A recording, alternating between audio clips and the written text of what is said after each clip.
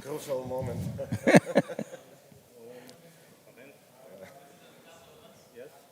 Yes. Don't tell us yes. So, Yes. Pleasure. yes, and we have to make picture of us together All of later. us. Later. I don't know. Mark, I am so hot. Mark, I don't have the chess games. I just have a beautiful screen. Мы не можем начать, потому что у Ясера нет партий. Сейчас сделаем. Нет, потому что мне Somebody is working. мне дали сообщение, Okay, да, что вот- Hands off. Don't come near. So.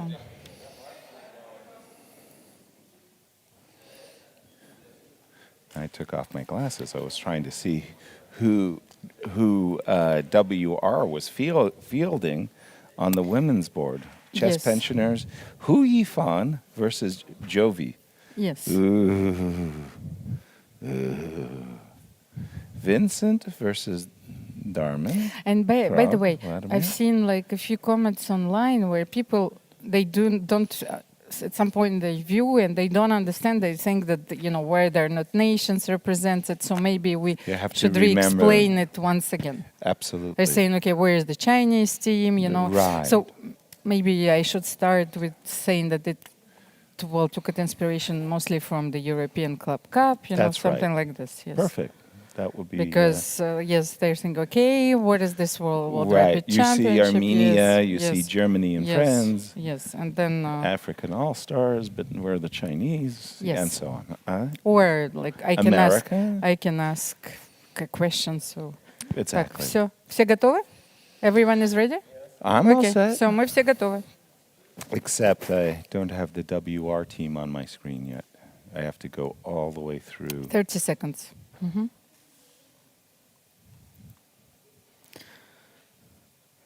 I'm so hot.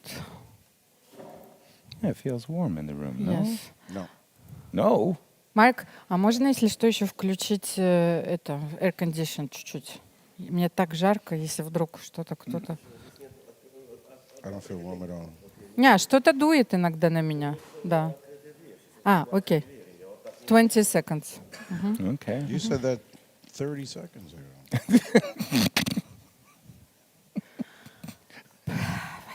What if you a Swiss watch? Shut up. You know the switch. Swiss watches are always. Dear ladies and gentlemen, welcome.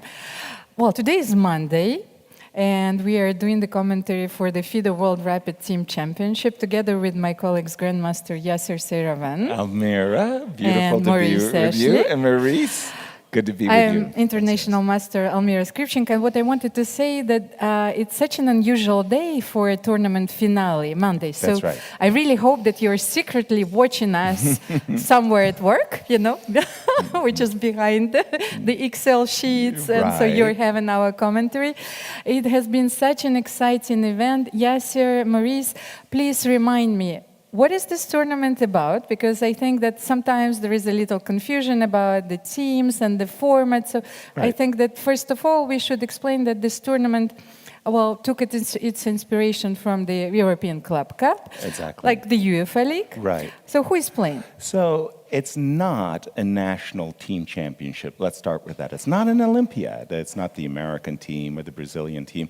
It's actually a conglomeration of teams, players coming together and saying, Almira, I'd like you on my team. Maurice, I'd like you on my team. Let's go. Let's make a team together. So we actually have a mix of teams. We have we have 6 players for each match. 4 professional players, a ladies board, and then an amateur board. So it's a very, very, very mixed team competition. And it's fast. It's rapid chess. 15 minutes per player per side, 10-second bonus, 4 rounds of play remaining. And Maurice, we have a runaway avalanche going on right now with the WR team. They are winning all their matches. I mean, if you put together Michael Jordan, Kobe Bryant, LeBron James, Shaquille O'Neal, and then tossed in a couple of folks on the squad as well, maybe like a Cheryl Miller, a legend, and said, let's just play together. that's the result you have. A monstrous performance by these players. The VR team, as they say here in Germany, they were simply, VR chess has been killing everybody. Exactly. And in fact, it's after 8 rounds, the maximum you could have is 16 points, 2 points per round. Well, they've got 16. Exactly. And they've beaten teams that we thought would be somewhat competitive. Yesterday, what they did to Fabi's squad with They demolished them. Gukesh. Fabi, Aronian, Gukesh, you would think those guys would put up a fight. Yep. And it was just a complete demolition. Right. So we pretty much have the winners. It would take a disaster of epic proportions for them not to win first place. And then we have the Freedom team, led by Viswanathan Anand with 13 points. So the fight for second right now is looking very good for them. But then, Almira, we have 3 teams with 11 points right behind Freedom. And talk a bit about today's pairings for round 9. First of all, I wanted also to talk about that, okay, Monday is a bit unusual for a chess tournament finale, Usually but what is also unusual about this tournament that we have a very impressive prize fund. So, yes, as you've said, well, the first prize might not be for grabs anymore, but I wanted to remind you what are the other prizes. So please do. There is a $250,000 total prize fund, but the first prize is $100,000. Then you have $60,000 for the second team, $40,000 for the third team. You have $25,000 for the fourth place, and the fifth place gets $12,500.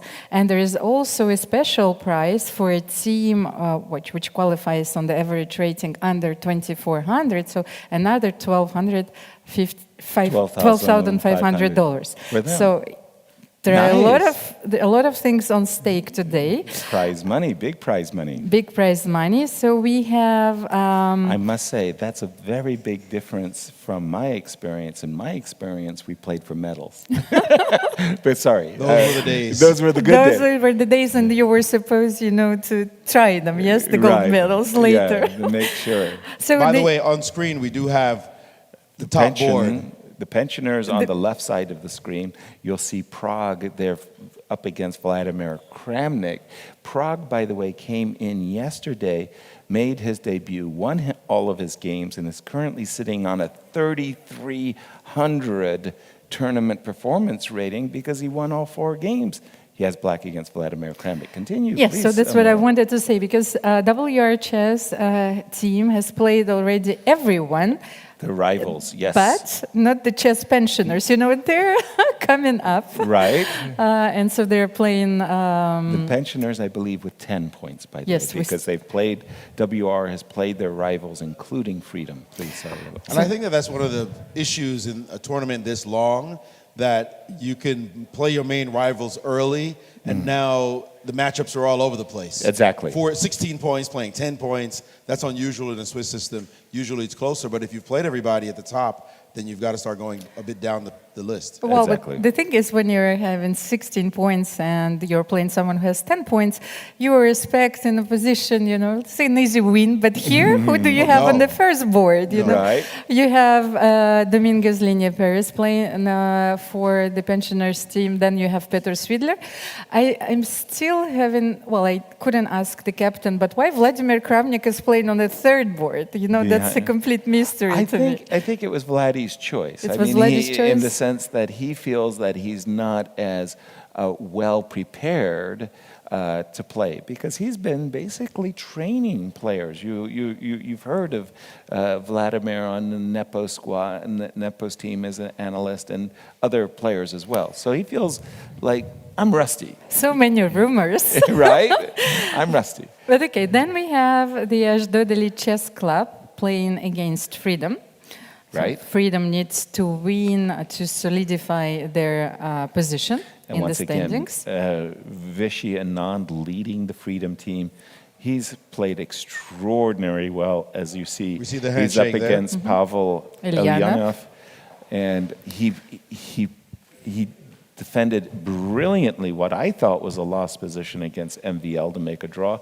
And then he won brilliantly against Alexander Danchenko in a position I thought was drawn. So Vichy is really maximizing his positions. And their team, by the way, very strong team. Daniil Dubov on board 2, Vidit on board 3, Richard Report on board 4. Hello. I mean, what? That is amazing. That's why they're doing as well as they are. Exactly. And I just wanted to announce an all-Indian derby, between the team MGD1 and Six Pack. Yes. But you have Gunay Mamadzada, she is announced in the lineup for the team MGD1, so because you also have Harika Dronavalli there. Yes. So she will be the only stranger on these teams. So let's have a look maybe at I'm on board 1 at the moment. Opening stage Yes. of these matches. I'm on board 1 with Lanier Dominguez as white against Nodrebek. And it's this Joko piano, 2 knights defense, bishop c4. And this move, bishop e7, has become a kind of a popular go-to choice. Obviously, everybody has played bishop c5, and there's lots and lots of variations with bishop e3 and c3, and sometimes this bishop on c5 is misplaced, especially when there's a bishop g5. So this move, bishop e7, is getting increasingly popular. Black intends to play castles, d6, and just play a very solid Very often play. you play also knight c3. Yes, it's a very nice Now, this was plan, very yes. funny because I had dinner last night with WR team. And there was Jan. Jan's a little bit, I want to say, he enjoys a good laugh. And he kind of pokes the players and he stimulates them. And he goes, "Who will I play tomorrow? I wonder if they will allow me to play a King's Gambit." No, I'm sure they won't allow me to play a King's Gambit. And look at this. Up against Peter Spidler, we have a King's Gambit on the board. So, I mean, f4, ef, and after... Oh, we do have some more moves, it looks like to me, as we see Peter there. Peter went for He played knight e7. Yes. Oh, this is crazy. So what happened was I was playing in the candidates with Boris Spassky, and Boris played the King's Gambit against me. And here I always played g7, g5. And somehow at the board I had an inspiration. I played the move knight e7. Boris played against me d4. I played d5, knight c3, de, knight takes e4. Here I made a mistake. I played the move knight g6. I should have played the move knight d5. I played the move knight g6. Boris played h4. I played queen e7. And Boris came up with a fantastic move right here. Do you see what move Boris Spassky played? That completely refuted. Yes. It completely refuted my setup because my intention was this, but this. And now I understand the difference with the knight d5. Then you will have knight e3 maybe. Exactly. At the end. Yes. But knight e7, so it's a rare guest at the very, very top. I think everybody plays either g5 or d5. Let me just refresh my board for a moment to see what has happened. Yes, d5, but okay. In this case, quickly bishop d3 by Jan, and we'll keep an eye on this one. Again, we're on the first table, WR team cruising towards a gold medal, if they can keep it up.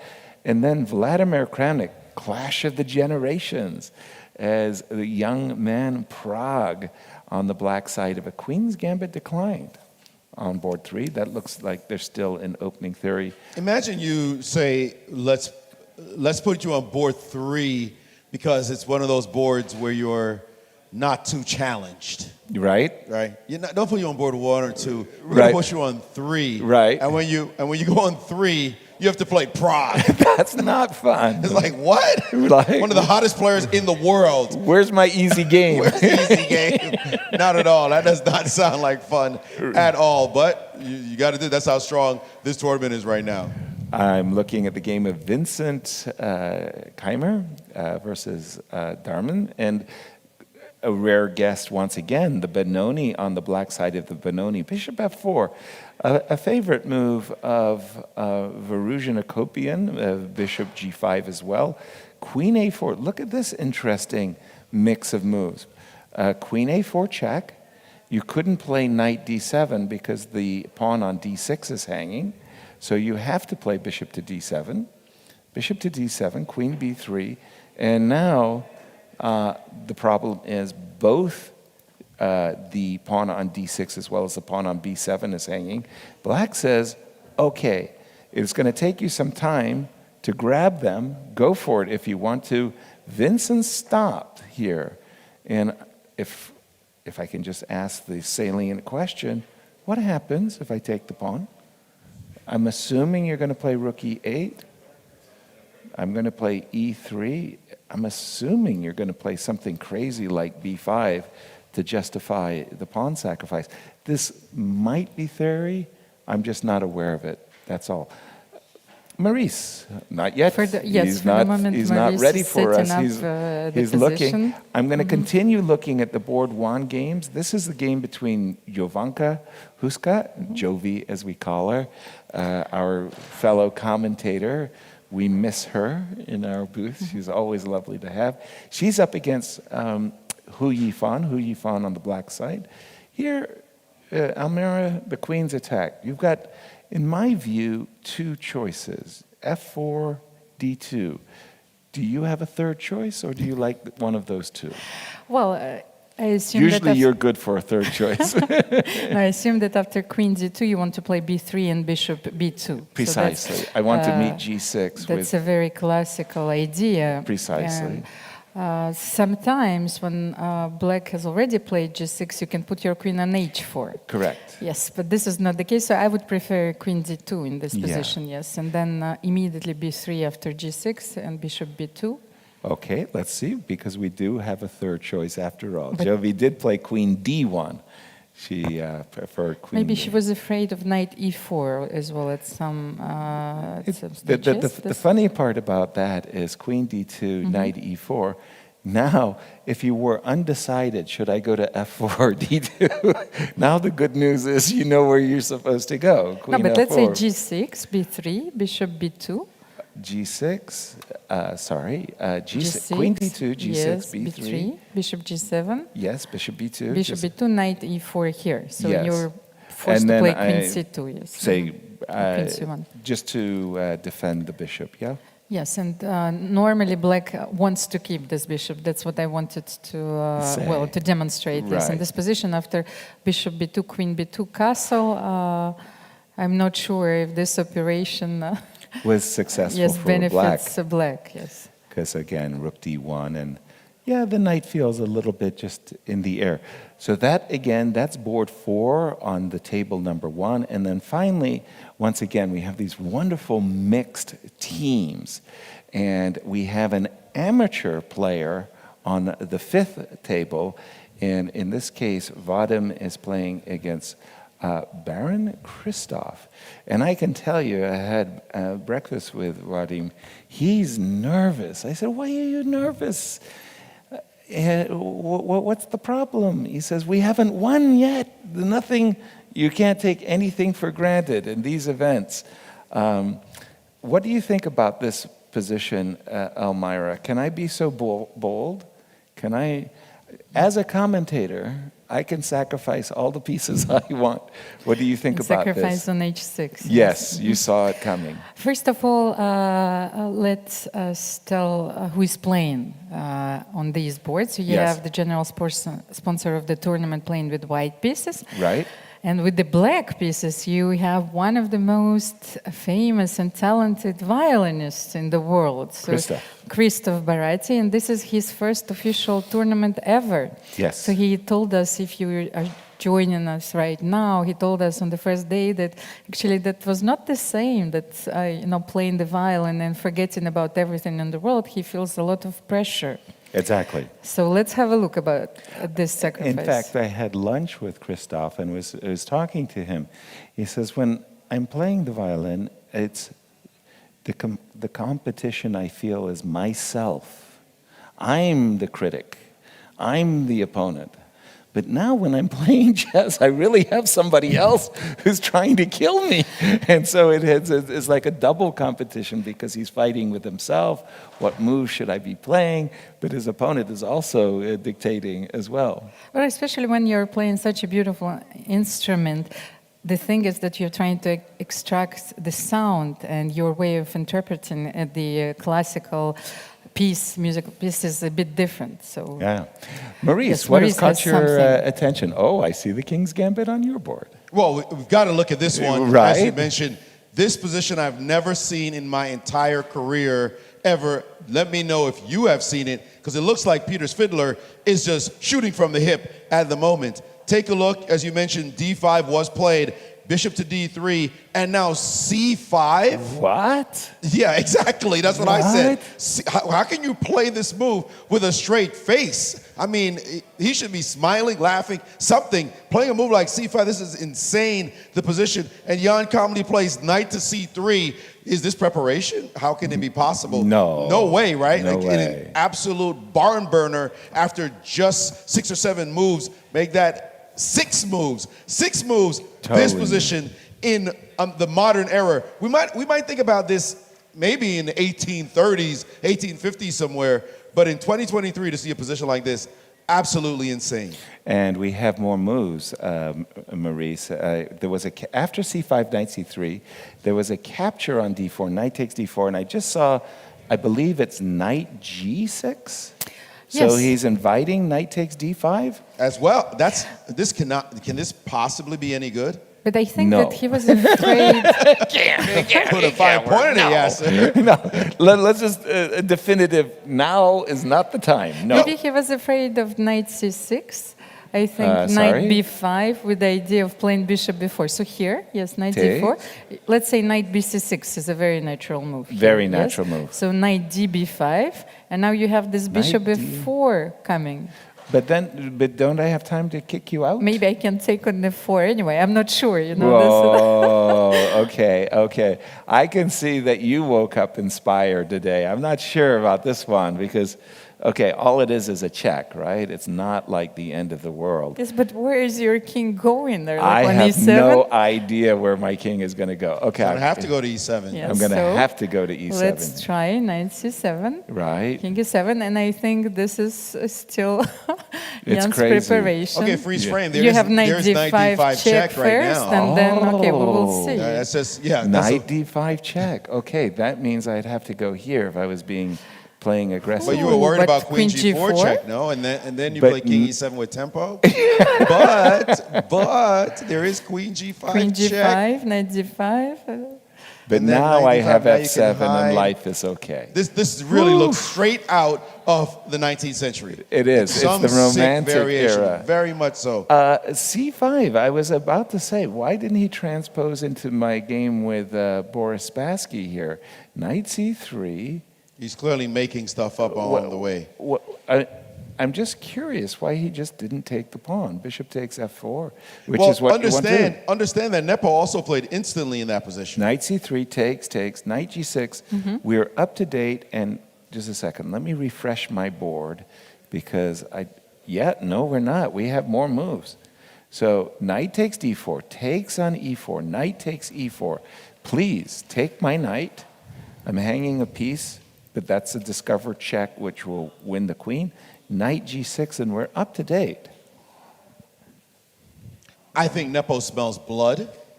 He's got pieces that are just absolutely fantastic. And look at this. As I said it, he played H4 sitting on the board, and that says, I am trying to destroy you. Of course it I mean, does. I'm just trying to, I want to push your pieces back. And if he plays bishop takes F4, by the way, if he gets the chance, he'll have 4 developed pieces in the center of the board. Can you be more classical than that? Like H5, knight moves, bishop takes, and all your pieces are out. Black will be just floating around trying to figure out where to put his pieces.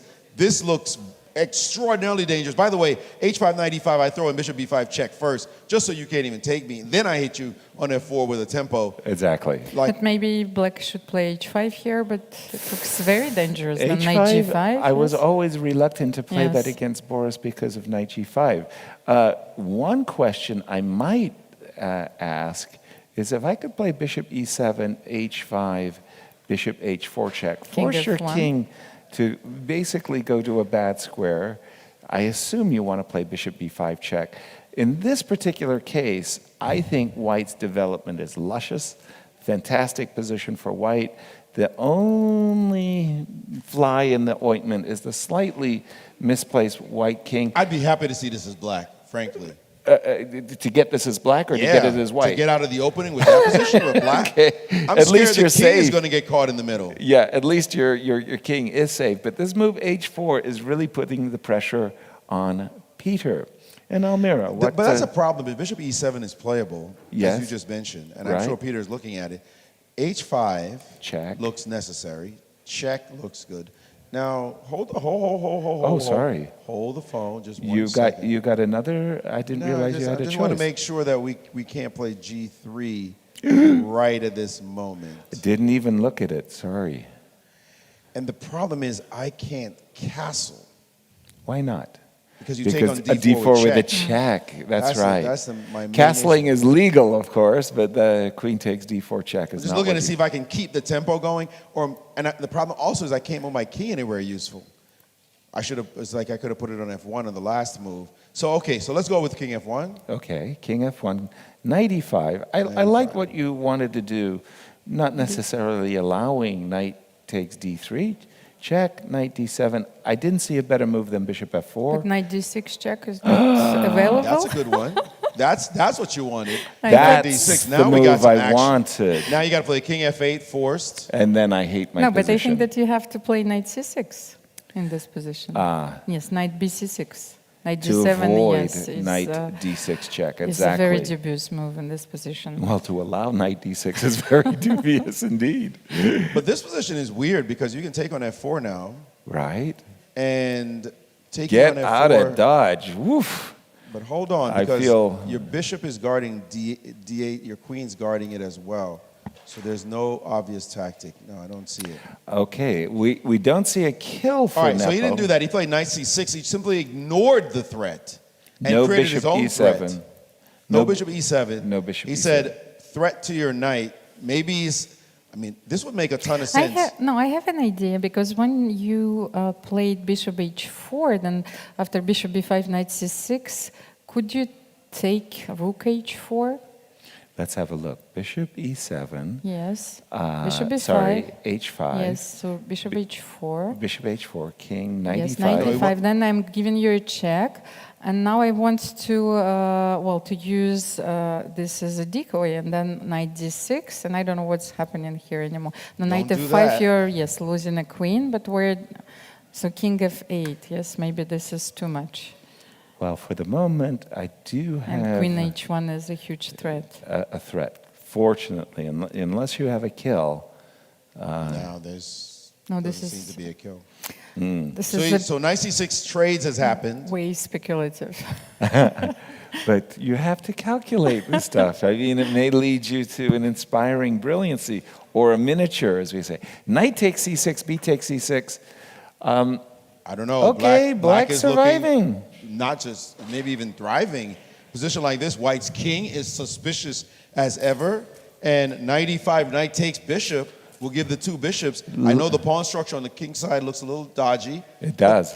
I mean, But let's look at something concrete. knight e5, h5, knight e5, bishop takes, knight d3 check. knight d3. Let's just go. Okay, at the Take. end of the day, I've got a lot of development. You do have bishop. I was Peter hoping is getting up from the board He's in a confident. rapid game, He's- calmly walking around. Yeah. What's up with that? That's a confident man. He likes to walk around, He by the likes way. to walk Anyway, away. but he's like, whatever, do your worst. I'm not scared anymore.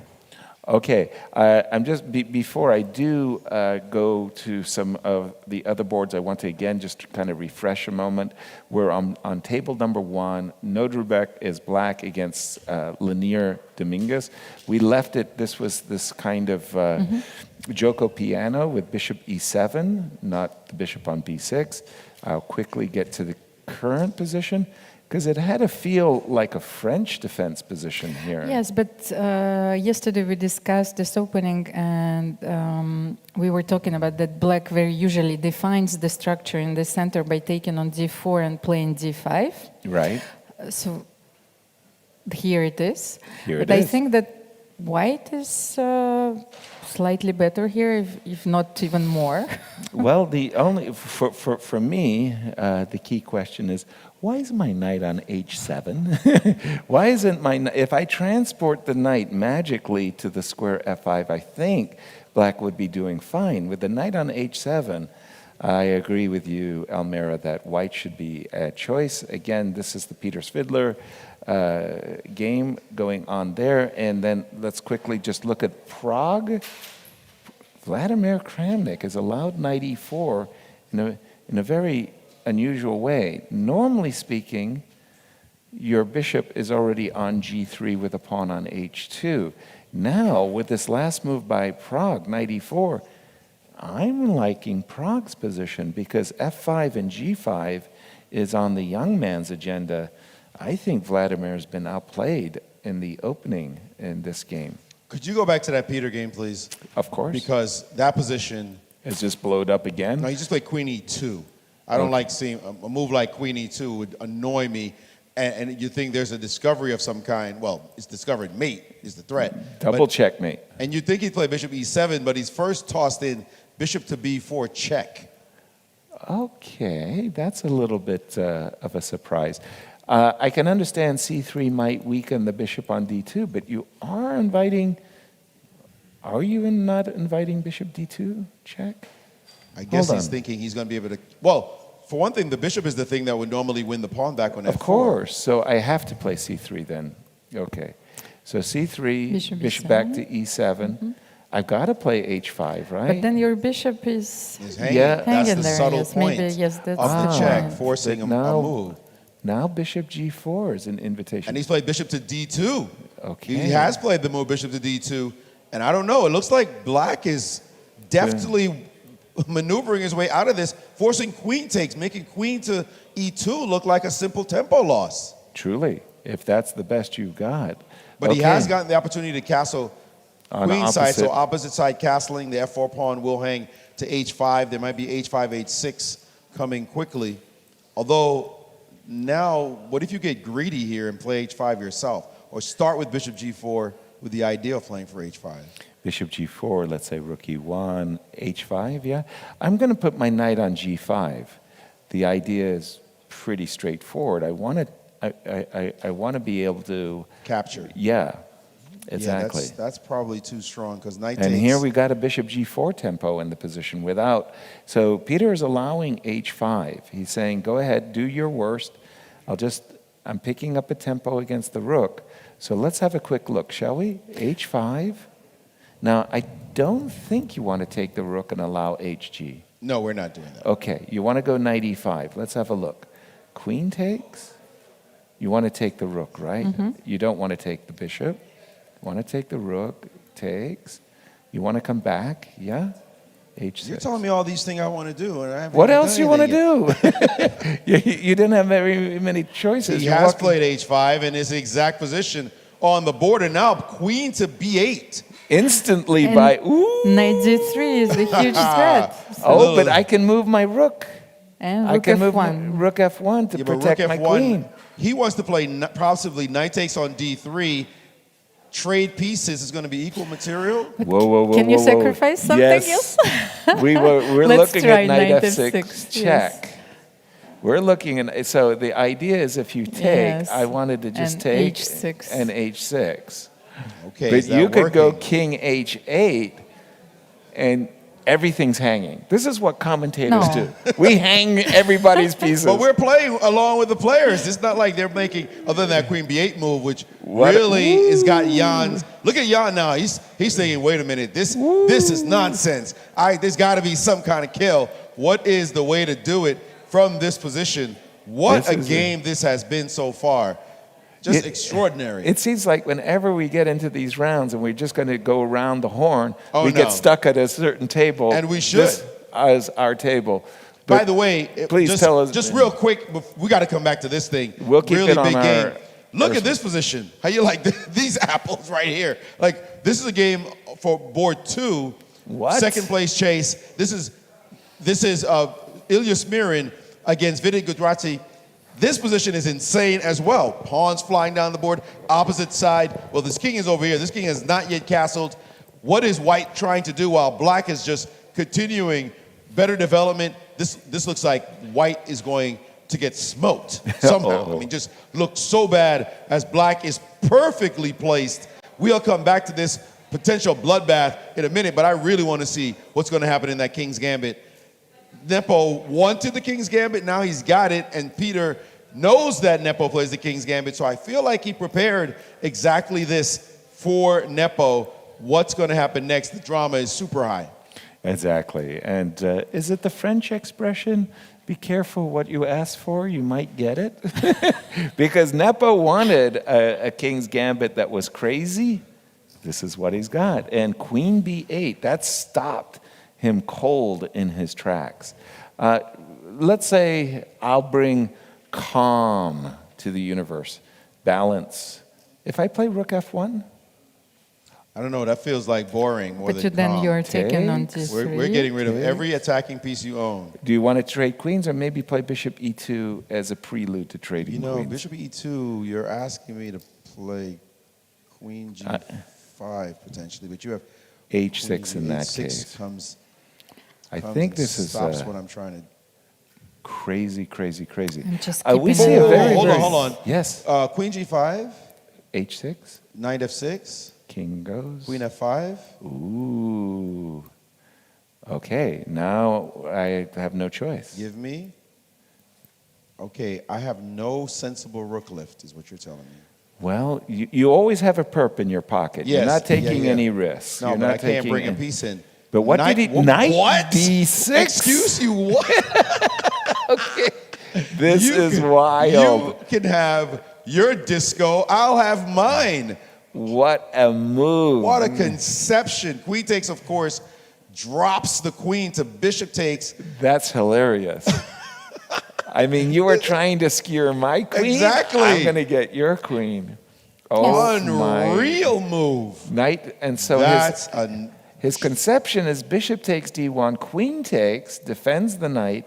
If you move the bishop, then h6 I is love going it. to ruin your day. That's a world-class move. What You a... can't- but is that that force, though? What do you do? I don't know. Oh, no, you can take on D3.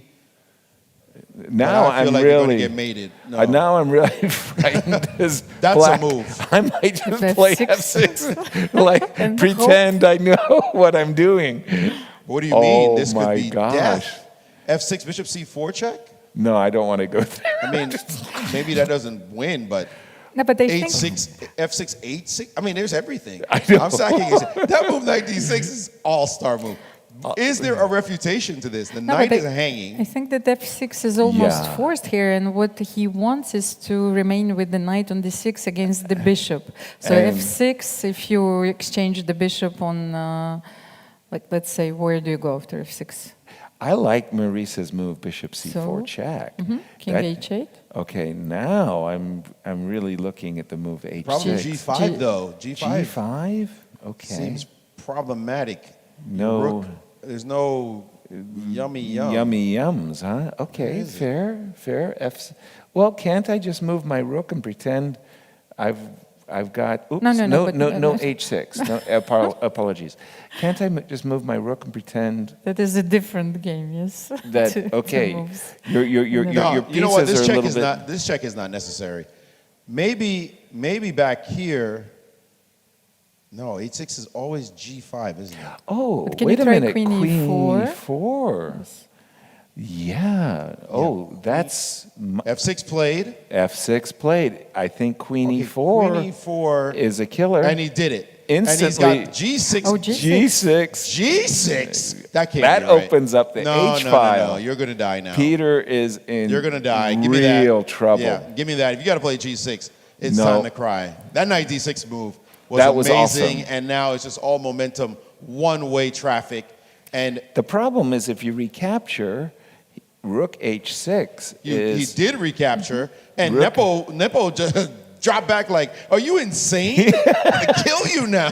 Rook h6 looks like a stone cold killer. Rook h6 with the how can I say it? Trumpet sounding rook takes g6. Yes, I- sir. Look at Peter. Peter is like, "This is a what bad did I day. do?" Why did I get out of bed? Why did I challenge this King's Gambit? There's Queen- no way he's surviving this. He Queen is gone. d8. No way. Rook h6 looks... By the way, I mean, no, seriously, that move knight d6. Oh, yeah. That was just... Sparkler. Wow. Absolute sparkler. Sparkling tactical brilliancy. This is going to go in the miniature book. We're going to make a miniature book together because, Elmira, we've commentated on some really beautiful ones. I think this is going to go into chapter 1. We saw one yesterday. And that there's was Peter also again beautiful. making Like, faces. and we have a picture for the cover. One killer and, And he has played rook h6. That's the kind of move Peter would play at his height, winning his 8 Russian championship titles. He knows this is over. He No way certainly you does. survive. White's pieces are fully coordinated. They're active. Yep. Look at black's pieces. The rook Terrible. on a8. Whenever you have a rook on a8, not able to get in the game, not Yeah. able to contribute, and all you have are a couple of pieces out, your knight on e5, your bishop on g4, the only 2 pieces. And he's finally decided to sack his queen with queen takes, allowing bishop c... Wait. Yeah, bishop c4 check. Nepo waited. And now king g7. Bishop C. And it looks like he can take on g6 first, forcing knight takes, and then Which take... he's done. And which that's he done. has done. And now that's And there's it. a handshake. A brilliancy. Wow. First class brilliancy. Wow. We could stop and go over this game for a while. We got plenty more games to look at, but Show's that was over. worth watching. Yeah. Show's And look over. at Nepo smiling. He smiled there for a second, but Peter didn't return the favor. I'm not smiling back at you. Not after that spanking. Wow. My You know, goodness. looking at this knight on d6, I remember that Emanuel Lasker once said, "Give me a knight on d6 and I will win every game." So of course he meant about those outposts on d6, f6, Exactly. d3, Yes. f3, so anywhere. So this is going to be our miniature. This is the moment that really just blew us away because the move of Peter, queen b8, took us aback. We did not see that move, and that set up this knight takes d3 check, followed by queen takes f4, and Peter thought exactly at this moment, he's in the driver's seat. He's the one with the initiative dictating the action, and knight d6 came like a cold shower. That was like, where did that interference come nasty. from? Oh, very, very, very nice. But there are other games going on, yes, sir. Elmer. Are there? I've been, Are there? Really? No other games. Nothing's I've going been to look like watching that. I'm closely. sorry. That was brilliant beyond belief. Let's go back just for a second to another game we had talked about. This barn burner of a game between Smirin and Vidit. And Black's play is majestic. Another game looking to refute the other side's play. And you see this sacrifice. I love this sacrifice. By the way, let's go back to this moment in time. The move takes... Sorry, let's go back even one more move. Knight c4, I'm hitting your pawn. It looks free. You can't move it. Wait a minute. You moved it. What's going on here? I'll take it. It looks like you're hanging your knight. I'm sacking the knight. I mean, the players are inspired today. Absolutely. Takes, and now b6, move your queen away, and then the move f3. By the way, let's just back up one moment here, because knight b6 looks playable, but there looks to be a little bit of a problem happening down here, no? Check and, am I mating? What is the kill? I don't see a direct kill as yet. You guys spot something? I see f3 is possible. Nothing down there. Maybe it's f3. F3 looks Maybe like it's a good f3. move. F3 looks like it's absolutely crushing. No, this is going to be nasty. No, you no take threats it. down here and mating threats down here. So that's what it was. So instead of doing that, he played the move queen to g5 and f3 anyway. What an attack brewing on this board as well. Wow, Great stuff. Yes, thank you, Maurice. And we've been looking for tactical brilliancies, but I've been watching the game between Vladimir Kramnik and Prague, and I think that this might be, a positional brilliancy, because I have a feeling that Vladimir Kramnik just outplayed his young opponent in this game. Well, let's see what happened, because at the moment that we left at knight e4, I actually thought that Prague was doing well in this position. Vladimir had a different opinion. Let's see what happened. Bishop takes, pawn So it's a takes, very knight important d2. positional decision, because he needs to exchange the dark square bishops. Exactly.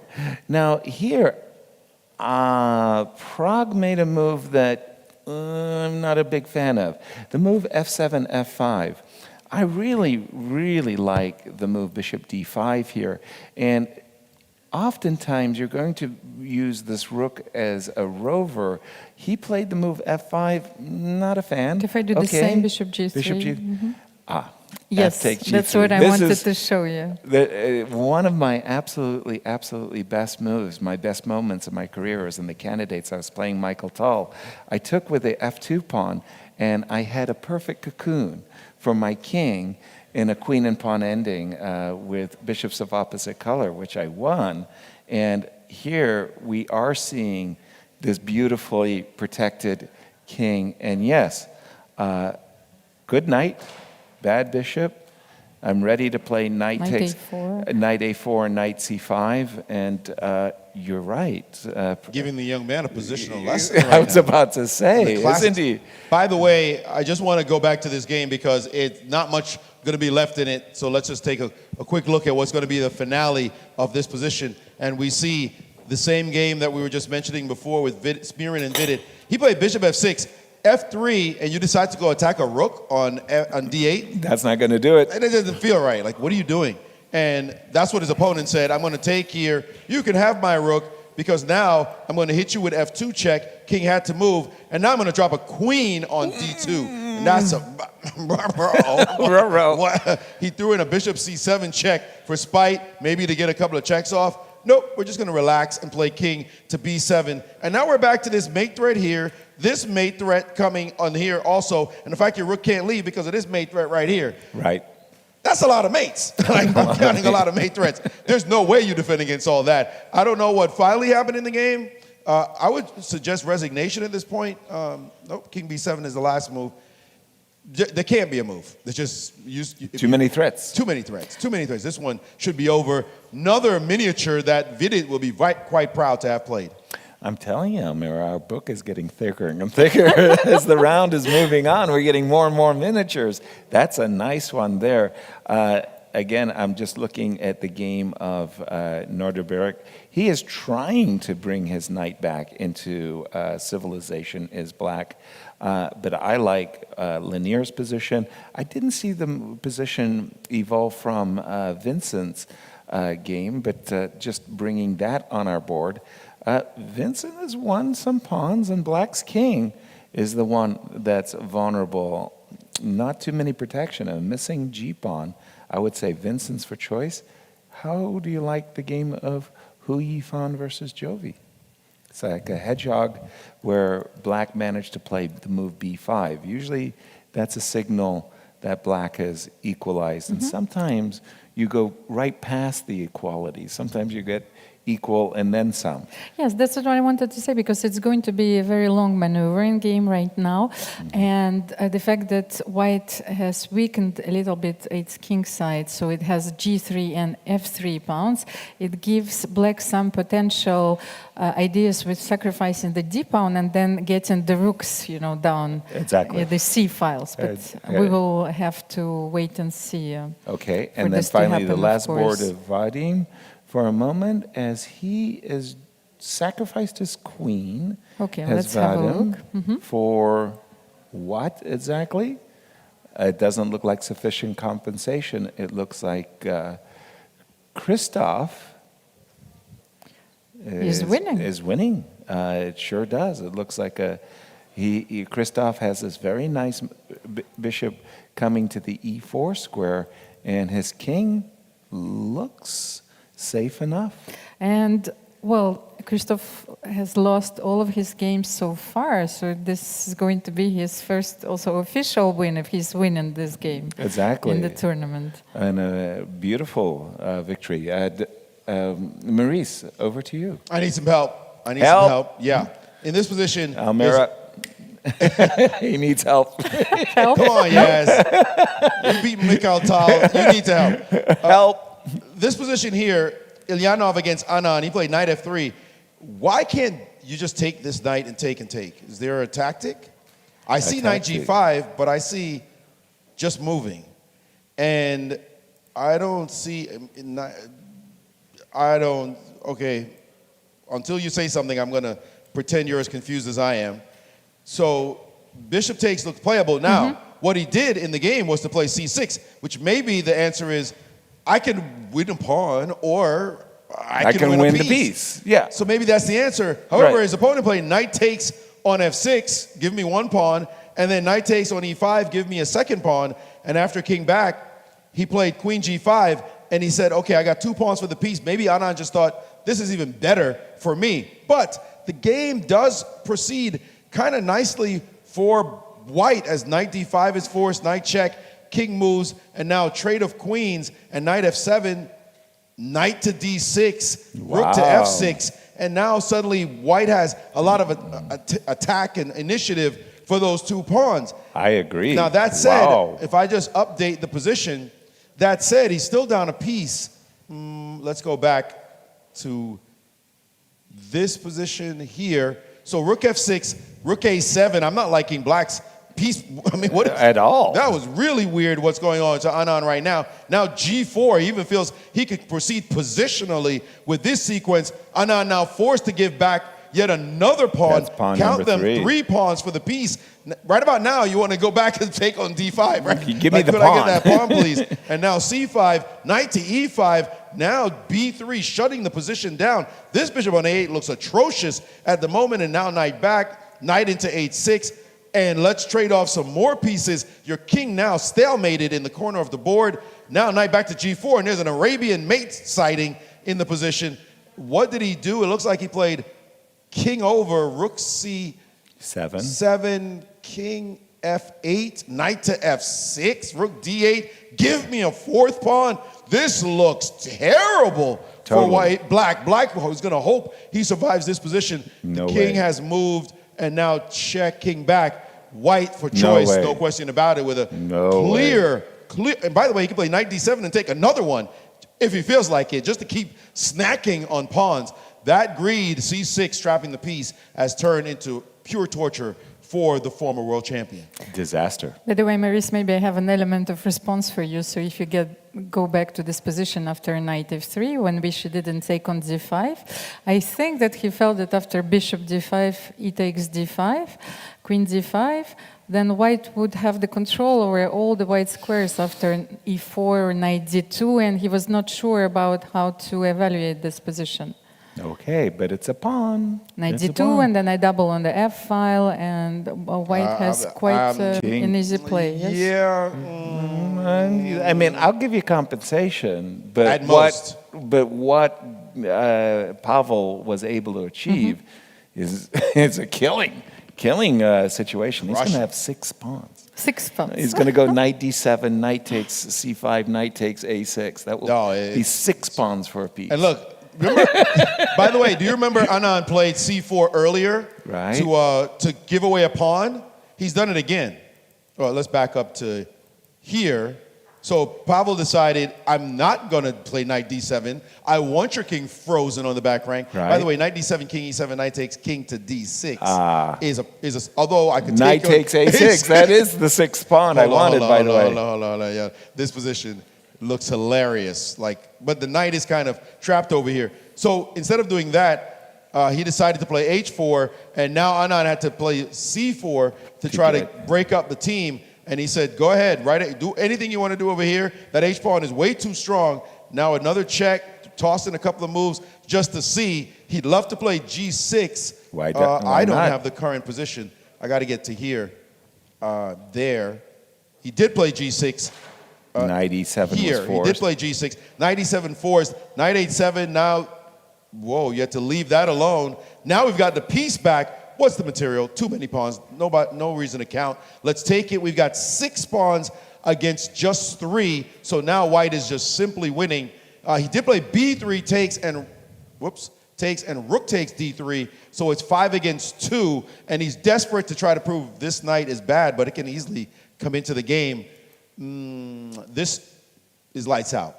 By the way, I think that it is a very close match between WR chess and chess Even pensioners. after the miniature that Peter's Fiddler suffered? Because Hou Yifan didn't win this game. She offered the draw. So if they will win on the 6th board, and if Vladimir Kramnik wins, this bring them on the brink of defeat. So a draw, and if Vadim loses, what is happening? He's not getting a perpetual check, is he? No, I can't believe that Vadim is getting a perpetual check in this game. That would be a remarkable King escape. G6, of course, it's over, right? Yes, or even King G7. You can double the rooks on the H file, but then you're getting mated. And there we have it, a handshake, as Christoph has won. And that equalizes the match with 1.5, 1.5. Yeah. Wow. You saw Jovanka all smiles right there. Because, right? Yes, Abdusatorov Noderbek drew already but against Vincent Lenia is Dominguez. winning. What? Wait a minute. Vincent is winning. He's winning. He just wins on the spot. Because the point is that the queen on h3 relies upon the rook to keep the pawn on a pin. When you go rook to g8, queen takes g8, king takes g8, g takes h3, and that wins. So now it's 2.5, 1.5, with Kramnik to play and Lanier to play. No, it's they drew already on the first board.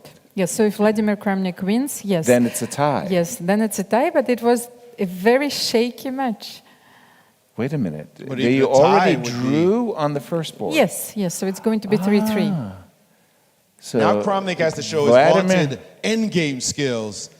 And, I mean, we know Vlad knows how to play rook and pawns. So the youngster will have to defend this position. Why is Vlad winning? No, before. No. He was winning before, but not He anymore. was winning before. Yes, of course. This position is not the one, though. I think that... Okay, so he had, again, the good knight versus bad bishop routine, and he allowed... Oh, this rook and pawn endgame, I'm thinking it's closer to a draw. Oh, now it does look very drawn. In fact, more has happened as the B pawn has been snapped off the board. Has it? Okay, let me just update my board there. So when we left it here, and then just to get some more moves on the board, takes. So it's 3 versus 3. Yeah. Okay, now it's going to be a draw. Easy draw, for sure. That's going to win the match. For Prague drawing will win the match. Again, Prague came into today with a 4 out of 4 score. Talk about an all-star. And he was playing at a TPR, a tournament performance rating, of 3,300. But I so think that's extraordinary. If we can have a look at this game, at the move, when Vladimir played g4, but the move b4, I think he had a wonderful idea here, b4. What about, yes, rook c8 first, I think. Instead of rook e8. Yes, rook c8. Yes, that you have looks to nice. attack the pawn. Yes. I'm going to have to defend it. And g4 now. I think that was Vladimir's idea in this position. To undermine the e4 pawn. And how do you deal with this here? Because I'm not a happy camper. I'm not happy. This By the way, like a better miracle of miracles, down multiple pawns with a horrible position. Anand has managed to create a miracle save. No. Why? He was so busted. It's like, we say you got to kill them 3 times, 4 times. Like Hydra, you cut off the head and another one grows, and you cut that one off, and you got to keep cutting heads, and they keep growing back. Because look at this position. He's down 3 pawns. His position was awful, and it looks like pawns are rolling down the board. That's pawn number 1. Takes. You got 2 connected passers. That's pawn number 2. And rook a7, rook back. And now the knight is well and good trapped. But you've got 2 passers. Oh, sorry. I'll take this one. And how do you save your knight? This knight should have been gone a long time ago from the position, but there it is. And now he's achieved this endgame. and he's going to draw this position. Amazing, because that was so gone. Vichy saved what I thought was a completely lost position yesterday against MVL. It's not that he's just such a great attacker. He's a very, very resourceful defender, and that was a real busted position. And I think Pavel must be wondering to himself, how did I let this guy slip away? What are you going to do to kill this guy? That was terrible. It's amazing. He's going to play rook and knight out of frustration. Rook and knight versus rook out of frustration. I've been in this situation so many times, so like what's going on in my head in these moments now? It's like, not again. Not again. Not again, Not yes. again. You have to be precise till the Chess very is hard. end. Yes. Chess And is then hard. you die. And you know, when you see something like that happen, it's really important. I don't know, the viewing audience, we see a lot of times people are playing and you blow a game like this when you say, I was so winning. How is this possible? How am I so much of an idiot? The reality is we're all idiots. Right. I mean, this is the way it is. Chess is hard. It's so extremely hard. And when you can take heart when you see a player of this level blow a game like this one. It's not the first time. Millions of times before, millions of times will happen later. Chess is just an extremely difficult game. It's a struggle. It's a battle. So be kind to yourself, please. Mm-hmm. That's just the way it is. Embrace the uncertainty of things. Embrace the uncertainty. By the way, just a quick visual just to show the board this final position. It's a checkmating pattern I'm not familiar with at all. It's Richie Rapport, of course. Who else but Richie? This is the final position, and his opponent resigned as the move. Rook G7 is a little bit, you know what I mean? Rook G7, check hockey mate, as well as knight takes B6. So that's just a kind of final position. Looks very, very attractive. As I'm just going down the top boards to see if I can't find a game. We have a game here between Daniel Blonder and Alexander Shapiro. This looks like one of the amateur games. Yes. But Yes, it's like one of those positions where white is down all kinds of pawns. But there is might maybe be a perpetual yes. in the air. You don't want to allow this knight to suddenly appear with a check. So even despite the material deficit, some drawing chances there. Yes, sir. I have a Please. very interesting result here. So the team representing Armenia beat 3.5, 2.5 Competence Academy All-Stars. While Gabriel Sergisyan and Martirosyan, they lost to Fabiano Caruana and Levon Aronian. Right. They won on the last 3 boards, and Sargsyan, he was able to draw Gukish. Oh. And so I think that's the major upset of this round. For sure. For sure. So we have also a match tied between Germany and France, I think, and Alpha Linz. We haven't looked at those games. What is happening between Donchenko and MVL? It's funny that you should ask, because I actually just brought up that board, and the last move was this a is draw the perfect agreed. opposition. You cannot do much here. So Yeah. if you play King B6, King D6. Well, let's just see. They probably played a few Oh, no, you moves can to even get... play King C4. No, you have to be careful. Yes, you have to play King B4. Exactly, you have to play King B4. And I suppose I am playing a King D6. King D6, yes. And Then keeping an opposition like this. And the players made a draw in this one. Going down that table, but Maurice, you have something to share. Again, another position where one side says, I'm doing well, and then you overpress, and then you lose. And this is coming now from this game between Spain and Maksudlu. Maksudlu with the black pieces. If you do a quick glance at the position, you see some compromise in the pawn structure here, but black has a commanding control of the C-file, so no problems there. You say, well, he's going to lose on that exact same C-file because he tries too hard. Rook to C4, E3, and now rook to A4, deciding he's going to get B4 in, king to F3, and now B4 on the board, and it looks like he's making a big breakthrough, except suddenly rook to C1, and this knight is hanging. No tactic to get it out, but he decided to capture on a3. Rook takes, and rook takes. And he might have noticed by now that a2 suddenly lands to knight a1, and you're not getting through. So in this position, he played rook to b4, knight d2, and now pawn up.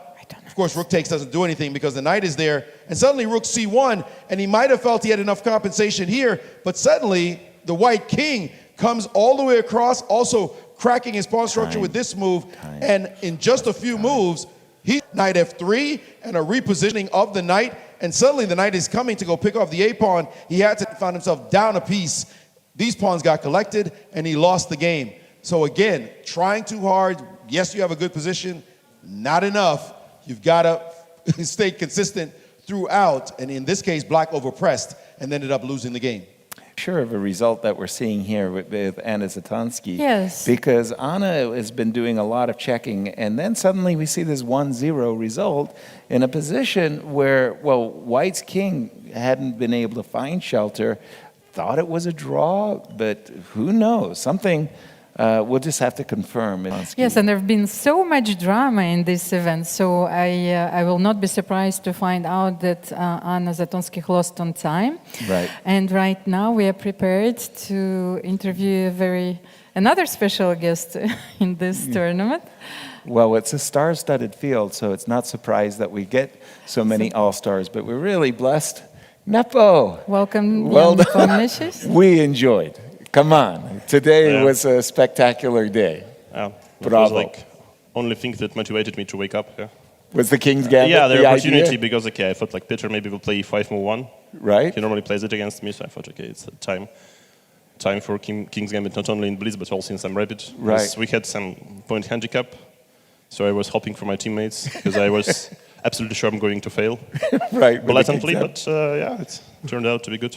Well, we were doing the oohs and ahs because when he played the move Queen B8, we go, oh, he's got the initiative. He's threatening knight takes D3. Did you see knight D6 right away? Yeah, it was one of the free moves I saw immediately, but We never saw it. Let's be clear. no, like okay, like the column approach is rook f1, which is maybe Yes. nothing special, but it's equal. Then I also was very tempted to play knight f6, Yes. queen f6, but then bishop We looked at d1, that. h6, knight d3, takes on queen g3 and protects from knight on g7. Right. So out of desperation, I played knight d6, yeah, which turned out to be winning. It was a brilliant, brilliant moment. Maybe you can even stand up there with Maurice and just take our audience through it because we loved it. Tell take us from this the out very your way. start. Yeah. E4, E5, F4, the move knight E7. Yeah. Oh, okay, the knight e7 is, there are no bad moves for black here. Yes, the knight e7 is also a nice move. But the c5 something I didn't know, so okay, I was shocked. Did Peter say he prepared this for the, well, I guess you guys didn't talk afterwards. No, I think not yet. I guess he's sort of insulted with my opening choice. You could come a little closer, Jan. Yeah. Yeah, but I mean here, okay, but maybe I should take on e4, like was also the move like c4, here, and if knight d5 then bishop c4, like very much in spirit of the gambit. So if he takes, I think I can just castle and take on f7, and it just looks like crushing. I mean, maybe not better, but very, very nice. But okay, I checked the game with the engine already, yes. So here, also a nice move, okay, developing. And here probably I should have taken the bishop, yes, so bishop becomes active, and okay, the knight is protected. And then, okay, let's say after bishop e4, knight g6, I think here h4 works better, because, okay, I already restrict his development at the queen side. Yeah, but yeah, it was just me. So I immediately screwed up, yeah. So after h4 is correct, because he's going with queen h4 check, which is quite unpleasant. And okay, knight c6 is quite nice, takes. So here probably h5 was the move, but I think it would lead more or less to a draw, yeah. So here, I'm not sure, maybe I can take with the pawn, maybe with the queen, but this is like drawish, so I wanted to play on with queen e2. Yeah, but here I think just bishop e7 is enough, because h5, knight e5 is the same. And after h6, black is winning because of g5, so h6 is not so nice. Yeah, but this is also quite fine what he did. So knight d2 probably would be a draw. So queen d2, like trying to spice things up. And here, yeah, I was lucky that he blundered this h5 idea, because bishop a5, I'm probably begging for a draw in some endgame after h5, because after queen c3 he has queen d5, and Yeah, very strong move, because if not queen d5, I probably would be doing quite nice, but queen d5 is, yeah, killing, and black is much better. So here, yeah, h5, So bishop e4, and draws. So he should go for this. Yeah, but after bishop g4, I felt like there is something in the position. And here is, yeah. Okay, well, like rook e8, I think, was the move, but I don't know, I think he blitzed it like queen b8 like a tempo. Yeah, he did. It looked like he just Yeah, it's pretty played much in his immediately. style, yeah, like, I mean, calculate some line and just to, like, fancy line, and to look it more fancy, you just blitz it out. Yeah, but here, yeah, I'm lucky to have knight d6, and at this moment, yeah, position plays itself pretty much, yeah, like, so, like, all his pieces can't protect the king. Absolutely. That extraordinary game. When you play a game like this one, do you think this is going in the book? No, I mean, on like some collection of blunders or something, but I don't think the game is that great. Just, I was lucky like to have this 96. Otherwise, nothing special. Nothing special. That would go in a lot of our books, I tell you. A special. I'll take it. Yeah, I'll his take hand it. up as well. You're very kind. So your team now, how is the score, by the way? Can we get an update? I think it's 3.5, Yes, 2.5. 3.5. 2.5. Yeah. You're running away with the competition. What's the motivation now with 3 rounds to go? I don't know. Like I think technically it's not over first of all, and then like every game is motivation. Like maybe another King's Gambit, yeah, you know. Well, thank you so much for regaling us, spending some time with us, and entertaining us with fantastic play. Thank you. Thank you, Nepo. Indeed, that was a beautiful game. I don't care what he says. I loved it. I thought it was just marvelous and very, very, very exciting. And I didn't see the move knight d6 until he played it. Once he played it, it was like, wow, art. In the position, yes, full of tactical ideas, Jan Nepomniachtchi came with in a tactical idea, but which is with a combination of a positional choices. Like, because if you stay with the knight on d6 against the bishop on g4, you know that you are winning in the long term, of course. Exactly. Well, it was also that move rook h6. Once he got to play hg6 and rook h6, the game was over. But it was, for me, that was a spectacularly nice game. Tell us about this round 9, just the top board results, because once again, it was 3.5, 2.5 for our tournament leaders, WR. Yes? Yes, they won for Against the 3.5. pensioners. It was closer. It was a very close match. And Vladimir might have had some chances of equalizing the match. So Freedom won 4.5, 1.5. So they're theoretically still in the hunt for first. They're only 3 points behind. Yes. Team MGD won 5-1 against Sixpack. Wow. So it was a very convincing victory. Okay. Then Armenia won 3.5, 2.5 against Competence Academy All-Stars. And we also have a very close match, but Germany and France, they won 3.5, 2.5 against Alpha Eshek Linz, thanks to the victory, the last game, which was played on the amateur board. That was the decisive game. That was the decisive game. So let's have a look at the standings, because I don't... Okay, now I have the standings updated. Okay. And we have WR Chess with a perfect score, 18 out of 18. That's pretty good. The teams get 2 points for the victory, 1 Right. point for a draw in this tournament. Freedom is on the clear second place with 15 points. Yes. Chased by Team MGD1 on a clear third place with 13 points. 13 points. Yes.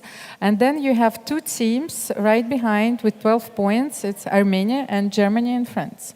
Wonderful. So we shouldn't just say immediately that they won already. So Right. theoretically, it's still possible. No, exactly. And I know that they're a bit superstitious. yes, I think all chess players are actually. We don't like saying I've won the game and everything like that until it's absolutely, for sure, mathematically impossible. Yes, sir. I didn't have a chance to ask you yet. So Yes. what is your superstition when you were playing?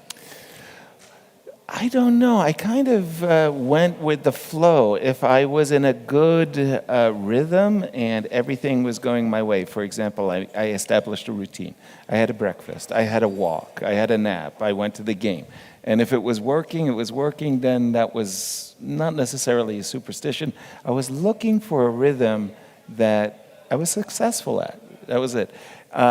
Yeah, and I think we all had our lucky pen, right? I love the cross pens. I thought that, and when I didn't have a cross pen with me, I felt a little bit uncomfortable because I hated those pens that click. I think they're very annoying to the opponent. But with the cross pens, you could just twist them open without making a sound. So I had a little superstition. So you wouldn't survive in the modern era, where you're not allowed to bring anything in the chessboard. No, neither a watch. Boy, I tell you, they're very, very, very strict about the fair play rules. Maurice, and what about you?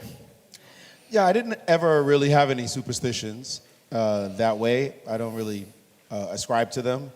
But for sure, I had a routine as well. And for me, the most important thing was to have a good night's sleep. If it was like, I hated when I had crazy dreams, which I had a lot of. And if I remembered them, it's so much worse because they would stay with me during the games. The other thing I really hated too was when a song got stuck in my head. Oh, yes. Oh, one of those earworms, and you can't get the song out of your head, and you're busy humming. You try to play chess, and this stupid song is playing. I'm sure you've had the same experience. And so those kind of things, I just wanted to be clear-headed when I played. And usually chess players do have a lot of problems finding sleep during the tournaments because even, well, here at the tournament I'm not playing, but we are commentating so many games that I'm waking up in the middle of the night and, okay, what was there after knight c6? What was there? And then I had to look around me, and what surprised me that for the first time in my professional life, the hotel is offering a pillow menu. A what? A pillow menu. I was surprised. I was thinking this is some kind of room service at 3 a.m. for those maniacs, who are waking up, sweating and trying to find the right move. No, actually you can choose. You have 6 or 7 pillows, and I know how difficult it is to find sleep. So wow. Here you are, a pillow menu. Superstitions for yourself? Anything? Well, no, I don't think so.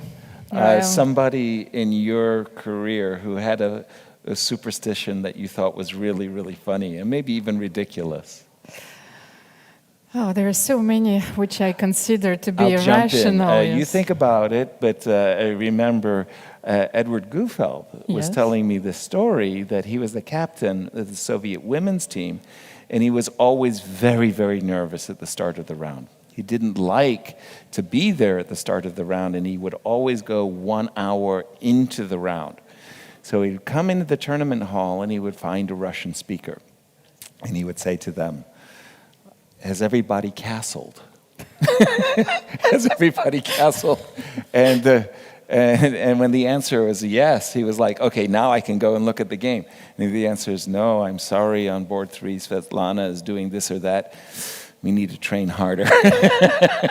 Well, but the Soviet women's team won a lot of gold medals, I got to tell you. But it made me think of the Soviet Spartakiads. Because, yes, the Olympiads. Yes, so in a way, because in this tournament, of course, we have a ladies board and also an amateur board. But back to the days, it was not so easy to have a player, and you had this board was mandatory. Sometimes they were looking on the street and finding someone, "Do you play chess? Are you willing to play today?" So they were explaining a few openings. Wow. Yes, and this was possible. Yeah, they were grabbing people. Yes, and since chess was so popular everywhere, well, everyone played chess. Right. I'll give you a superstition we know there we go. that we all have experienced, not recently, I would say, but certainly back in the day, is the person who has that lucky outfit. The lucky outfit. And you saw them wear it today, the lucky shirt, day after day after day. And at some point, we have some serious deer. Well, I've seen Vasily Ivanchuk going to the game, to a very important match in slippers, but I'm not sure that was a superstition. I think that he forgot his shoes. Was so lost in his preparation that he was just ready to go. And so I have this lovely story. The first time I played Vasily Ivanchuk, and they were warning me, "This guy's really, really good, Yasser. You got to take him seriously." We were playing, and I noticed that he was staring up into the ceiling, and he was calculating up there, and then he would make his move, write it down, and then he would go 5 hours into the game. You know what I was doing? I started looking up at the ceiling as well. Like maybe there was something up there, that was really good, But yeah, he had that. For those of you who are joining us late, you missed a brilliancy. I've got it on my board. I'm going to just flash through it very, very quickly. Please take your time, go through it. It's the game between Jan Nepo and Peter's Fiddler, and it was a king's gambit. And we got this position where we thought, okay, Peter was in a little bit of trouble, but that he had turned the tables. This was a little bit of a fine point here, Nepo pointed out. Right about this moment, we saw the move h5. We got all of this, knight e5. We saw the move queen f4, and we were getting ourselves excited about Jan's position, and suddenly Peter banged down very quickly the move queen b8, and we went, oh, Nepo is in trouble. Look at this. Or at least it was a tricky situation. It looked like it would lead to some nice equality, although there were threats that we started thinking about. Exactly. Knight takes d3 check, wins the queen. By the way, your rook is hanging. What are you going to do about it? We looked at ideas of knight f6 check. Nepo saw that as well. He considered that it didn't work until he discovered this move, a move that we didn't see. That's the cold shower. Excuse me, you're mistelling the story. Okay, hold on. As usual. As usual. He did not say he discovered knight d6 right after much thought. He said it's one of the moves he saw immediately. Right. Leaving us like, oh man, this guy's really good. He saw that, one of his candidates, right away. And he was just checking the other ones to make sure. And then he's like, oh, the others don't work. Let's get back to this one. Right. And then he realized, okay, this is quite strong, and played it and shocked us, and we had not even looked in that direction. And the beauty of this is, before you play this move, it's black who's threatening a discovery on the queen. Right. Right? Black's the one. I'm discovering on you. It says, you know that old commercial, that old movie, Crocodile Dundee? Yep. When the guy brings out the knife. That's not a knife. Said, that's not a knife. This is a knife. Right? Like, that's not a disco. That's a disco. Let me show you. Take my knight and let me show you what happens. Right. And this whole attack just flows straight as an arrow. Exactly. Pure desperation. Knight to d6 just winning. It was a beauty. And also there was just one other really nice follow-up to it as well. f7, f6, it feels like, well, maybe black can just hang on. It was this next move, also a quiet killer.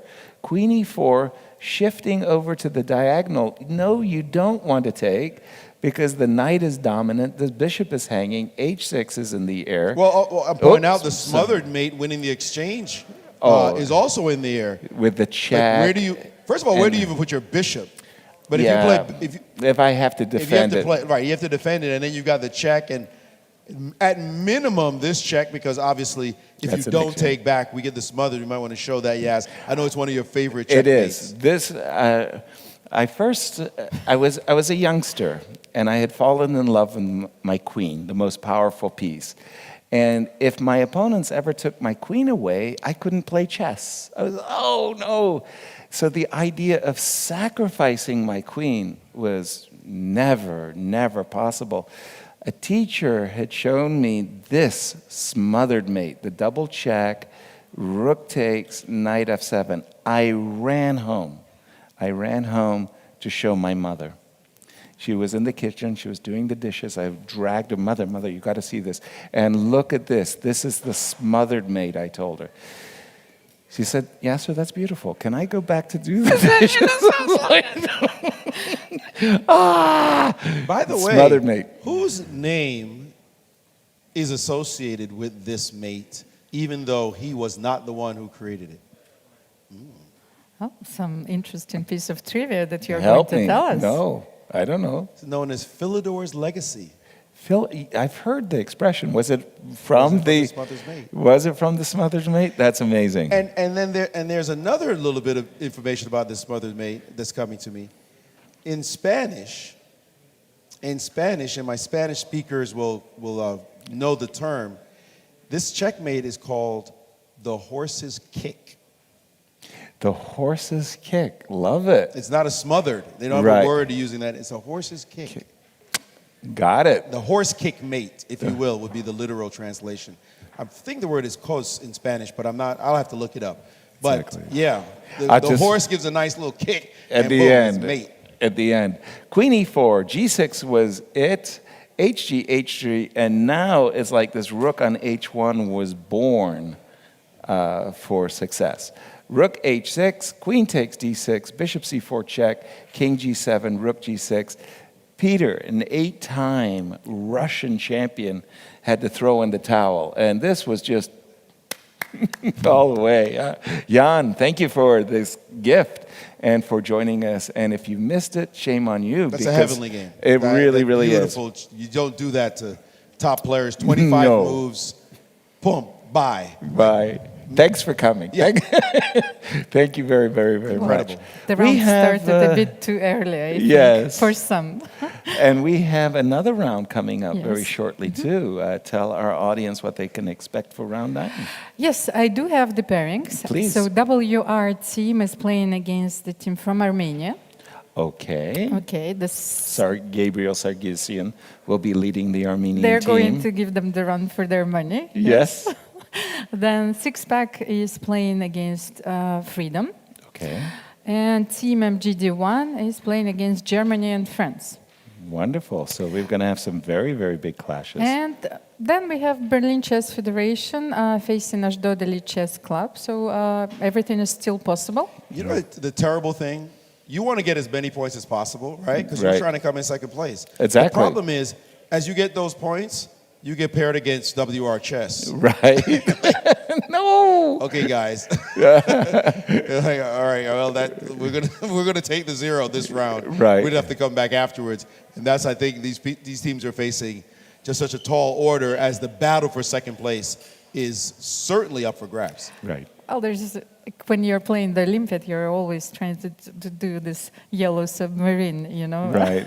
trajectories, so navigate in the waters, and then, playing the top players in the last round, and then, you can ensure your top position. Yeah. So this could be also a very interesting strategy. A quick story there about the Olympiad as we get ready for our break going into the next round.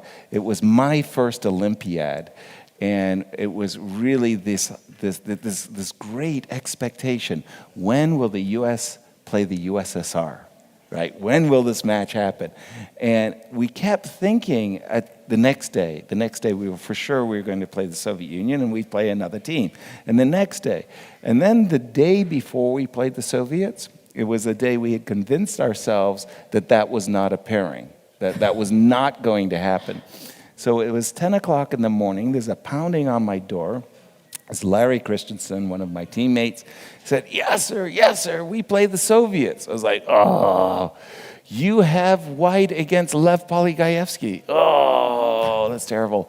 So what do I know about Lev Polygaevsky? I got this stack of chess informants because we didn't have computers in that day. And I spent the whole afternoon looking at Lev Polygaevsky's games through, 12 informants. I get at the board, and there's Michael Tull. And I'm thinking to myself, you're not Lev Polygaevsky, and Larry Christensen's got to die. Because that was my whole preparation. And how'd you do against Tal?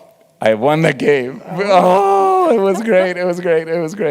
But the Olympics team competitions are fun, and we've got more coming up as we're going to go on a short break and round 9, everything to play for.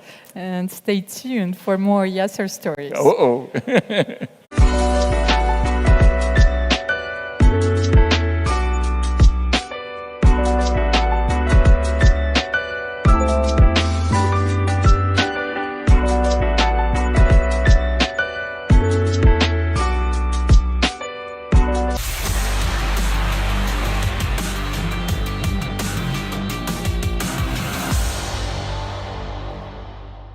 Joining us now for another interview here at the FIDE World Rapid Team Championship is Fabiano Caruana, none other. Fabi, how's it going? How are you finding Düsseldorf so far? I'm enjoying it so far. It's good to play some casual chess after I had such a serious event with a lot of pressure, and now I don't have any pressure. I mean, it's a team event, so there's still some responsibility, but I'm not feeling the pressure that I was in my last event, so that's quite nice. At the beginning, in the first round, you had a slip, so to say. You drew with I can't remember, it was 300 or 500 points lower rated player. And today in the first round, you also had a slip against Adli, which you managed kind of to turn around thanks to, with a lot of his help. Take us through that, what's happening there? Especially yesterday's game, not the game itself, but kind of what happened there. Yeah, it was a bit silly, but I think I probably disrespected my opponent a bit because I was better at some point, much better, and probably winning. And I had much more time, and I thought the game was over, so I made one careless move. As soon as I made it, I realized I just blundered a pawn, and the game is immediately drawn. So I was up a pawn in endgame, and I should have concentrated more. And okay, he's quite a good player, so after that, I didn't get any more chances. But yeah, it can happen. You know, you have some kind of lapse of concentration. It happened to me. Against Adli, I think it was different. I didn't have I didn't lose concentration, just it was a wild middle game and he outplayed me, although he was in serious danger himself, and then in time trouble he messed it up. You mentioned that you underestimated your opponent. When it happens, and in your career it very rarely happens, that you meet someone who's 300 or 400 or 500 points lower rated, is it an automatic thing to underestimate them immediately? I mean, how not to? How do you kind of fight that in yourself, if you see what I mean? Yeah, I think with some experience you realize anyone can beat you. And also we're talking about good players, even if a player is, let's say, a bit or even a lot lower rated than me, he's still, or she's still probably a very good player. So it's not like they can't punish your mistakes. Yeah, this can always happen against anyone. And yeah, you just have to always stay very, very cautious. Very alert. Another comeback which you made was in Dubai. You were knocked out of the semifinals, but then, you know, it seemed, at least for us viewers on the side, it seemed that it was a devastating knockout for you. But then the first game for the match for round 3, you lost, and then you made a comeback, and you won 3rd place. How does Baku look to you now from a distance? Yeah, overall it's positive, and I have to say that I came into it with probably the worst possible circumstances. I had a serious infection before the tournament. I was recovering from that before and during the start, so I didn't really expect much. Like the start of the training before the tournament went as badly as I could have possibly hoped for. Of course, you can't really avoid some health things sometimes. You know, you get an infection or some sort of virus or something. You can't avoid that all the time, right? So I didn't have much hopes, and early on I was very nervous. I remember after my first match, I played in the second match Mustafa Yilmaz, and I was super nervous during that match. I was maybe it was also some hangover from the last World Cup where in the 3rd round I got knocked out. So this was the same situation. 3rd round, I normally am a pretty big favorite, but you have that memory, like don't let this happen again. So I was very nervous, and it went to a tiebreak. That was actually the closest I was to getting eliminated before I actually got eliminated. So that was the most dangerous match. At some point in the second game, Yilmaz could have beaten me. He was winning, and that would have been the end of my tournament. So all things considered, looking back at what could have happened, and also against Lanier, I was in a losing position in the first game. Then, of course, my run was quite successful. Of course, there's some disappointment because I had good chances to beat Prague. I never thought it would be easy, and he defended super well. But I was in a better position 3 games in a row, and objectively winning one game very easily. So that was a disappointment. Although, as a whole, looking back on it with, let's say, with hindsight and with some calmness, you know, not being emotional about anything. Overall, it was very good. You mentioned Prague. Some are already saying that that's the next world champion in waiting. Obviously, you will have something to say about that, possibly. But do you think he is likely to be world champion, in your opinion? I can't say that. I mean, he's very, very promising. I wouldn't be at all surprised if he plays a world championship match at some point, or if he becomes a world champion at one point. I wouldn't be surprised at all, but it's not like he's the only one. So he's super talented, but he's of a very strong generation. I think some generations are stronger than others. My generation is probably the strongest in history, with Magnus, of course, and also with several other players who played World Championship matches, like, Nepo, Ding, who won the World Championship match, myself, Yourself, of course. and Karyakin, and also players like Maxime and Wesley and Anish. So I think this generation is similar to ours, similar in strength.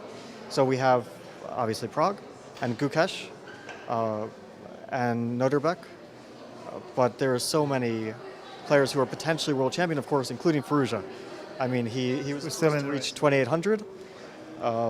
I don't know if he was the youngest I can't remember if he or Magnus were the youngest in history to reach 2,800, but okay, obviously Firouzja is a generational talent along with many of these other kids, so you can't say, like, we were saying, of course, Firouzja will be world champion, and now people are saying, well, maybe Prague will be world champion or Gukesh, but... Well, it could be that weight, the weight of the pressure of the expectation of being kind of the favorite. So it's kind of difficult. So let me ask you on that note: are you feeling more comfortable when you were seen as the favorite or as the underdog, or does it not matter? In which situation, though? In any situation, when you're playing an important match or an important tournament, and would you rather? Is it easier for you when when you're seen as a favorite or as the underdog? Obviously, there are only a few players in the world. One can say you're potentially an underdog, but I don't think it matters for me personally. It doesn't matter what the public thinks, but my comfort level against the opponent does matter.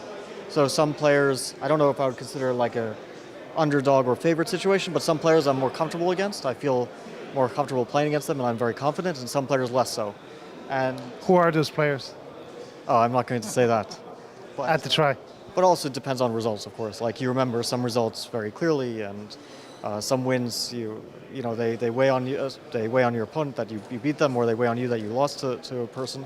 So in terms of the outside public, I don't know if it matters so much, but yeah, it's like I've never been in a situation where I'm a heavy underdog or something. I mean, of course, in 2018 against Magnus, you could say I was the underdog, right? But we were separated 3 points by rating. I don't think it was a very clear story, and I did consider it a very, very close match. So I think everyone considers it to be the closest match we've had. it would be close. Of all the 5 Magnus played, so.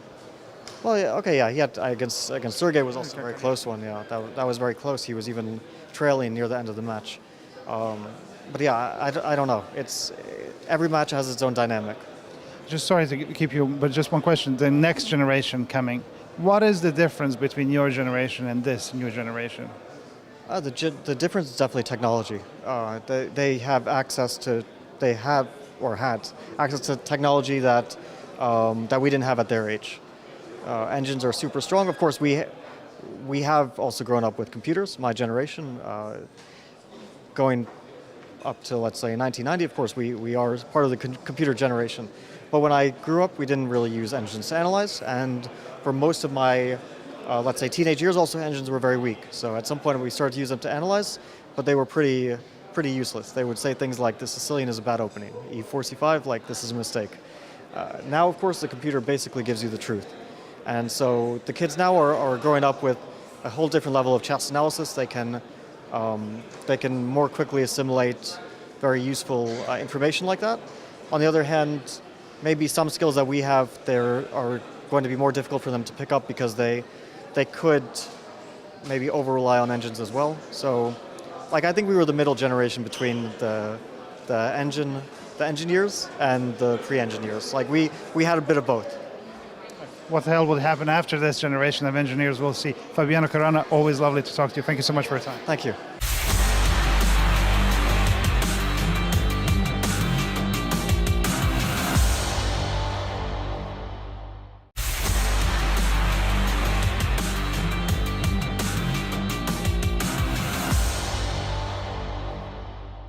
Our next guest is someone who is present in every major chess event. You'll see him often, but very rarely at a chessboard. But in this event, he's also taking part in a chess team. That's Artur Yusupov, president of FIDE. Thank you so much for joining us. Let's begin from the most recent moment. Just a couple of minutes ago, you lost your game here. I must admit, I see that you were really unnerved and unhappy when you saw how you misplayed. What happened? Well, I started the game, I think, pretty well and got a very comfortable position. My pieces were at the right places, basically. just maybe a couple of moves, and I would develop completely and have a good advantage.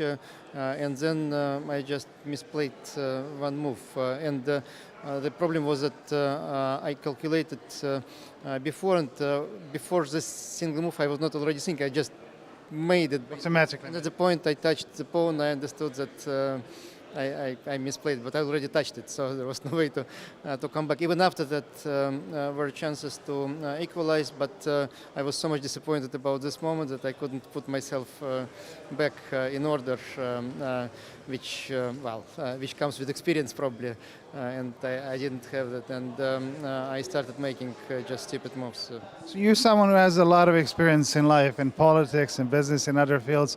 Could none of that have helped you get your balance back into focus, or is just chess above all of that, and once you misplay there, then there's nothing? Probably it could, but again, with practice, I could easily go through this moment. But at that point, I thought, well, I play for the team, and I made it worse for the whole team. So I was really disappointed. I just couldn't come back. And will you be playing more often now? Is this an announcement that you will be playing more often? I'm not sure. My mission is a different one, but when I have a chance to play friendly games, I do it. Here in this format, it's just a lucky moment to have this opportunity, and there is a amateur board in the team, and it's rapid format. It doesn't take a lot of time, so that's why I'm here. I cannot play World Amateur Championship, for instance, since it's a long time control. So I think I will keep working on what I have to do. Who taught you chess? How did you learn chess? Because obviously you're not a rated player, not known in the field, so how did you learn chess? My father was an international chess arbiter and very good player, not a grandmaster, but a very good player. He taught me chess, and then I went to study chess in a club in Moscow, and for a few years I was studying, playing the tournaments, correspondence games, also at that time without computers. Of course, I played my last tournament at the university in 1994. After that, I was not playing any tournaments. I played just occasional friendly chess, mostly blitz, so that's a completely new competitive experience for me. And did you ever think that in those days when you were studying that you would one day become maybe world champion or a professional player? Did you ever think that dedicating yourself professionally as a player to chess? I would say I didn't study enough to become a professional player. I had different interests, but I enjoyed studying and playing chess. So it was just not a goal of my life. I didn't have any career interest in this field, so I just played, and that's it. But again, that helped me. It helped me a lot. My mind is structured better because of chess, so I'm enjoying it. Going back to your job and role as FIDE President, obviously this is the inaugural event, the FIDE Team World Rapid Championship. How difficult was it to put this event together, and what's the plan for the future? Well, thanks to our partners, WR, we were in a very comfortable position of helping to structure regulations and making sure that sport component goes well. Also, we sent to Düsseldorf our team of organizers to make sure that all the details are taken care of. So it's a very good experience for us, and I'm happy that we did it in a way that people like, that both players and spectators have fun from that very friendly atmosphere. So. Yeah, you could judge it from everyone going out, from what I could see. Everyone's smiling, laughing, players are happy to talk to spectators. There's a good mixture of everything. Yeah, there is not so much pressure as in some other official events, since it's not the World Championship cycle, it's something different. Team events is more about making fun, but also here we have the World Championship title for the team, so the stronger teams compete very seriously. But still, most of the players are friends, or at least have good relationships, and that's why it's going in a very friendly atmosphere. But tomorrow, I think, in the last couple of rounds, it's going to be a real fight. And thinking about the format itself, so you introduced a woman player and an amateur player at a board. everyone who I've spoken to has praised this as a good thing for chess to get more people involved, and it makes it more interesting. Is FIDE going to consider this on for more serious events, so to speak, for more competitive types of events, of introducing an amateur factor into the game? I think it's a good track for clubs in particular, since we have maybe hundreds of clubs around the world, maybe even thousands of clubs around the world, and whether it's like established club or the teams that players put together themselves, still this is like community chess, and people are of different level. But they're still a team or a club. So mixing them in one team, I think, is a good thing. Since if you're in the club, yes, you have some heroes, you have role models, but you have just normal club players who should have a chance. That's why I think it's a good idea to continue with it. And finally, which is more difficult, to run FIDE or to play in a tournament? Well, I have more experience in public management, so I know how to run things. I make my mistakes, but I know about these mistakes, and I can learn from them. In chess, to understand what you did wrong, you need to study much more, to work much more, and I don't have time for that. So at this point, it's more difficult for me to play chess at a competitive level than to run FIDE, but both things are challenging and both things are enjoyable. Thank you very much, and wish you a lot of luck both on and off the board. Thank you. Thank you.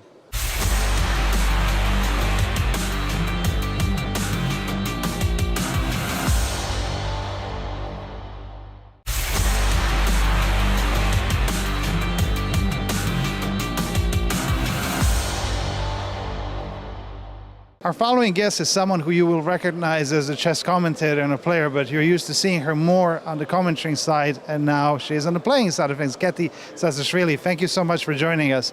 Let me begin from that. Like, usually people are used to seeing you commenting events, but now you're playing. How difficult is it to adjust to the role? Between two roles, I guess.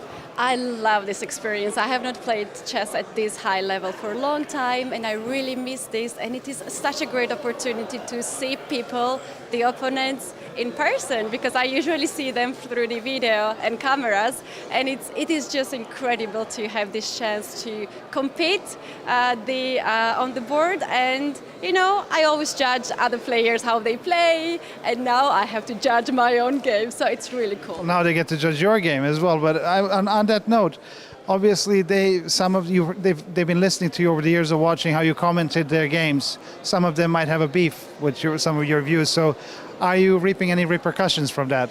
Oh, that's actually very funny, because all my opponents that I played, I have seen their games before, how they play, what are their style, and I have to admit that they are so strong. They're really very strong, and it's very hard to find any weakness to beat them or to hold the game on a draw. But I enjoy so much this tournament here and to play with my team that, to be honest, I am not nervous, and when you're not nervous in the chess game, it goes well. Things just flow well. All right. In this tournament, we have a special board, a women's board. Does this contribute to women's chess? How do you view it as a woman? Should it be a fixed board? Should women be more up? What's your view in general?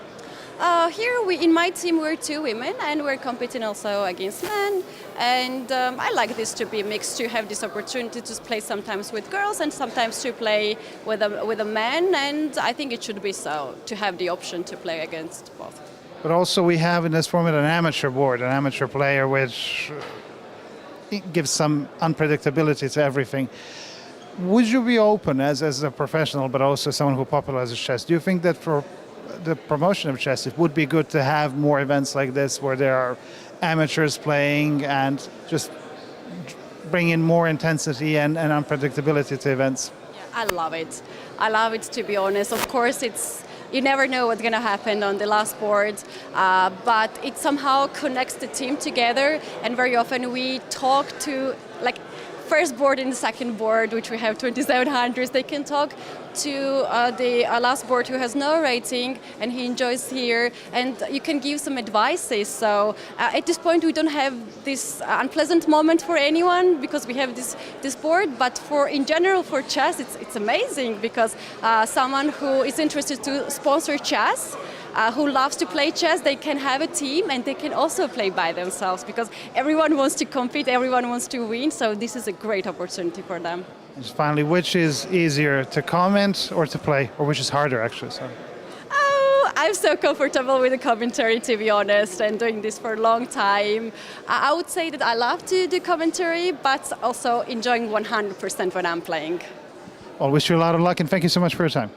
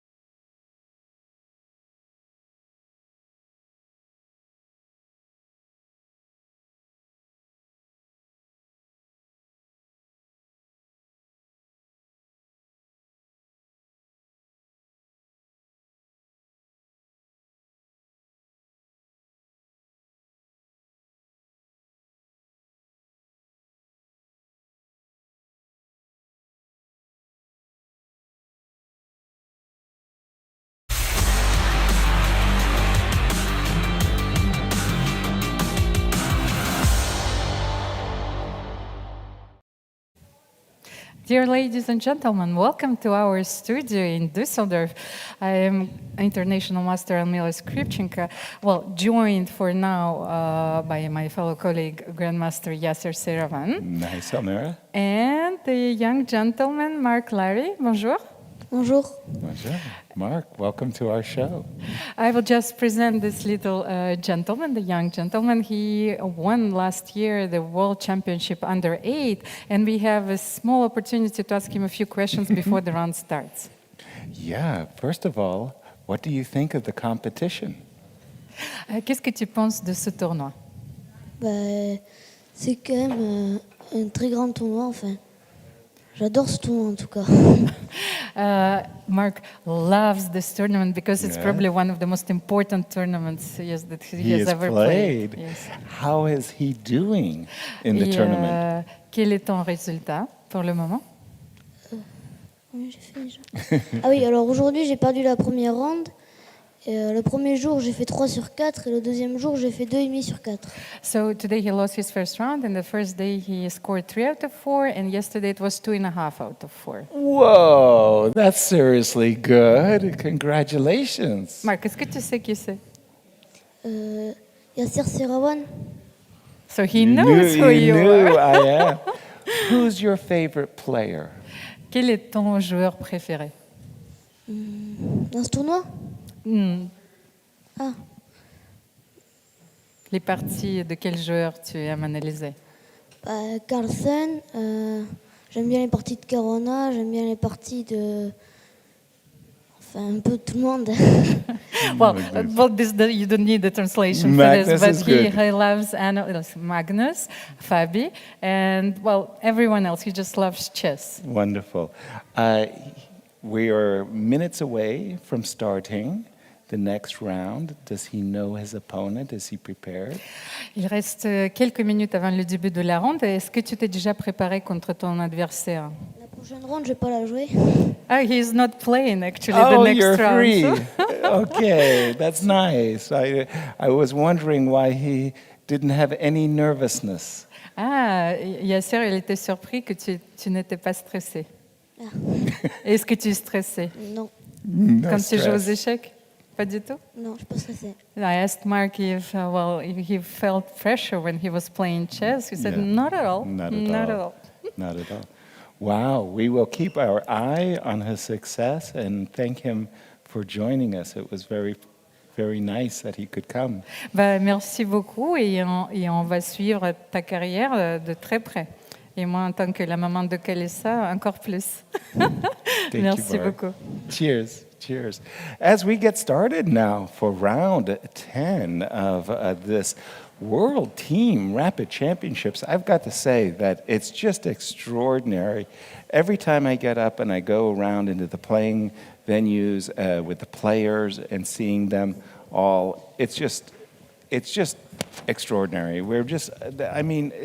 It's like the whole rooms are full of superstars.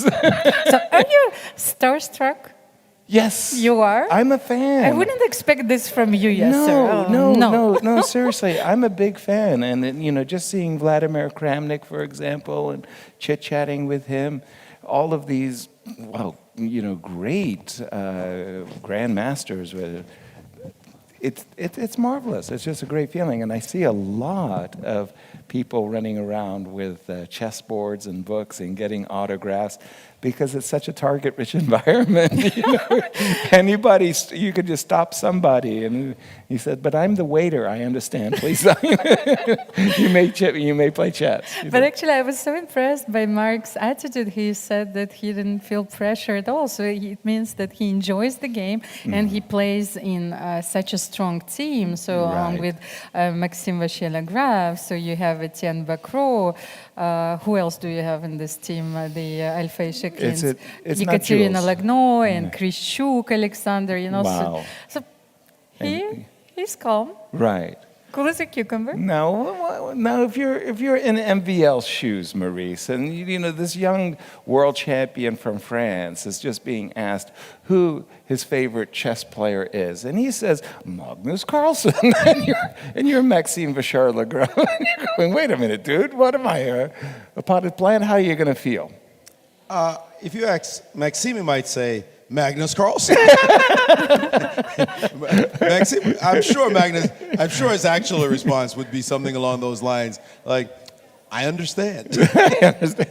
Well, I think Magnus was asked some question like that, and he said, well, I really admired the 2013 version of Magnus Carlsen. Yeah. That was when I was at my peak and playing Killing everybody. Top performance. Still kills everybody.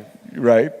We're So- getting ready for round 10. Tell our audience what they can expect in terms of the matchups, Almira. So, FIDE World Rapid Team Championship, Right. first of all. So, we have a lot of teams playing in this event. Right. The matches played on 6 boards, Yep. top 4 boards, then a women's board and an amateur board, knowing that the women's board is not fixed. So, Exactly. Wait a second, what happened to my computer?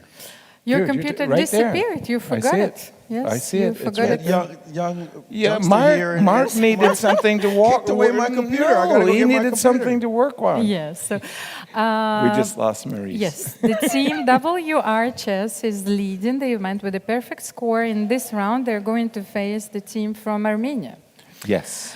Then we have the team Six Pack with my favorite name. I don't know. We didn't ask Maurice what was his favorite team. So playing against Freedom, and then team MGD1 is facing Germany and France. Hey, wait a second. What happened to my paper? No, this is the previous round. We don't Yes, have. we don't have anything. I'm not holding I'm back so with you. jealous. You guys no, get everything here, dude. first. I mean, I'm willing to share old This is old results. paper. Well, my It's a computer sacrifice is I'm willing to make. my computer is working today, so I can give you the pairings for the round. Since, our spectators shouldn't be surprised that the team WR Chess is playing on a fixed board. So Right. if you want to find them, I have to scroll down. In fact, I do need assistance with my PGN files because I do have round 9 on my screen, and So I we will have need round 10. Wesley So playing with white, so he got a well-deserved rest against Gabriel Sargsyan. Yes, that'll be a Then big game. Jan Nepomniachtchi against Martirosyan Haik. I just interrupt you to say that Nepo is having an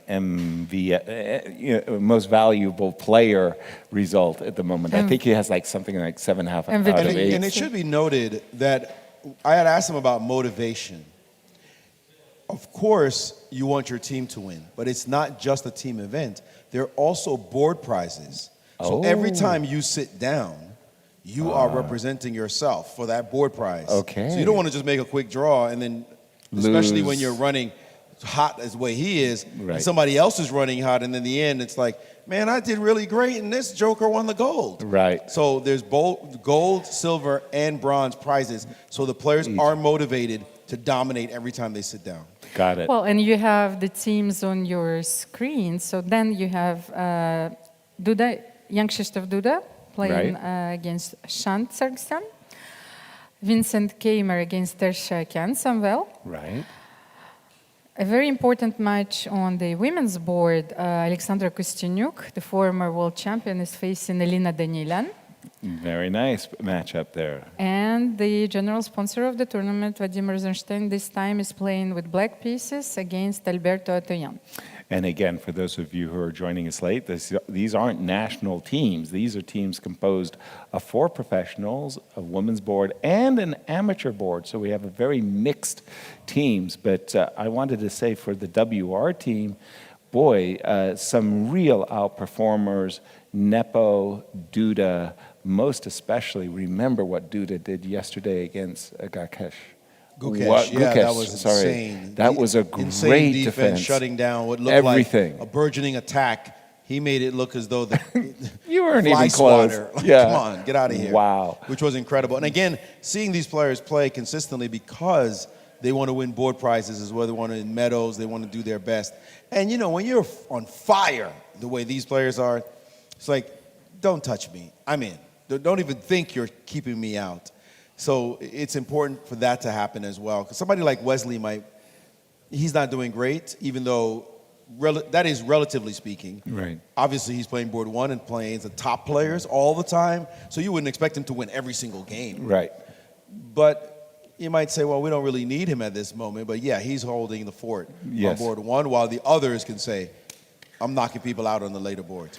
I yes, apologize. I just have to jump in because this is absolutely Before crazy. you analyze this game. Well, I'm not going to analyze the game. I'm just going to say You wanted you to got to sh- look at the game of Viswanathan Anand, because how often do you see the move Queen D1 to H5 right out of the opening? And I Bang! actually wanted to Like, talk what? about Vichy. Please. About this youngster who is leading for the moment on the first board for freedom. No, for the individual performance, because I wanted to explain that the performances are not the awards on the boards, they're not given by points but by performances. Oh. So it's a very important detail. So Visha Anand for the moment is the best player on the first board. Not necessarily by result, but by his Yes, performance. but by his performance, because sometimes your performance, you can have a high rating and have a lot of points, but you didn't play against, a very strong opposition. Exactly. So that was a criteria which FIDE decided to use a few years ago. Mm-hmm. And so leading on the second board is Nodirbek Abdusatorov for the moment. Then you have Jan Nepomniachtchi Yes, on the who's third doing board. so very well. Young Krzysztof Duda. Also, as I So mentioned. all these performances, for example, Jan Nepomniachtchi is performing over 3,000. Wow. Then Young Krzysztof Duda, 2970. That's it. Well, that's it. You have to 2970. raise up your game, yes? Then on the board number 5, you have a German player from the team Chesami, who is leading. And Elizabeth Petz is trying to catch him. She's on the second place. On the board number 6, you have an Israeli player, Platon Galperin. No, from Sweden. No, actually, yes, because he's playing for Ashdod Elite Chess Club, but he's representing Sweden. On the board number 7, you have Claudia Coulon, because you have a few substitutes in this event. Board 8, Brest Axel, and from Ukrainian amateurs. And board 9, a German player, Andreas Thomas. But I think that only 6 individual results will be awarded, or we have to check it. So. Nice. And finally, Yes, we have finally you see, let me give Maurice. our pairings. I will make sure And that Maurice our is beautifully games. taken So what care should of. we analyze first? The Queen H5. yes? Again, I just was drawn my eye was drawn to this game of Vichy. He's playing, well, I believe against a fellow countryman. I'm going to get the name all messed up, but Aravinda. And this was this crazy, it's a Queen's Gambit accepted, Queen B6, and Queen H5 just was an incredible surprise for me. And I was thinking that Vichy was going to play bishop to D7 in order to defend the pawn on B5 from the combined attack of the knight and the queen. Vichy actually went A7, A6, and his opponent said, I'm sorry, I don't think that defends the pawn. Let me play knight takes b5, and Vichy is stopped. You see, he's just kind of in a shock, like, wait a minute, can you do that? Can't I play the move knight f6 and attack your queen, and where is your queen going to go? Well, the queen's going to go all the way across the board to c5, because at the end of the day, you're trading queens, you still can't take this knight, and you're still facing the threat of knight c7. And the c4 pawn Is is en weak. prise. So what should you do here? Well, I mean, E6? Vichy That's a played rotor a6. moment. Vichy played a6, and the guy took on b5 anyway. That's the worst kind of thing to happen to you. How many times does that happen? Your opponent makes a threat, you stop the threat, and they do it anyway. Right. That's the worst kind of feeling. Like, I thought I stopped that move. Exactly. And he just took anyway on b5. But I don't think Vichy overlooked it, but he might have misassessed the sequence coming out. He must have seen knight takes b5. Well, but hold on, Maurice. I mean, he Queen h5 came as a surprise, so he spent like 2 minutes. He played a6. Knight takes b5, and now another 2 minutes has elapsed. I mean, I think he missed I was it. thinking he could have played the move bishop to d7. Right, that if he- was if he instead of wanted a6. to. Instead of a6. The only problem is this knight d5 move might be a little scary with the bishop coming to f4, and you're going to have a little trouble defending that c7 square. Knight f6 would be playable. Just in time. just- Everything else, Yeah, I'm busted. everything else looks bad. I was thinking instead of bishop before, maybe you can play queen Queen e5. e5. Well, this one It's a I very still have unusual idea. knight c6, and I agree that the position is so strange because queen h5 is such an unusual shock move, and then to be met after a6 with knight takes b5, Roro. That happened to me with Viktor Korchnoi, by the way. It was like one of the strangest combinations I've ever faced. I was white, and Viktor played a move like knight d3. I took the knight with my queen. He attacked my queen. I moved my queen, and he played knight d3 again. It was like back-to-back knight d3 hits. It was a very, very strange game. Ended in a draw. But knight takes a6. I'm going to tell you the worst part about this moment. Yeah. The feeling that his opponent has this prepped. Because it was a pawn sack in the opening, Of right? course, yes. It was a pawn sack. And then he played queen h5. You'd never play queen h5. Who plays queen h5? Exactly. Come on. Nobody plays queen h5. Hikaru plays Then queen he plays, h5. Then he plays queen h5. And now Whoops. you make a move. And then he instantly says, I'm taking your pawn. And I'm not Whoops. worried about your knight f6 move. Exactly. The think- feeling that you walked into preparation, that's It's gotta be terrible. the- It's sort of an optical illusion because when you have the queen on h5, you forget about knight b5. Exactly. I think that this is a sort of a blind spot. Yeah, seriously, our pattern recognition has been so honed and it's so highly attuned that sometimes we forget that not everybody is following the same patterns. And knight takes b5 has just stunned the former world champion, and he's just sitting there going, golly, have I messed this up? And he's just played the move knight c6 nonchalantly as Vichy. This is one of those moments when you were telling the story about Vichy. So we take away the scientist, the artist, and then the the sportsman. idiot. Okay, And- so no. what is left? So once again, for those who aren't familiar with this, it's a personal favorite quote of mine. A journalist, an Indian journalist, had come to Vichy Anand, five-time world champion, and said, Vichy, come on, tell me, what is it like to be the world chess champion? How does it feel? And Vichy said, well, every single day I feel like a sportsman. Some days I feel like a scientist. Some days I feel like an artist. Some days I feel like an idiot. And right now, that move knight takes b5 is making Vichy feel like he's an idiot because after the move knight c6, white has a tremendous Queen C5, move, no? queen c5, and you're virtually forced to trade. And now, due to this threat, you're virtually forced to move your rook, and this is just not a very pleasant position at all for But the Why not knight c7, Knight knight C- a6? Then that is maybe- good. No, You- I'm not sure because the line might be No, bit it's difficult. good. It's so good. You're right. taken, but then rook a8, And bishop takes c4. Bishop takes But then c4. you have knight b4. Knight We b4. have this move. So maybe this It's sequence okay. is not No. This is really, really good for that white. easy. Check. Check, king e6. Oh, he took on c4. Not the best move here. In knight c7. Well, wait a minute. Maybe this is still a part of his preparation. No, I just pulled out my phone and checked on my phone engine. What was queen h5? And queen h it was no problem for Black. for black. Bishop d7 was the best move. Right. Bishop d7 was perfectly fine. If this was prep, it was not great prep. Bishop d7 was fine for black, and the move and knight d5 didn't do anything after queen b7. He was perfectly fine. Vichy just got surprised, and knight c6. He should have played e6. It turns out with a complex line. If you've seen it for the first time, matter of fact, let me just show that really fast. But that means that the elements of surprise is The element of surprise, yeah. If I show it really quickly, right here after knight b5, I mean, it's a stunner. Suddenly you see this on the Right. board. But e6 was the reply. If he had known in advance that this was coming, he would have been able to prepare this.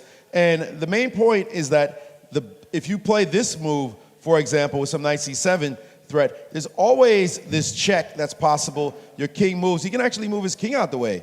And that's a weird thing to do in a position like this, like to suddenly start moving your king. But he's perfectly fine here. His move, as you mentioned, knight c6 should have been best met by queen to c5, and this is huge for white. Just A big advantage. big time advantage. So that's the extent of what I looked at. Now the game has gone knight takes b5, knight c6, bishop takes c4. Hey, if I take one pawn, why not take two? But now e6 on the board, and Vichy's just shaking his head like, What The am I worst doing? like 7 or 8 moves already. Guys Much ripping pawns worse. off the board. But I think that the worst is actually over for him because his opponent didn't play queen c5. Exactly. Because, he could fight his yes, way back into the game suddenly. Yeah. He could pick up the a6 pawn and the c4 pawn right now. Like he can also play rook b8 and yes, take on d4. So maybe knight e2 or knight f3. Knight f3. Then where are you going with your queen? So you should be careful. Well, knight f3, knight f6, Yes, queen knight h4, f6, queen h4, h4, then bishop e7. bishop e7, bishop g5. Why are you playing so passively? Why not play bishop b4 check? Yes, and bishop b4 check. Yes, but okay, then... I intended knight c3, but you're right, I'm hanging the d4 pawn. Yeah, in that case. So maybe knight e2 is more precise here. So I can meet bishop b4 with knight c3 or something. I apologize. But I I'm mean, just I trying- agree. If you're going to play like this, it's already good for him, right? You want to play knight e2 here, Yes. knight f6, queen h4, and bishop b4 to play. I think black is happy with what's just transpired. As a matter Truly, of fact, yeah. that this has happened. That he didn't just fall off a rock, Right. and then have another rock fall on his head. This one, no. This is certainly a much better sequence. We thought we were watching David slaying Goliath, Right. But unfortunately, the slingshot didn't quite hit its mark, and now Goliath is back. And I'm afraid for white, now that you've alerted the tiger that you're Right. dangerous, Right. I better watch out. I would watch out if I were him. Vichy has a way of punishing people for trying to beat him. Exactly. Let's finally turn into our first table, and let's take a look at the game of Wesley. So for the WR team versus the Armenian team, and that will feature Gabriel Sargsyan on table 1. Yes, and this is a very quiet game. And then you should immediately go to Jan's game. Jan has not been playing quietly at all. What this the is heck is a this? very exciting position. So I wanted to understand what is going on here. Why are you asking me? You are the expert. Excuse me. Maurice. Excuse me. Maurice? My first impression is, wait a minute, I have to be alert. Bishop c2 check is winning a knight. Bishop takes d1 is winning an exchange. I have to be alert. The first thought that went through my mind is I do have bishop a5 as a potential bail, but why don't I just play rook c1? But let's have a look at Please. black's previous move. So the rook was on c8. So bishop b3, Bishop to b3. bishop to Just a b3 second. here. Hold on, bishop to b3. And then white played bishop b5. So let's first have a look at this position. And then came black rook played rook c7. c7. So black could have taken a knight with So- check. Yeah? Check. And now we- bishop a5.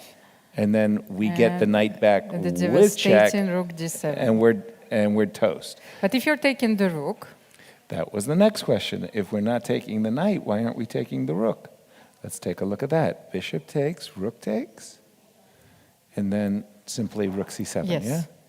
And nothing is falling off at the moment. Can I just continue bishop b4, knight c5? No, it's okay. and rook, I have here king c8. Yes, you do. And that's, yes, that's You also perfect. have king e8, by the way. Yes, Because the bishop is hanging to the rook, yes. so maybe that's not So- the most precise continuation. What are the alternatives here? It looks very To- dangerous, but To rook c7. no. Yes, rook c7 here. So take takes and rook c7. Okay, So, I was because he thinking could have maybe knight d6 first, Maybe you just play something like bishop to b4. or even And bishop just to say- b4. Unless you can solve the problem with a6 too quickly. Hold on. a6 But might... a6, then maybe you can play bishop a5. No, no, but then you're- you can you're take, losing yes, of material. course, So yes. maybe, yeah, maybe that in and of itself. This is a weird position. Let me just, sorry, I'm going to refresh my board because none of this really happened. What we did get instead was after bishop b5, rook c7, rook c1, bishop d5, we caught up with the players. Whatever was there has passed. But this is Indeed. confusing. But I think you should go knight d6. Bishop like, takes yes. d1, oh, excuse me. Bishop take, no, rook c7, sorry. I'm pretty sure that Jan is aware of danger in Of this position. So course, of course. after knight d6, what is your move here? Yeah, okay, let's say I'm a pawn grabber and you're attacking my pawn, so I'll defend it. Okay. And maybe now bishop b4? Yeah, it just feels like I'm in a bit of entanglement, doesn't it? I go a6, hoping for a little relief. Rook like bishop d7? Bishop takes d7.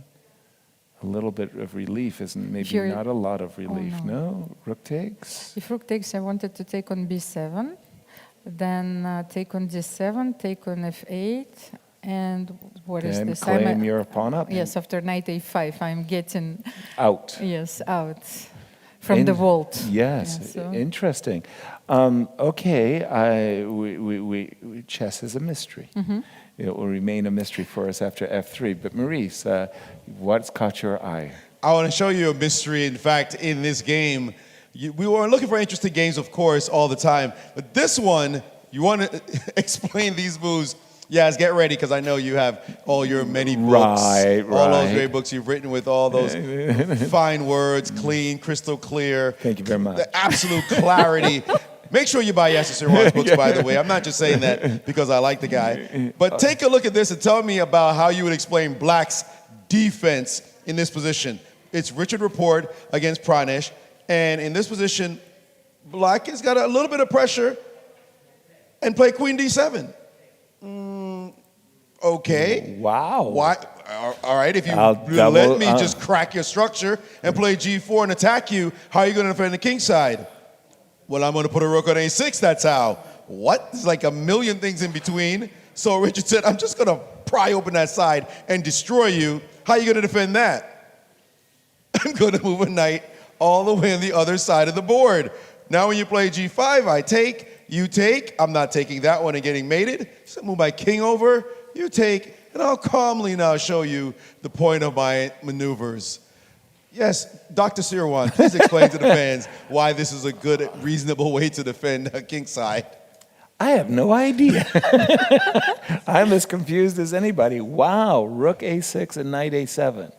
Oh, but Not the first two moves that came into my mind. on the other hand, why don't you take on a7 and castle long? That's what I don't understand. And you've got the open And he G did file, not. He right? played knight a3 in this position, by the way. And this rook kept the dance going. Move your bishop. Bishop drop back. And we have this position on the board, a bizarre one. As a result, by the way, I mean, look at this lineup on the A line. How did this even happen? Where's this king going to go? You said queenside, but it's not exactly the most secure place in the world, No. as there is some pressure over there. Black has the center. Material is even. Black's king is exposed. Maybe he exposes some more with F5 and just play bold chess. And also bishop's of opposite color as well. Insane. It's like the features, the structure in the position has just fallen apart. And what structure? I mean, over here you see that both have this compromised position. The same here. Black has the center. I can BS my way through this one, and that's what it would be, pretending that I know what's going on. And I'm glad that Yasser is agreeing that he's also confused. Very, very, very much so. You know what I indeed. wanted to say? That at some point my utility as a commentator should not be ignored. And I do stand by my grounds that I think, we very You often could we take on doubt about A7. the evaluation of the position. But if you take on a7, a castle, and the bishop can maybe go to c2. Right. Yes, you're looking on, yes, dangerous. Yeah, he So, has On the that. other Amira, side, the yes. thing about you is you usually bring clarity to the situation. I want Yasser to be the one who's, Trying? who's suffering. But Right. this is a good point you're making. Instead of going back, take, and you want to castle. Yes, I want to castle. I want, because the king should. I like what Castle Marie and- suggested. and then- Maybe f7, f5. If you're going to put your bishop on c2, I could, in the future, shut it down with e4. But bishops of opposite color, vulnerable king, you would think white's for choice. Yeah? Of course, but now you can double your rooks on the g file. Queen h5 is coming, so it's a very double-edged excuse position, me, but of course. but- could we? I'm not just going to sit here. I don't need my queen anymore, right? What if b5? I mean, black's not just going to sit still. Black's going to go for some action as well and try to crack open this side of the board. Really? Is that not dangerous? I take on b5, Marie? Well, I'm afraid Queen of taking takes on b5, queen g4. Yes, and queen my rook g4. g6 leads nowhere because You can go I- queen f5. No? Queen f5. I like that move. queen Yes. f5. We'll go with that one. E5 is hanging. F8 is en prise. Your How do you bishop- like my your French? bishop has En been- prise? Bishop has been hanging, but nothing there. Agreed. It's tempo game. Tempo game. That is it's cagey. timing wise. It's cagey. Yeah. Okay. I agree. That shut that down. So b5 is not ready as yet. But it's in your pocket. Maybe f5 is right about now, and that's going to come. Everything else. This is a wild position. There's It's no really- control in this game. Neither side can pretend that they know exactly what's going on. It just looks like a fight. Let's see what we have as the Bare knuckle. the actual position. The knight has gone back to b5 in the game, and we have this more chaos. Let's again, we'll go return to our first board tables with the WR team up against Team Armenia. We didn't get a chance to really go through the boards. Gabriel Sargsyan is on the black side of a very theoretically topical variation. Wesley, I think, has a small edge in these positions, but it's very hard for white. One of the principal problems that black is having is the c-pawn isn't taking a fight for the control of the center.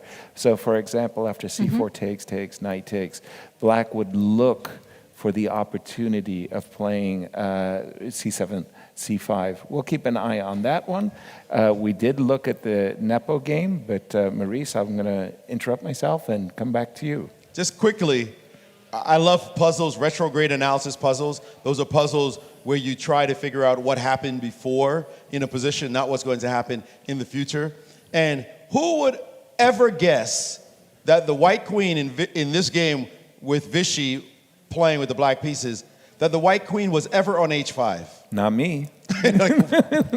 Queen looks like it's parked where it belongs. Right. It is back on h5 because after this move, bishop to e3, Vichy continued knight to f6, and the queen went back. Then he played bishop b4 check. That knight had to go back. And Vichy said, give me the pawn. You've been bugging me this whole game. Now I'm going to go straight off here and drop back. And he's gotten his pawn back.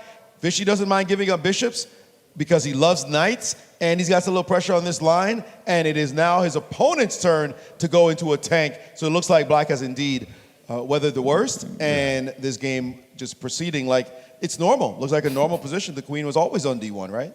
Right? Very, very bizarre how the players got there. The game of Nepo is a bit of a mess, but at the same time, I think it's more or less balanced, even though black's king on d8 makes a very strange impression. I'm moving over to the game of Duda. Again, an all-star is Duda for the WR team, and he is currently an exchange up for a two pawns. I have to come closer to see the board. Closer. What do you think, Almira? Jump in here on this one.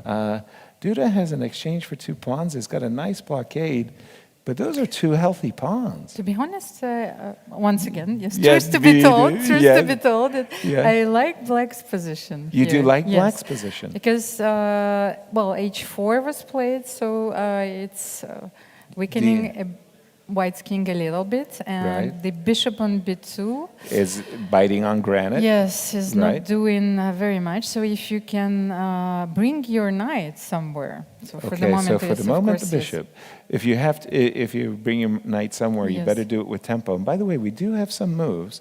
So let me just refresh my board for a quick moment. And we do have the move Knight bishop d6. f6, I think, came. Bishop f6, rook d1, knight Knight d6. d6. And I thought Duda played queen d3. Let's imagine he did. Queen d3. And again, two very healthy pawns, but they're blocked. And on a good day, bishop will come here and eliminate that knight. But even Yes. if that does happen, I'm saying, it that would you? easy? No. Would you rather play white or black? no, I would take black. With the knight on the board, slide that knight over to sure. e6. You might be very happy. Oh, if yes.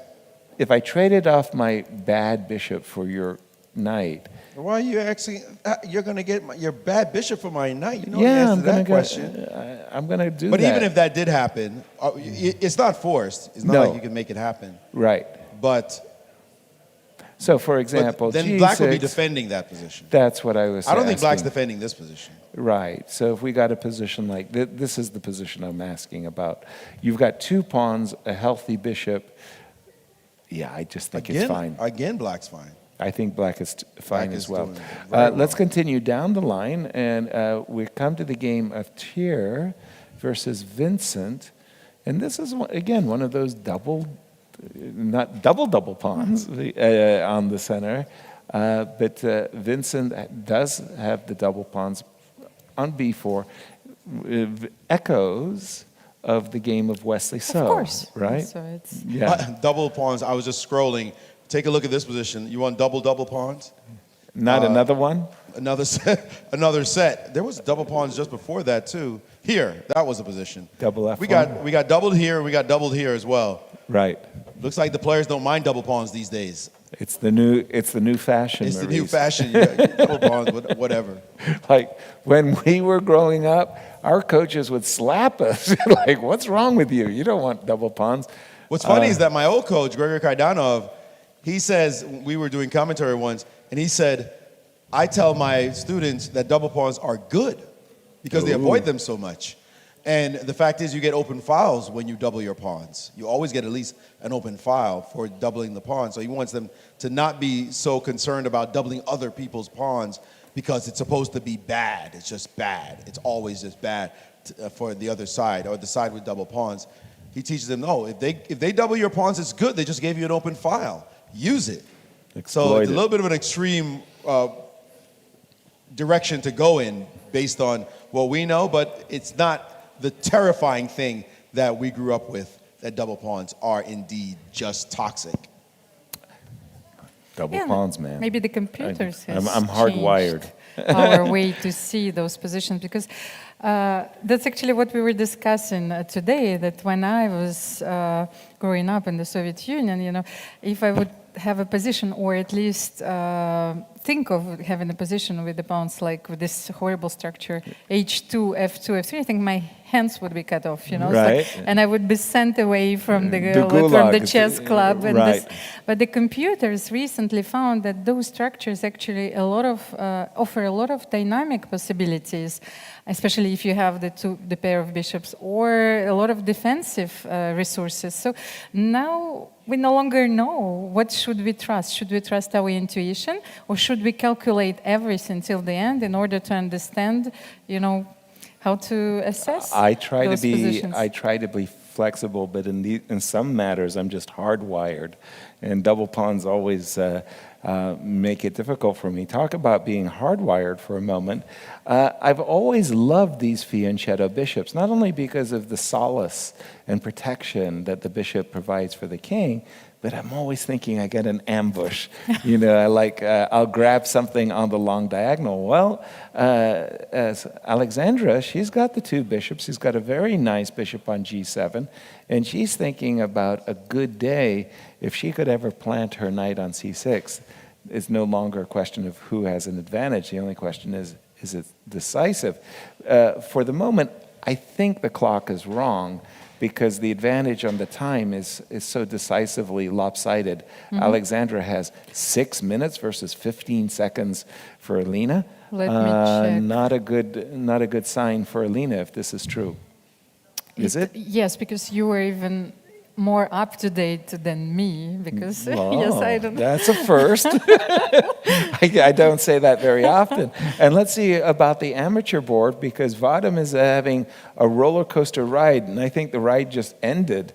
I'm seeing this move H2, H4 check, and it looks to me like Vadim's king is lost, and he did resign, which means that WR is behind in the match 1-0 with 4 games remaining. Somebody's going to have to bail him out. Maurice. Yes. And in that position, Anand seemed to have stabilized, but that has also changed in this game. His opponent playing wonderfully in this position. He played bishop f4, attacking the queen, and when the queen moved, he said, I'm going to castle when you castle queen d3. Let's talk about this pawn on a6 as a weakness. Anand decided to decline to do anything about it, to play a5, maybe afraid of bishop to b5, and he instead just dropped his knight. Oh, my apologies. Double attack on the knight. I wasn't even looking at the knight. Knight's hanging, your pawn's hanging, that's it. Bishop takes pawn, takes, and takes. Extra Okay, pawn. now we got to go backwards then. Why did Anand allow this fork on his position? Why did he castle in exactly this moment? He could have moved his knight right away or try to do something to deal with it. Is there no way to deal with the move queen d3? So, for example, knight f6, queen d3. I think you already pointed out Vichy didn't want to play a5, bishop b5, and get himself in that awkward pin. That was probably why he refused this line. How awkward is the pin, though? You can't put anything more on that. So what if I played a move like bishop to b7 just to anticipate any dangers, and then castle? Okay, c4 looks... c4 seems very aggressive. You're not threatening anything, I think. Right. And but maybe you could rook attack... d1? Okay, rook d1, d5. How are you going to get out of this pin? It's not that fun. I mean, I could get out of the pin, but something worse might happen. Might happen as a result. But there's a knight b4 b4 coming down. Sorry, there is knight b4. Apologies. I was thinking d5, but yeah, that, I mean, bishop b7 at least solved that problem, right? Right. You can only get so much. So, okay, if you play knight f6 instead in this position here, right. Knight f6, there's got to be a trick. Something? I don't d5? think there is a trick. I really like queen d3, but I thought that maybe you should give this pawn away, like castle here. Well, which would That's what he did. transpose to the game. That's essentially what he that's did. So already he's the trying to hold on to it. I mean, he castled. The training is working. He loves the little guys now. But the so first time I met Maurice, he was ready to sacrifice rooks. Hey, listen. I love the little guys if I can't attack. Right? There is no way Vichy's attacking. We're going to go back to the actual game. Castles, queen d3. What is that? Give me your pawn. And now takes. I'll give you my pawns. Give me an attack, though. There is no attack here. No. And the next move, knight d5, bishop back, and you don't get anything anywhere at all. And all you're doing is defending this position, which is what he's stuck in here. And now c4, knight b4, rook a4.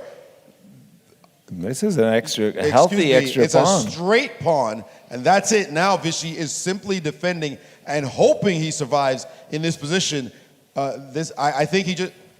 It's hard to say. Queen d3. I mean, I didn't even look over at the fact that a knight was hanging, which shows how many rounds we've been doing commentary on. Right. But the pawn on a6 just dropping. Vichy, after all that saving of the game, after the guy hit you with knight takes b5 early, and now you just drop your a pawn and have to defend this position? No way Vichy wants this. Maurice, but I actually had something in mind when White played bishop a6. I wanted to check it, because probably this idea doesn't work, but at least it might allow me to simplify a little bit. So bishop a6, no, not Going with back black here? here. Can I play e5 here? e5, okay. So I don't think that you can take d takes e5 because then I can take on a6. But what if I just solve this problem? Yes, but then your queen is not protected, so it will allow me to simplify and I will take on d4, and then this might be an easier position to defend. Maybe it's still a protected passer. I mean, maybe first you even trade off a pair. No, I'm not going to trade rooks. Sorry. Or I play this one. I play this one. That's a nice move. That And ask bishop you where your G5. knight should go. That's or, a nice or whatever you're going to do. Maybe I should take with the other rook, not rook a8, just in case. So Okay. yes, I will I'm gonna do protect this? all Okay, of my I'm still pieces. gonna do that yes. move. Mhm. Yeah, I like that move too. But It's very you disruptive. cannot take on e5 still. Yes, so maybe I will be No. able to simplify the position. Yes, but With knight d5, e4, maybe this knight doesn't d5, work. Yeah. but it's okay.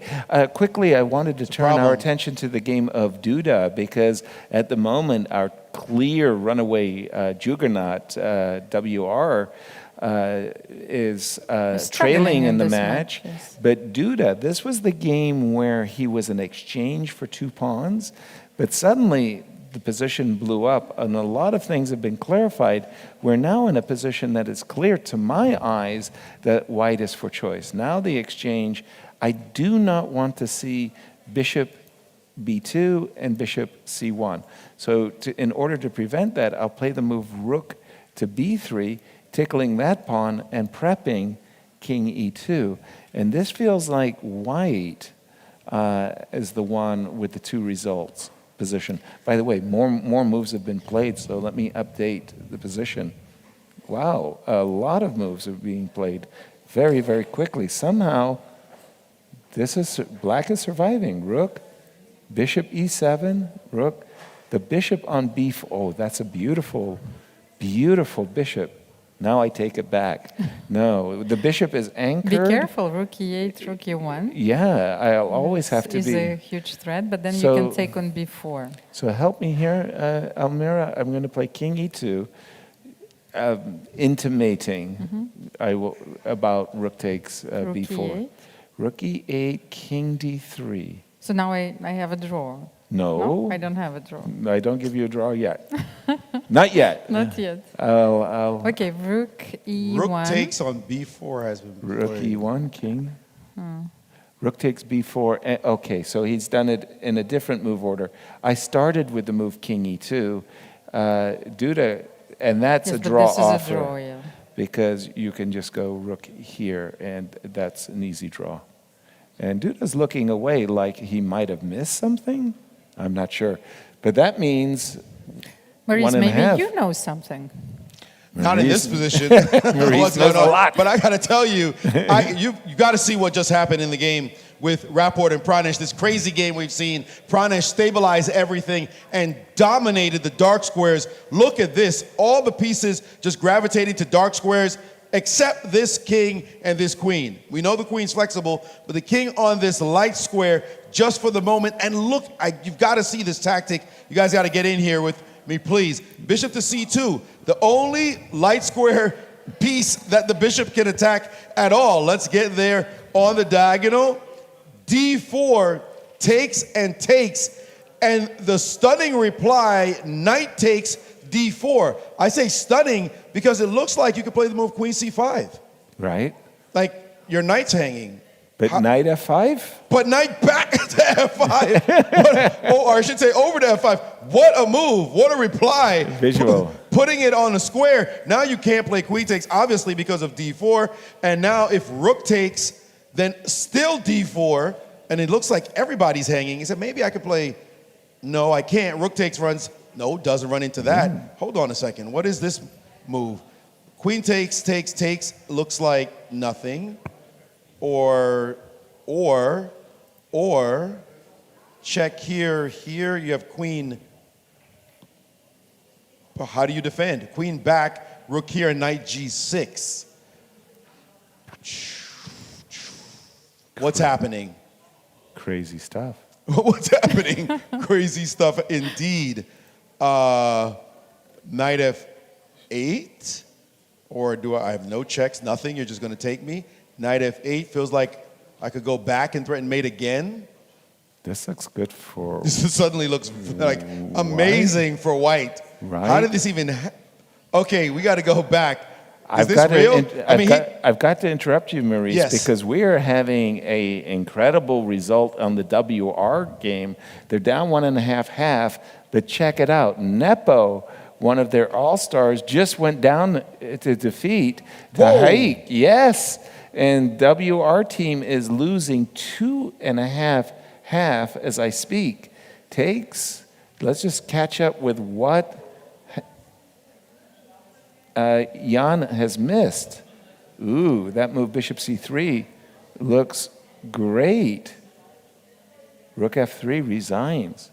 Jan got outmaneuvered, outplayed. Is it 2.5 half now, the score? Correct. I think that Alexander Kosteniuk is going to bring the first victory for WR chess team in this much match. needed because victory. I think that she's completely winning here. Right. Okay, so that will still make it only 2.5, 1.5. So we have to watch this match very closely. So. Vincent is in play, as is Wesley. So we'll jump to the first board.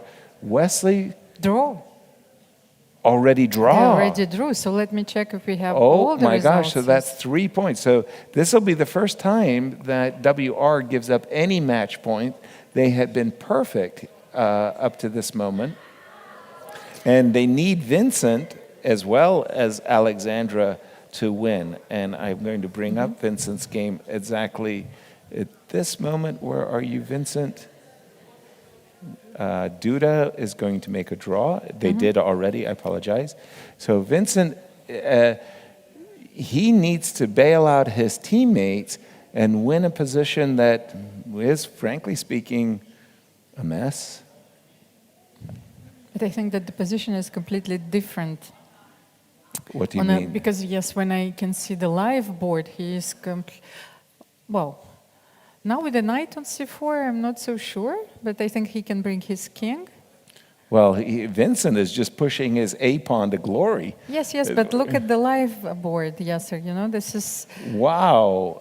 So they've played so many moves, and, well, it's an exchange, and the a2 pawn still lives. So it must be winning for Vincent. No, for the moment, white... Is an exchange down? Yes, is an exchange down and is trying to build a fortress. So it's a rook and knight versus queen. Yes, so he is trying to hold this because white, for the moment, stays with the knight on c4 and the rook on d2. The king has to go.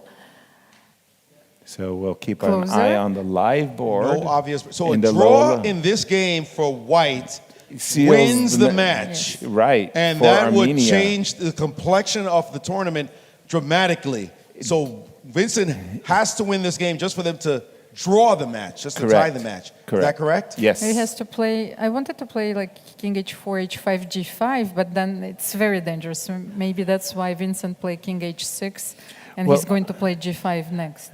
I think something happened there on the live board. That wasn't me. I think his idea of inroad is to go queen h2, queen h1. Yeah? Could you update your board? Yes, sure. So I think his idea is to go queen h2, queen h1, post his pawn on h4, and then get to play queen to b1, to c1, and eventually to c3. And I don't think the fortress holds. Well, he just played rook to d1, and then g6 got played. He played his rook back up to d2. Okay. And now g5, looking to disrupt things. The clock is not his friend. He only has 25 seconds left. Does Tur. Yes, and Vincent with an extra time on the clock. These are the kind of positions you want to be able to make auto moves, and rook back to d1 is one of those auto moves. Rook d1, rook d2, as much as you can. But as you mentioned, yes, queen h2. I think the black king needs to be on a better post as well. I know what he wants to. He wants to put his pawn on g4. He played h4 already. Oh, he already played h4. I was about to suggest that he wanted to play g4, queen h2, g3, and queen h1. He's already played the move h4. Could it be that he wants to use his king That's why I wanted to put the king on h4. and but, you know, a king on h4? yes, and then play g5, g4, king h2, and king g3, even Right. if it was possible. Well, Ter is definitely playing only moves as he's bringing his rook And up the and down. G4 move has been played. And again, he has that rook D1, D2 maneuver. So he's been gating time on the clock on every move there. And as long as he's just waiting for the moment when he can move his king to the queen side. Like if he can get his king to C2, but your queen H2. Well, let's assume we start with Maybe queen h2. now I can play rook f2. That's my only possibility because the d3 pawn was hanging. So, and my knight will be free now, so I can play king e2, knight d2. You have And to be to try- careful. So king Careful? e2. Why careful? I'm trying to So knight d2. win. Okay, king g3, just knight f1 check, yes? So let's put you in a kind of Rook f3. pin. Okay, guys, let's stay with the Sure. game, please, Yes. because they're going very fast. And Vincent is trying to outfox his opponent. He's been moving his king back and forth, somehow waiting for the right moment to dart his king into the game. Okay. And this is very hard to defend. Should I or shouldn't I? When does it happen? When? Very, very difficult. This angle doesn't quite give us the view of the board that we want.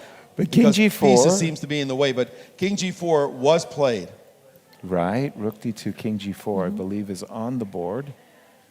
And I think Vincent's idea is he wants to play h3, g takes h3, and king f3. Absolutely. That That's a would be the huge dream. problem. Ooh, And rook he's d1 allowing allows it. it. Rook d1 allows h3. What is he going to do about h3? No, queen h2 was played. Wow, that looked like the perfect opportunity King to f2 play is forced, yeah? But Or, king f2, h3 now. h3. oh no, so h3, rook He's g1. played rook to d2. Oh no, he has to go back. But now you can swing your queen. Can we start with king g3, Maurice? King g3? Yeah, why not? King g3? No, my only issue is king g3, rook f2 Rook f2 once again. might allow for that setup that Almira said. No. But king, hold on, he's already moved. Queen h1 check. We could come back and analyze the details, Sure. but queen h1 check, king f2, king f4. I don't think this position is going to hold. The knight just is just not active enough. It's sitting there really doing nothing. It's clear. just sitting there for now, and you're fighting your rook against. He played e5. Please, yeah, the knight needs to get back in the game somehow. I think the move e5 in some ways is it takes away a potential of knight e5 as well. Here I think you're just running out of moves after, for example, a move like queen b1, gift me the pawn. Yeah, There it's we bad. go. Yeah, I That's- just checked that all the other games are finished. So it's 3-2 for Armenia, and this is the last game. And there Knight goes the b2. e pawn. Knight b2, king takes. And e5, thank you for that button. you're not going to be able to hold this position together anymore. No, you're going to This is over. rook e2 check. Time a factor? Vincent Sure. looks like he's... White's got much less time. It's a fact, all right. You're down material and you have no time on the clock. Now you need the worst kind of trick with your knight to get that queen. And he's played the move knight to a4, hitting a pawn. But that looks like it loses yet another pawn. No, queen takes. No, he could take on Queen e6 takes at the d3, end. knight takes c5. I'm looking at a move like c5, c4 in order to get a passer. And he's taking No. the d3 pawn. Queen takes d3 is good enough, says Vincent. Knight takes c5, and now the passer is very clear. I'll go queen g3 check and d3, or queen c3 and d3. That looks like it should win. Oh, queen g3 check. No, there's no way you hold this position anymore. Nope. Now Nope. it's only if he blunders in some kind of strange way.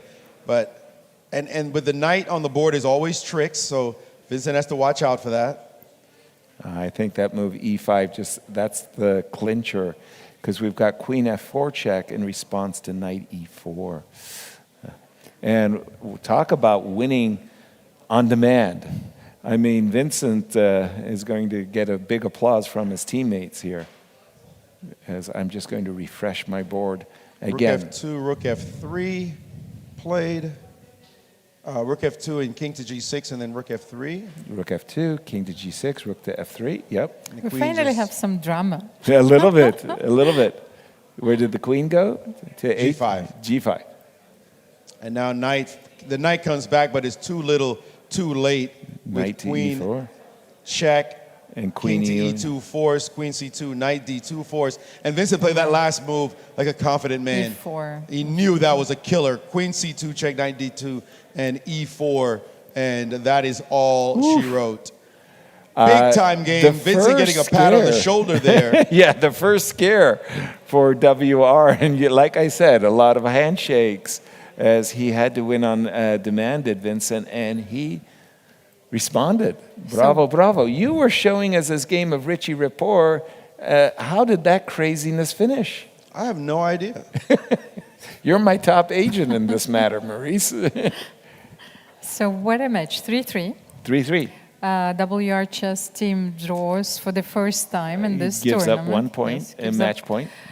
So we have to check if Freedom won against Sixpack. Now Freedom was 3 3 points points, yes. behind, so they gained 1 point. So they're 2 match points behind. Freedom and WR have played But- earlier in the tournament, so Freedom can't play them. Yes, so sorry. for the moment, I think that there are a lot of games Still going on? Yes, I'm still sorry. going on. That's why I don't have the results from. Go, yes. Go up. Go up, yes. Go to the top. Okay. Go loose. Vichy Anand is still going on. That can't be, can it? No, no, I don't- think we don't have game results because we don't have moves at the I moment. just got the only information that that only Rapport is playing for the moment. So I will have All to the other games have fish for the results, but I okay. don't have them. My board went kaput. What did you do, Maurice? Be I don't know. nice. Sometimes the machines don't like me. These, this artificial intelligence. Right? You cannot tame them so easy, Maurice. And there we have Richie Rapport. I actually don't have. Could you find Richie's game for me? Because it's nice that we have a beautiful video of them in the playing hall. Yeah, but we need. Richie has actually very expressive eyes, right? He sees things, and you can almost. It's like his eyes light up. But I think the games are not getting updated. We yes. don't have the update of No. the game. Oh, so you have problems too, huh? Uh-huh. Not just me, and that's it. And we that's don't have it. a problem Richard understanding wins. that for sure. And look, Daniel looked very Daniel happy. Dubov He's like, coming over there. I don't know Way what to go, dude. Way to go. I think that might have been a key game for the match. Daniel, by the way, had won earlier. I saw that But what result. happened in the game between Visha Anand and... That I don't know. We're getting I don't an have that update. updated either. We left it. Vichy was clearly struggling. He was a pawn down. I don't have So- that updated on my board. Just some technical difficulties. Building the drama. Building the drama, indeed. And how did our young gentleman do? Well, he didn't play this That's round. right. He Yes. didn't play. Yes, He yes, was sir, I just. think so. We had an interview with a young French boy who is actually world champion for under 8-year-olds. Actually, And he was so confident, no stress. And I said, "Who's your opponent?" He says, "I have a rest day, a rest game." the only results that I have is that team MGD1, who were chasing the leaders, they actually drew against Germany and France. Okay, So you see, they only got 1 That's not point. good. that's not going to help them. And Germany and France also only got 1 But point. we still do have drama because the Freedom team, if Freedom won, and we think they did, I think now it is working. Let's have a look. let's have a Yes. look. Okay, I'm going to try my So we best to need the bring up. result in the first match. I don't yet have. Okay, so first of all, Daniel Dubov, pardon me, did win. Secondly, I don't know what happened in the game of Vidit. This is. Wow. This is a very strange rook ending, I must say.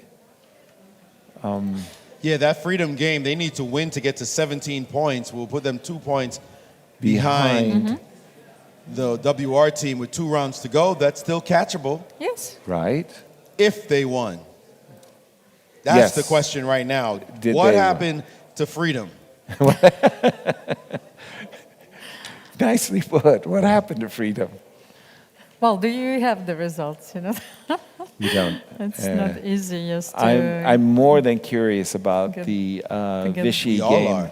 We all are. That game because is huge. And we have no updates at the moment. I don't see it on my board here. There's no updates. Somebody tell us. The commentators want to know what happened in the matchup with Freedom and Six Pack. Maybe yes, we can ask our live audience who have Let me ask you, Yasser. they have access to the playing hall. What would you prefer? Freedom or a six pack? Oh boy, let me think on that one. Let me think Well, on I think that I one. know the answer from where he stands now. Where he stands now. You asked me 10 years ago, it might have been Yes, a different it's not the same. not But same answer. The answer would have been completely different. Right. So Right. I think that's it's like I have no idea what's going on. As well, the tournament intrigue. Well, It will the remain a commentators- mystery. We We're need not help. guessing. We need We're not help because guessing we the don't have results. Wait a minute. I Wait a minute. I got something. Hold on. You got a guy? Well, I don't have a guy, but I do You know- I do see a change on my board. And this is what I see for Anand's position, and Anand lost. Anand lost the game. Anand was down that pawn that he gave up way back When? where am I From going the back to? opening. Back here. Okay, let's see how this happened. We did not like him doing this, and his opponent managed to just very calmly take his extra pawn. Say, okay, I'm trading off pieces, and I'm just getting behind that pawn, and you are not going to win it back? What's the deal? Knight d5 runs into rook c5. Exactly. And then you have to take with this thing, and then knight c3, and you can't break the pin. A knight move coming to win your piece, so he couldn't do that. So instead, he tried to bring his king closer, and now knight d5, rook c5, and again he couldn't take because knight here hits this one and threatens here, Yes. and you can't hold both. Right. So he had to play king e6, knight e4, and again, he couldn't take. And every move he's challenged not to be able to take because of knight check and pick that one off. No, knight here, king here, no. Oh, maybe this check is a problem as well. Something like rook a5. I was going to say knight e4. You keep the knight on e4 for just a Okay, moment. you wanna play rook and check? play h4, perhaps. I don't know. Keep him under lock and key because this move doesn't help. Because you can just take. So, okay, he decided not to do that. Instead, he played h6, figuring I'm going to get that pawn. And his opponent said, you can have that No. one, give me the g7. Why couldn't he now defend g7? Because king here runs into that check. Ouch. But wait a minute, king here check, I can take, and take. So Not that's so not well. true. Yeah. Rook to g6, he played rook takes and gave away the pawn. What's wrong with this move? Maybe just rook, Rook d6. maybe here. Knight takes rook c6, Maurice, and it's an eternal pin. You go king, Devin, I can go knight to c5. That's annoying. That is very annoying, Right, you cannot get out from under. Well, maybe you can, it's bad. It's bad. It's bad is what it is, because king here can run into something like, Okay. maybe even like check. Okay, let's see how the game ended now. Sure. He played rook takes, hoping to draw this position. His opponent said, I like knight endings. I really like this knight ending. Thank you very much for a free pawn. And Vichy played e4. Thank you very much. h5, knight moves, knight back. And after king f2, Vichy realized he's just 2 pawns down and resigned. What a game. What a win for white. And I'm sure that's a horrible result for Freedom. What do you have as other results? Dubov won his game, so that's even. This game ended in a draw, so that's 1.5-1/2. A win for Report. That's 2.5. So they're up. Well, I do have the results now because they have been updated. But right now, Yasser, you have, unfortunately, it's this just position on your screen. A draw for But Gukesh. look at the result, yes. So it's a major upset also this round. I mean, it's an incredible result for his opponent. But this Gukesh was desperately trying to win this game because otherwise they drew the match. Wow. So Competence Academy All-Stars, they drew their match against the team from Rishon LeZion. Wow, they are underperforming big time. And so Six Pack lost to Freedom, 2.5, 3.5. Oh, so Freedom did win. They did win, yes. So they're despite Anand losing. Yes, correct. because they... so they're only 2 points behind WR. Daniel Dubov won, yes, Richard Rapport So won. that's why Richard's win was so huge. That's why Daniel was so excited. They closed the gap. Right. So as we know, Team MGD1 drew Germany and France. And Berlin Chess Federation lost to Ashdod Elite Chess Club. So let's have a look. Chess Bra, they lost to Columbus Energy, Kings of Chess. So a lot of interesting games there. What happened between Jules Moussard and Bahadur Jabava? Those two mavericks. Yes. No, I know what happened. Bahadur won, but I wanted to see the game. Well, it'll take me a while to fish it out. So continue with the results for a moment. Alpha Shaklins won convincingly against Ukrainian amateurs, 5-1. Okay. And yes, let's have a look. These are the most important results. Chess pensioners won 4.5, 1.5 against the team Chess Enemy. And FIDE Management Board lost against Schachverein Hammer, so 3.5, 2.5. It was a very close match. Nice. And as we know, WR Chess just drew Armenia. Right. To maintain their lead, but their lead shrank to just 2 points. So if WR were to lose, Freedom to win, ooh. So, Yasser, now you're in a perfect company. I love it, surrounded. So, Katya, welcome. Nice. Welcome, Katerina Lagno. Yeah, how is it? How do you like the competition? Well, I enjoyed it very much, but unfortunately our team doesn't do that well. We lost 4 matches with a very unfortunate score, 3.5, 2.5. Always close? Always close, yes, but well, it's about luck probably. Mm-hmm. So, but still 2 rounds to go, and we will try to win it. Absolutely, Almira. Well, Katerina, you yourself, you're having a wonderful turn. Okay, you scored 6.5 out of 9, even though I know that you're a perfectionist. It's not enough. What were your expectations before the event? Team-wise also. Team expectations or my expectations? Maybe we'll start with you. To help my team to score some points, right, and not to lose important games. But unfortunately, I lost one important one, and we lost a match. But well, it happens. So not more than that. Right. Is it awkward to play on a team with your husband? Well, it's better to play in the same team. Then, because we played recently in Dubai, right? And actually it was quite tough because I didn't feel he supports me. Well, I'm so glad that you asked this question. Yes. Then my follow-up question is like, who is staying with the kids? So, but so here there's for sure we are together, right? On dream team. Dream team. Yeah.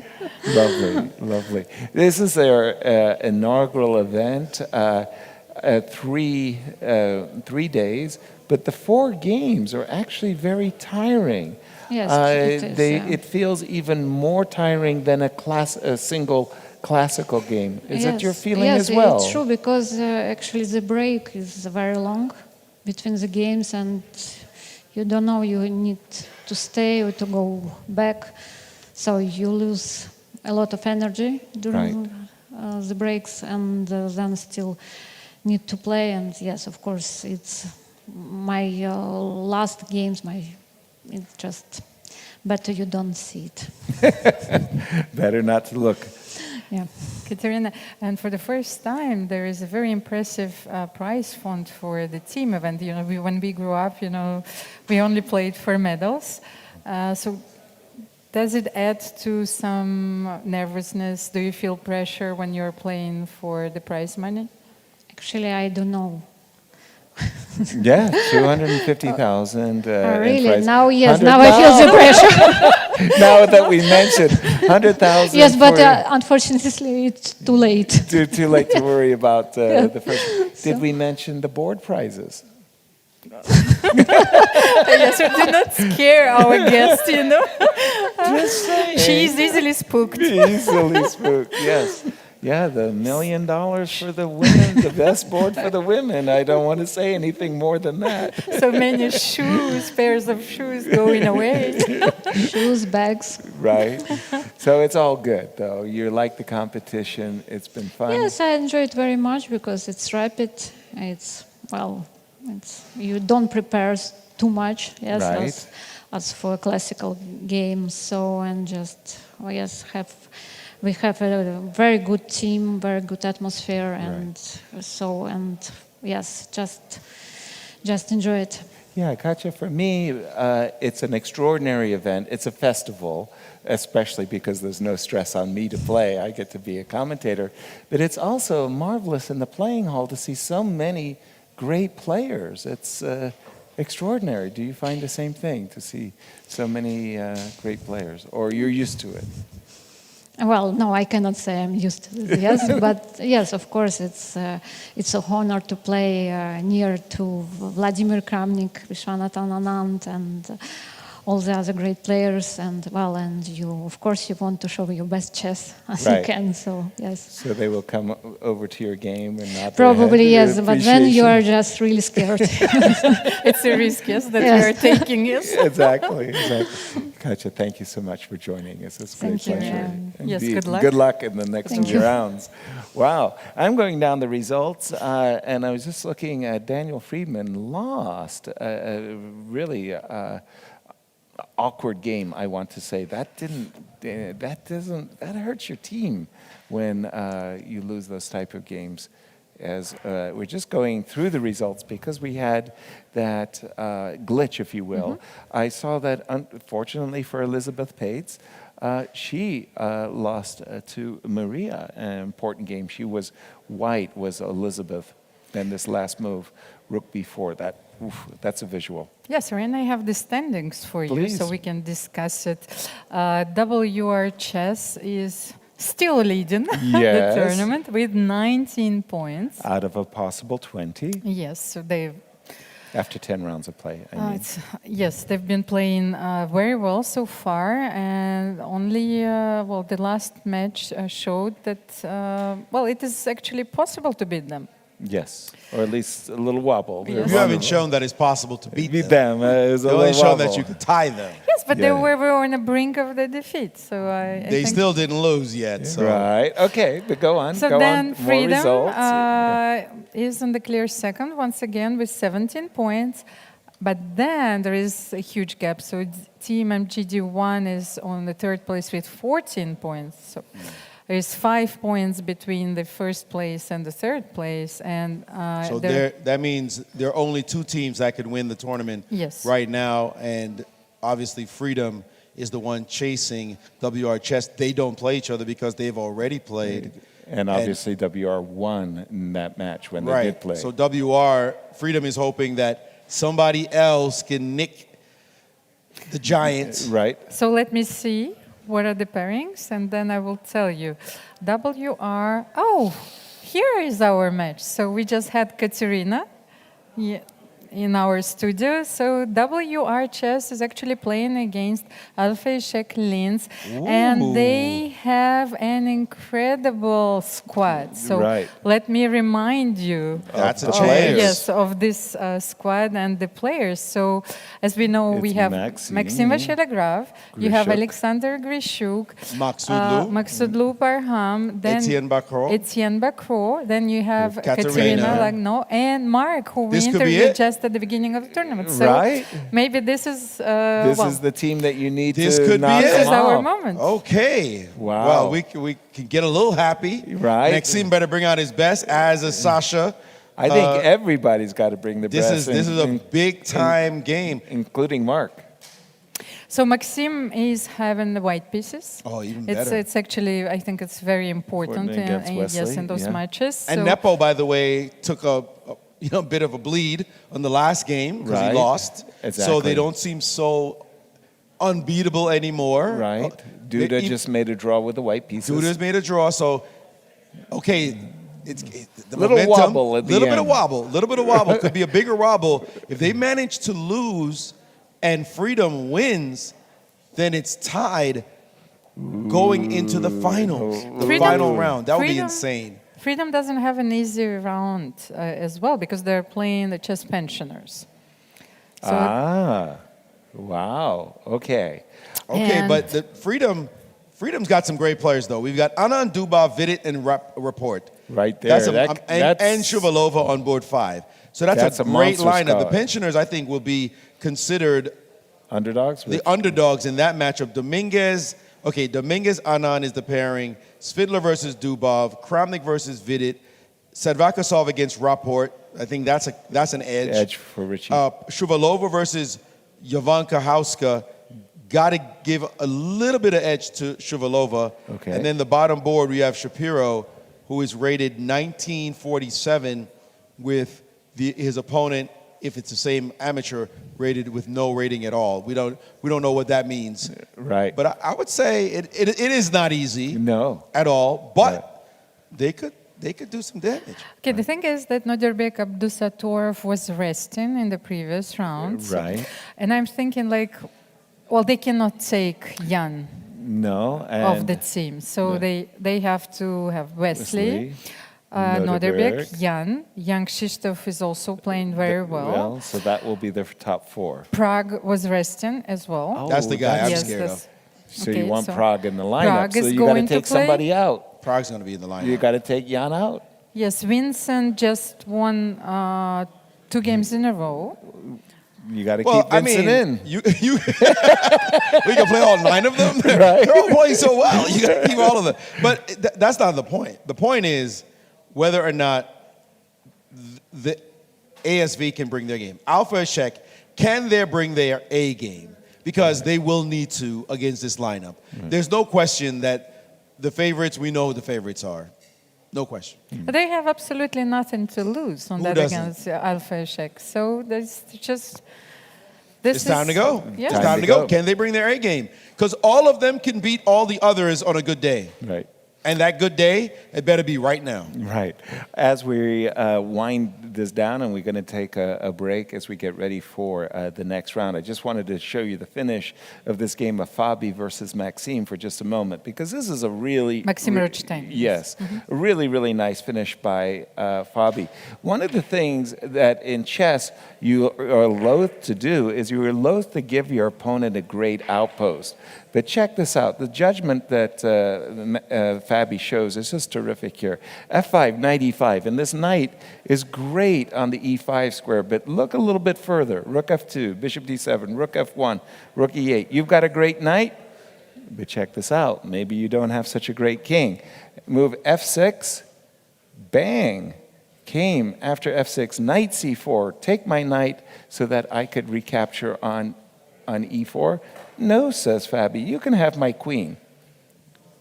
Let me take this pawn on a g7. You can't take the queen because I will promote, make another queen, bring my rook down.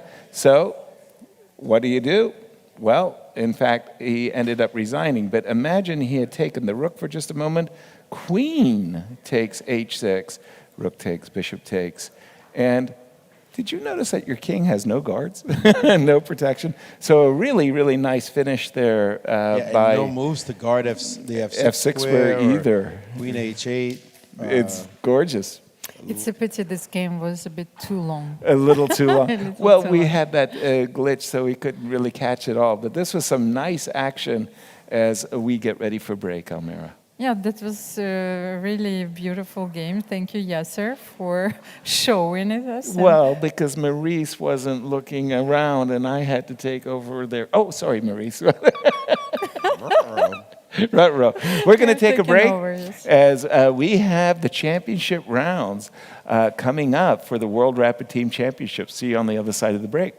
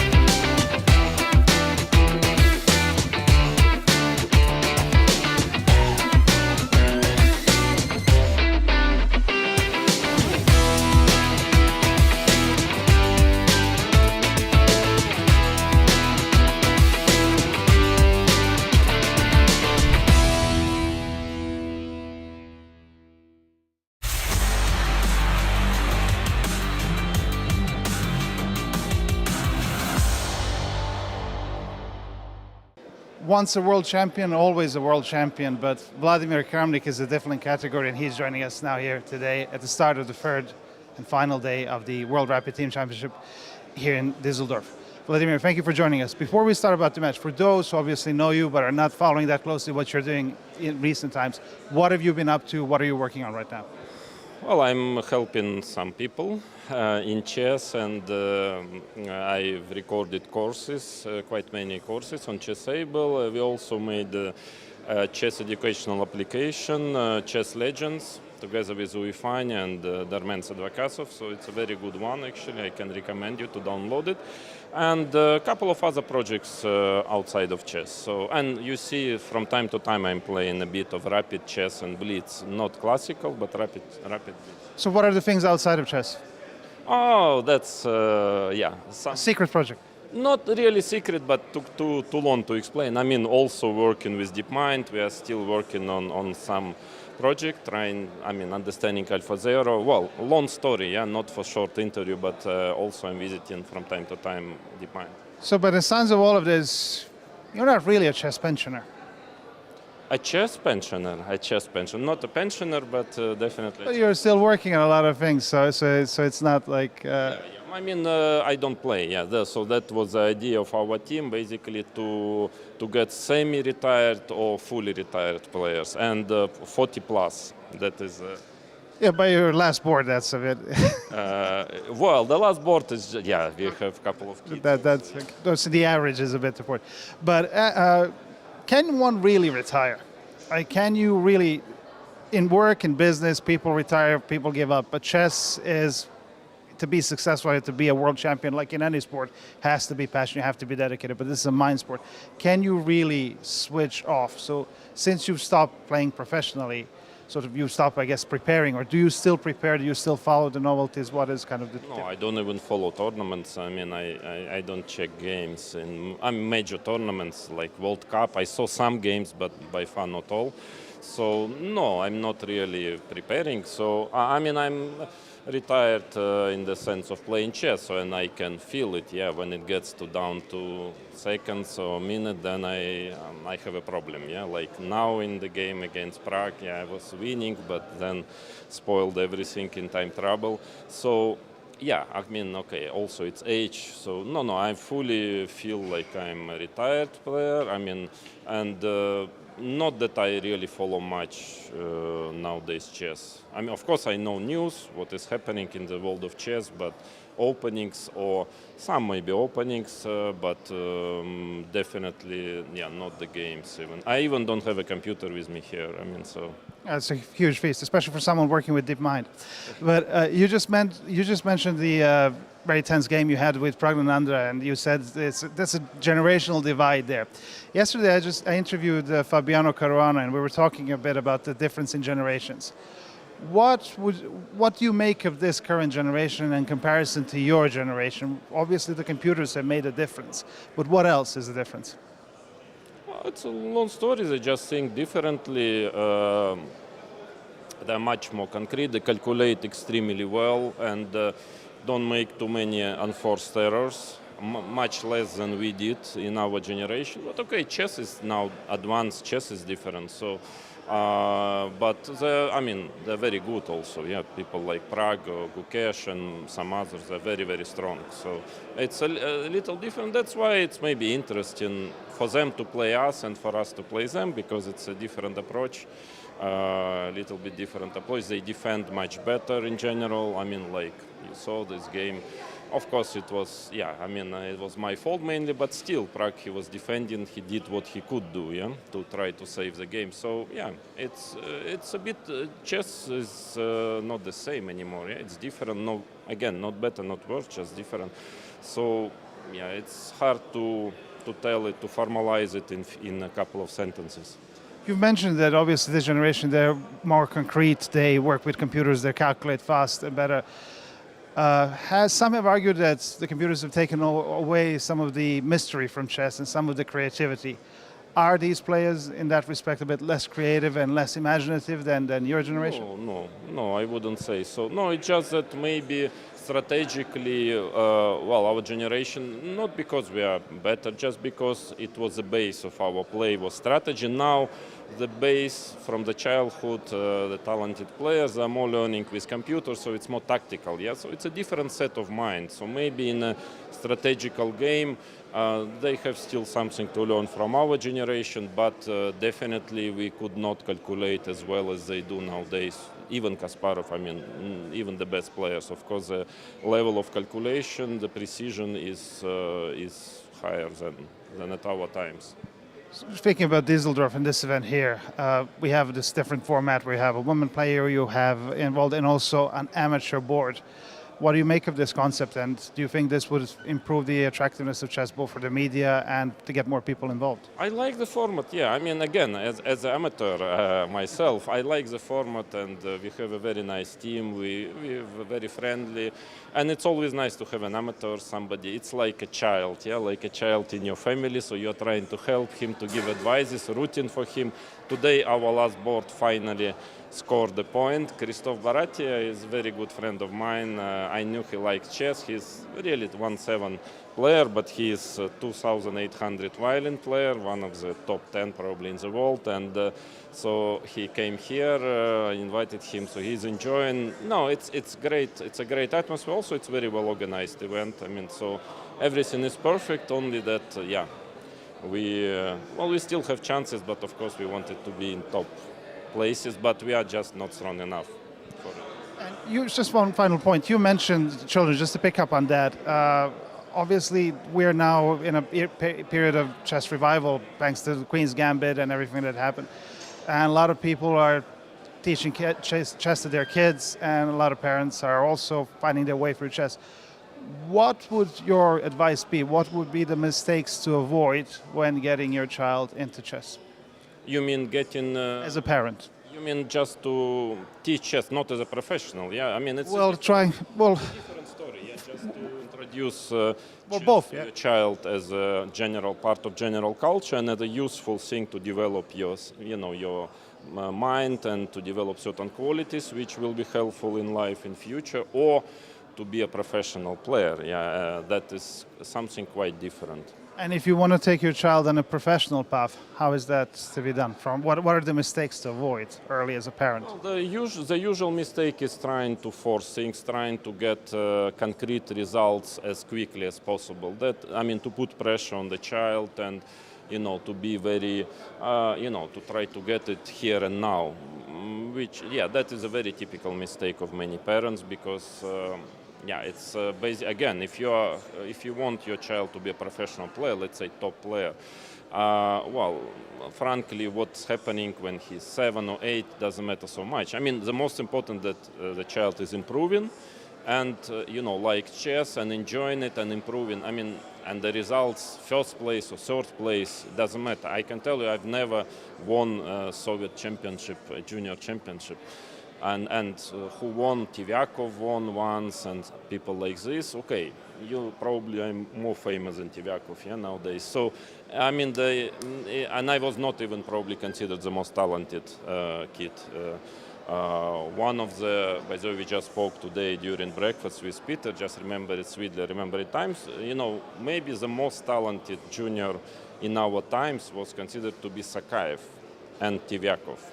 2 players who are around 2,700. So again, it's time will put everything on its place. So just take it easy because it's also a child.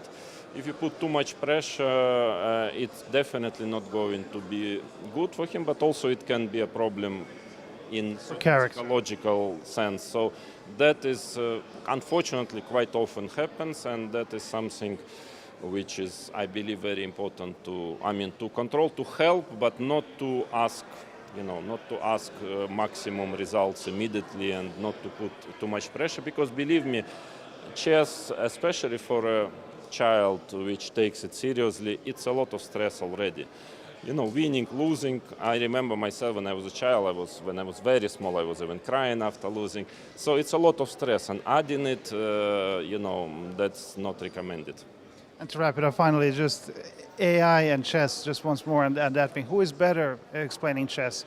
AlphaZero and this AI that is coming along, or is it still the human touch which is best to understand? Of course, the human touch is better. If it's a right human touch, of course.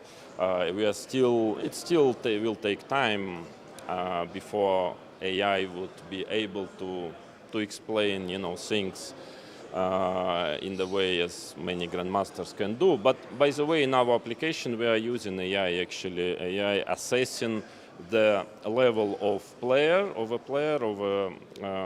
person who is studying it, and by the time he or she spent solving positions by the games, and then it would give recommendation, it would kind of give a material according to a concrete play. So it's starting, but again, it will take some time.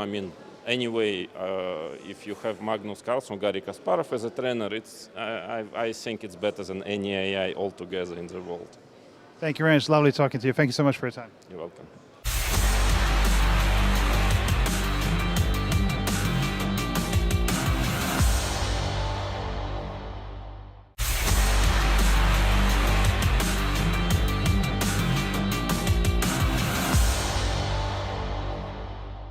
The Indian players have a very strong presence now in the chess world, but also here in Düsseldorf, where Team MGD1, made mostly by Indians, is currently in 3rd place, just on the start of the final day here in Düsseldorf. And now we just had an Indian duel between this team, MGD1, and Sixpack. So let's see what one of the team members from MGD1 has to say, Nihal Sarin, who just won his game. Nihal, thank you for joining us. First of all, your team is doing well here. Yesterday was a bit of a tricky day. You lost 2 matches, but still you're 3rd place here. How do you assess the competition here? I think we have to win the rest of our matches to fight for 2nd or 3rd. But yeah, we'll just try to not to take any pressure and just have fun. I see the team VR Chess, they're dominated. They won all 8 matches. Do you find that a bit surprising given their team structure, or because there are other strong teams here as well? So it's surprising they won absolutely all, but it's not a huge surprise. In terms of the format here, obviously there's an amateur board, there's a women player. Does this format suit you? Do you think this is a good format for chess events? And would you like to see it in more, let's say, serious competitions? Yeah, sure. I think it's very interesting. And for you personally, how does the psychology of play change when you're playing not for yourself but for a team? Are you more cautious or less likely to risk than when you were playing for yourself? Or Yeah, maybe a bit more cautious or sometimes more aggressive depending on the situation. But yeah, generally, I just try to play my game. now, obviously, this was a duel between two Indian teams. Effectively, you all know each other well. So you come from the same country, but India is a vast country, so you don't often maybe see each other that well or train together. But do you really have a sense of competition when playing against one another, or is it slightly less when playing against your countrymates than comparing to, let's say, playing someone from the States or somewhere else? No, not really. Don't think too much about the competition. So you just focus on the game. It's just any normal game. I want to ask you this. India has a huge number of young up-and-coming players. Prague has obviously made a strong mark here in the World Cup in Dubai just last week. Yesterday I interviewed in this very spot Fabiano Caruana. We were talking about new generations, which generation of chess is strongest. And he called this the youngest generation, the current generation where you belong to. And as you're 19, right? As the engineers, those who grew up with a computer. Which, in your opinion, which chess generation was strongest, and is your generation the strongest chess generation ever? I don't know. Maybe around 1990s is very strong. Like all the top players, or most of the top players, are 90 to 95 or around that range, I think. Well, we have here Vladimir Kramnik playing, and obviously he is a big name of that generation. So what does that, so to say, older generation have, when you compare the two generations, we compare your generation and the previous generation, apart from obviously the use of the computers, is there any other difference very noticeable which you can point out to? I don't know exactly, but I guess just because of the advancement in computers mainly, I think the newer generation, I think the quality is a bit better. Because of the computers, they dictate everything. But do computers sometimes dampen the creativity? That for sure. And is that a problem, or how do you overcome that? How do you deal with that? It's hard to say. It's definitely there is some problem because it's like earlier people used to analyze together and find some great ideas, but now that no longer really works. You can just switch on Stockfish and it's immediately refuted. So, but has that also diminished the social side of chess as well? Because before then, players would spend more time together, talk together. Now, I see people just immediately leave and then stick to their computers. Yeah, sure. But also, computers have brought in a lot of new interesting ideas as well, like this pushing the H-pawn or. When you want to train, obviously you use a computer, but do you also like to sit with your other fellow players and discuss ideas together? Sure. And have you ever got anything which you have not got from a computer by listening to other players? Yes, for sure. The computer cannot. You need that human element, I think, for practical play. Computer doesn't really understand what can be difficult for a human. Clear. Well, thank you very much, and we hope you have good 3 rounds remaining. Good luck. Thank you.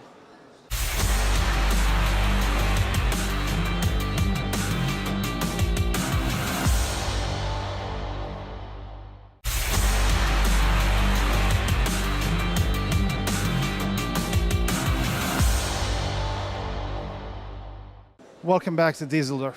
The 1980s were a great time for chess and a time of great rivalry between Karpov and Kasparov, who dominated the chess scene for many, many years. There were a lot of players behind, Timman, Sokolov and others, but also one of them was Artur Yusupov, who had a very strong influence on the chess then and throughout the years and even to today. And he's joining us right now. Artur Yusupov, thank you very much, sir, for joining us. What do you make of this tournament here in Düsseldorf? I like it very much. It's very interesting. I am here in some official position as a member of appeals committee. Unfortunately, we don't have anything to do so far. I hope it will stay like this. It's very friendly atmosphere. People are very happy to be here in Düsseldorf to play each other. It's some fantastic players I really enjoying it maybe more as a spectator. And it's nice to see friends, nice to see many people in different playing categories, yes, and not only great champions like Anand or Kramnik or fantastic players like Caruana, but also some old friends whom I probably haven't seen for a couple of years or maybe more. Yeah? Just to meet them here. It's very nice, very nice atmosphere, beautiful hall for chess players, very good organization. So You mentioned the happy, yeah. you mentioned the atmosphere. What was the atmosphere like in the 80s when you were playing at your height? What was the atmosphere in the 90s, obviously? What was the atmosphere like then? Well, I think for me it was much more tense because I was competing with very strong players, and you have to give your 100%. The rapid tournaments generally they are a little bit more relaxed. Although I see, of course, there's also very good prizes and people are giving their best also in these games. But somehow, because it's shorter and then you can switch and you can play maybe many rounds, so you don't have time to really to think about your losses. Yeah? You have to concentrate on the next game already. So that's advantage of the rapid format. I guess that most of the players taking it a little bit more easily because you have an opportunity immediately to correct your result. But then again, we've seen some very surprising twists because we have this amateur aspect and we have these players who are not the top raw of chess. So we had a surprising draw in round one where Caruana drew with, I think, a 300 or 500 points lower rated player. What do you think about this element of adding amateurs and not top professionals into the mix? No, I think that what makes the special atmosphere of this event, and that's what probably the reason why so many amateur teams are taking this chance. Yeah, when you can play Caruana or when you can play Kramnik or Anand. It's a good opportunity. And that's an event for them. Yeah, so this is really a special event. But it could be a bit of a slippery slope for the top professionals because obviously they don't know the players who they're going to come across and there could be a lot of surprises. But also in the rapid, it's always possible to have a bad day or bad game. Yeah? So it's no guarantee. It's very difficult to keep concentration, and many is a question of today's forum, and sometimes maybe lucky punch. Yeah? That's as you said. Some amateur players a chance to score against grandmasters. Speaking about the difference in generation, this is one theme which is developed from an interview I did yesterday with Caruana, and now I see players and the public are picking that up. Which chess generation, in your opinion, was the best chess generation, looking throughout? Well, it is very difficult to compare. Personally, I think that my chess generation with Kasparov was good, but also there were giants really before us, like the players like Geller, Spassky, Tal, Korchnoi, this fantastic generation. But I like the modern chess. I like the young players. We see some really fantastic players coming from India, and also young players like Vincent Keimer from Germany, from some other countries. And they're younger and they play very fighting, interesting chess. So I think maybe this could be the best generation we had, actually. They have potential. And do you think better generations will come, or will chess reach, thanks to computers, will it plateau? Will it reach the top and that's it? Well, it's difficult to say because I see a lot of very young players are coming. We can see them also in this tournament. I see it in Germany, so we have some very nice players, very young, and they are inspired maybe by Vincent Keimer and the previous generation. So it is possible, I think it is still possible to make a progress. And I think we are learning a lot also from computer and from computer chess. So there's still some interesting times for us. And in terms of the social aspect, I knew some older chess players or from your generation who would often say, like, back in the day, we used to spend a lot of time together. We socialized, went for drinks, we went for lunches, dinners together. It was different. Now they all go to their rooms and stick with computers and nothing, and that's their best friend. Is that really like that, or what was the socializing like in your time? I'm not sure that it is much different. I think we have generally good contacts with friends, but I see the young generation, at least the young generation of German players. I could watch them in Dortmund. They were playing a big open event. Now they're playing a team like Germany and France, yes. And they're sticking together. They are all going together for dinners and spending a lot of time together. So I think it's still a very special atmosphere in the chess tournaments. But when you're a chess pro at top level, especially like you were, does socializing help you or distract you? It is maybe both. It is a question of level, yeah, and you need also time to work maybe on your own, but you can get a lot of inspiration if you have good chess friends. And in many cases it is very inspiring to work with somebody else, and I think it is generally it's still to advantage if you have a group of players, because they're helping each other, and they all will be better. So we are blessed now in Germany to have a group of young players who are working together and moving forward. So I see also in India the same situation, and so I see basically a good future for chess. Finally, how does chess inspire you today? Chess indeed is my life. I am actually very excited today with all these new opportunities to online to see big events. So you don't need to travel to see the games live. You can switch on TV or switch on the computer in your room. It is a lot of opportunities also. Artur Yusupov, lovely talking to you. Thank you so much for your time, sir. You're welcome. Thank you.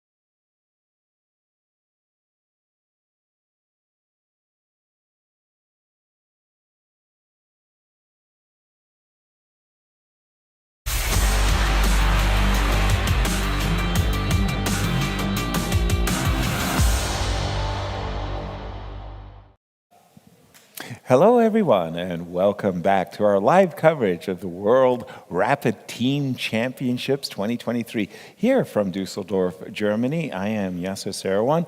I'm with Almira and Maurice. Guys, it's been great as we are getting ready to call the championship rounds. We've played 10 of the 12 rounds. The 11th round is coming up, and Almira, suddenly we've got a little wobble at the top. WR, who had been crushing the field, has just given up their first one match point, and they're only leading by 2 going into these 2 championship rounds. Tell us where we stand. So what I wanted to say is that suddenly this tournament is looking like one of the Puccini's opera. You know, he was such a brilliant composer, but for him, it was also very important that the public, you know, is going through all of the emotions. There's always someone thrown off the cliff, you know, like in the Greek tragedy. So someone is dying. There is tragic love, drama everywhere, and so he cared about his audience, and he often thought about this, whether like what to include or not. So now we have the team WR Chess playing against the team Alpha Eshek Linz, and we have a lot of drama. So if they lose this match and Freedom wins their match, so they're going to be tied going into the last round. So let's sum it up. We have 19 points out of a possible 20 for WR. Freedom stands at 17. That's 2 points behind. And the Freedom team is saying, somebody please knock WR out. And this round, right here, right now, WR is facing a very challenging opponent. Who are they facing? So they're facing Alpha Eshek from Linz. Yep. And I will ask Maurice to tell me what does he think about their lineups. Well, let me tell you something. Gangsters. Well, let me tell you something. Maurice is the original gangster. I went back. We were back in the VIP room, and I saw this team. I saw Maxime, Maxime Vachilagrov, who I have not spoken to since the event started, because all these stars, everybody here, plus we're here doing commentary full on blast. So I never got a chance to say hello, Maxime, comment ça va? He looks up. He's playing some card game on his phone. So look, I said, Maxime, chill. You have to win this round. And he's like, what? Huh? I said, you have to win. You're up against WR, the big dogs. And he goes, oh, we've lost 4 matches already. We're not doing so well. I turned into a coach. I said, Maxime, you can play spoiler. And all of a sudden, Katerina Lagno, who's on this team, walks over. What's going on? What's going on? Oh, we play against WR. She goes, really? What? So she's excited. That's how you recognize the real warrior. You know what I mean? And she goes, what color do we have? We have white. What? Right. So now at least she can put some fire in their belly so they can fight for this. And I think then Maxime was like, okay, a little challenge. Okay. So hopefully that, I did see Etienne Bacro sitting there as well. Right. And he was playing on his phone. I mean, everybody's playing on their phone these days. But he looked like, okay, maybe I might be interested. You know, he dropped a bomb. You know, the only one who was studying was that little guy. Mark. I saw that. He was on the computer studying, like, I'm going to win my game. I don't know about these idiots. And I got to win my game. By the way, it's not a joke, because I walked by. It was amazing. He was scrolling through the game as if he was on some warp drive. It was... I'm telling you, it's the most serious one. He hasn't had enough experience to be jaded yet. Right. He's lost 4 matches. Who cares? We got another one to play. Let's go. So that, hopefully there's enough motivation on that team now. I'm not going to give myself... I'm going to give myself the credit if they win, actually. By the way, I had an idea. Well, he's playing against Vadim, and maybe he will impress him. So Vadim might get inspired, actually, about his young talent. And who knows? Who knows what? Maybe he can sponsor him. Oh, that'd be nice. Yeah, I think that... Why a German is sponsoring a French? I don't really know. Why not? But let's see if he sponsors them. If if the kid rocks his world. Yes, Let's see how exactly. that works. That's exactly. And then on board 2, the fight for silver, the fight for bronze, that's also intense. Tell our viewers, Elmira, who's fighting for the silver and bronze? I mean, you're saying fighting for silver. Silver Is Freedom got it there? Freedom is very close to locking it up. They're 3 points ahead. Yes, right? but they're still hoping for gold. So Of you course, never know. They're I fighting know. for gold. They're So fighting you for think gold. the For gold. silver and gold are gone? Now it's a question of fighting I don't for say it's the gone. bronze? Obviously, if Freedom loses, then gold is secured already for sure for WR, and they're only a point ahead of the opposition, so Gotcha. they'll be in a tricky situation. I just think this round is really about whether or not the tournament sustains any drama at all In the final. Yeah, that's really what it comes down to. But the next battle is really for bronze. Is Okay, a because heavy there's a fight. prize fund. The players are fighting. They're competitors. There's a prize fund. There's $250,000. Or is it euros? I'm sorry. Is it dollars or euros? It Dollars. doesn't- You know, dollars, actually, let's I've say. been studying the regulations during the break because Yes. I was, of course, curious to know what is happening if two teams are tied for the first place. There's some complex algorithm I don't want to even to get into. I will have to ask. It sounded I complex. hate these tie breaks. I It will ask sounded the chief complicated. arbiter. I think But we if the do situation know will arise. the first point is First criteria? match points, and again we The do first have tie break is match. points. That's going to Was that determine. true? Yeah. So 19. If WR wins both matches, they've That's won. not a tie break. That's called winning. Well, okay, that's winning. Thank you. Next, second. The second I thought was game points, but now I'm not that sure anymore because of this complicated. It's not game points. It's like some kind of how you did, how Right. the total of somebody else and their grandmother back in the 15th board and then Secured victory. I mean, what? Huh? What? Right. If the commentators who collectively have a bunch of years of experience, us a little bit more than you, Amir, to be sure, can't read. And by that I was a tiebreaker. compliment. You know, we're a little bit older. No, what I wanted to say that that to my defense, I am the only one here who is still playing the tournament. So how do you like Ooh, that? Smacked huh? you down. Take How do that. you feel? How do you feel? She said the only one. The word only. At any rate, that's We're because at the divide. she's still a glutton for punishment. Is what she is. Holding oh. on to her youth. Wait a minute. We already We're gave up on talking that a long we're, time ago. we're talking about a French champion here. No. I'm telling you, she's serious. She's serious. Oh no, about it. we know she's a player. Right. Chess player, that is. Yeah. But listen, the tiebreak should simply be if When we're we tied. played. When we played, what happened? You won. Oh man, then I should win. I Done, agree. Right? That's an easy tiebreak. That's it. We tied right now, 19 or 22 to 22 or whatever the number is. But But you when you beat and me me. played each other, you know what happened. We spanked you. We're taking the trophy home. Agreed. That's the simplest tiebreak. Why isn't that the first tiebreak? I don't understand it. And we are off. All by right, the well, way. let's hope there's no tiebreak and it's decided for real. And there we see it. MVL is not playing against Wesley So. Wesley So is sat this one out. And let me see. And Nepo is back after a bad loss, playing against a guy. Is that his good buddy Grishchuk across the way? It is. It is. I'm They've just played each finding other their game. quite a few times. Have these two players. And Duda on 3 against Maksudlu. And there you see on board 4, that's a big time matchup. They've got to survive that one back row against the young phenom Pragnananda. That's a game, they've got to save that game. Right. If they're going to have a chance to win this, they've got to save that game. Do you remember that Etienne won a brilliant game against Richard Laporte? Yes, that sacrifice on G3, that was And a visual. He's actually the record holder of the national titles. He's won the French championship 8 times. Wow. So that's impressive. He's a warrior. I don't think Pragnananda cares. Well, you need to impress him with something.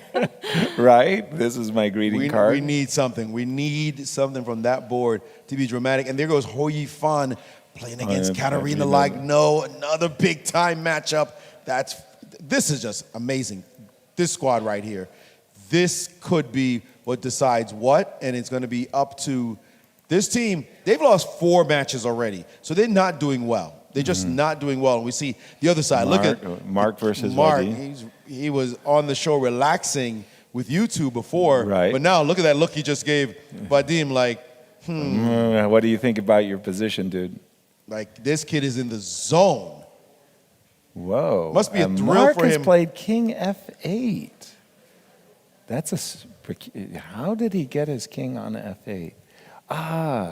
It was a check and check. He got tricked in the opening, did Mark, and I think No, I don't- Vadim is going to be very I happy. don't think that he was tricked. I think that this is one of the modern Really? lines. Yes, Yeah, I of don't. course. I think this. Wow, okay. But it's a very tricky line, yes, sir. I got the 2 bishops. Okay, so castles happened. Right? Castles. And not only he gave the 2 bishops, he gave you the other one too.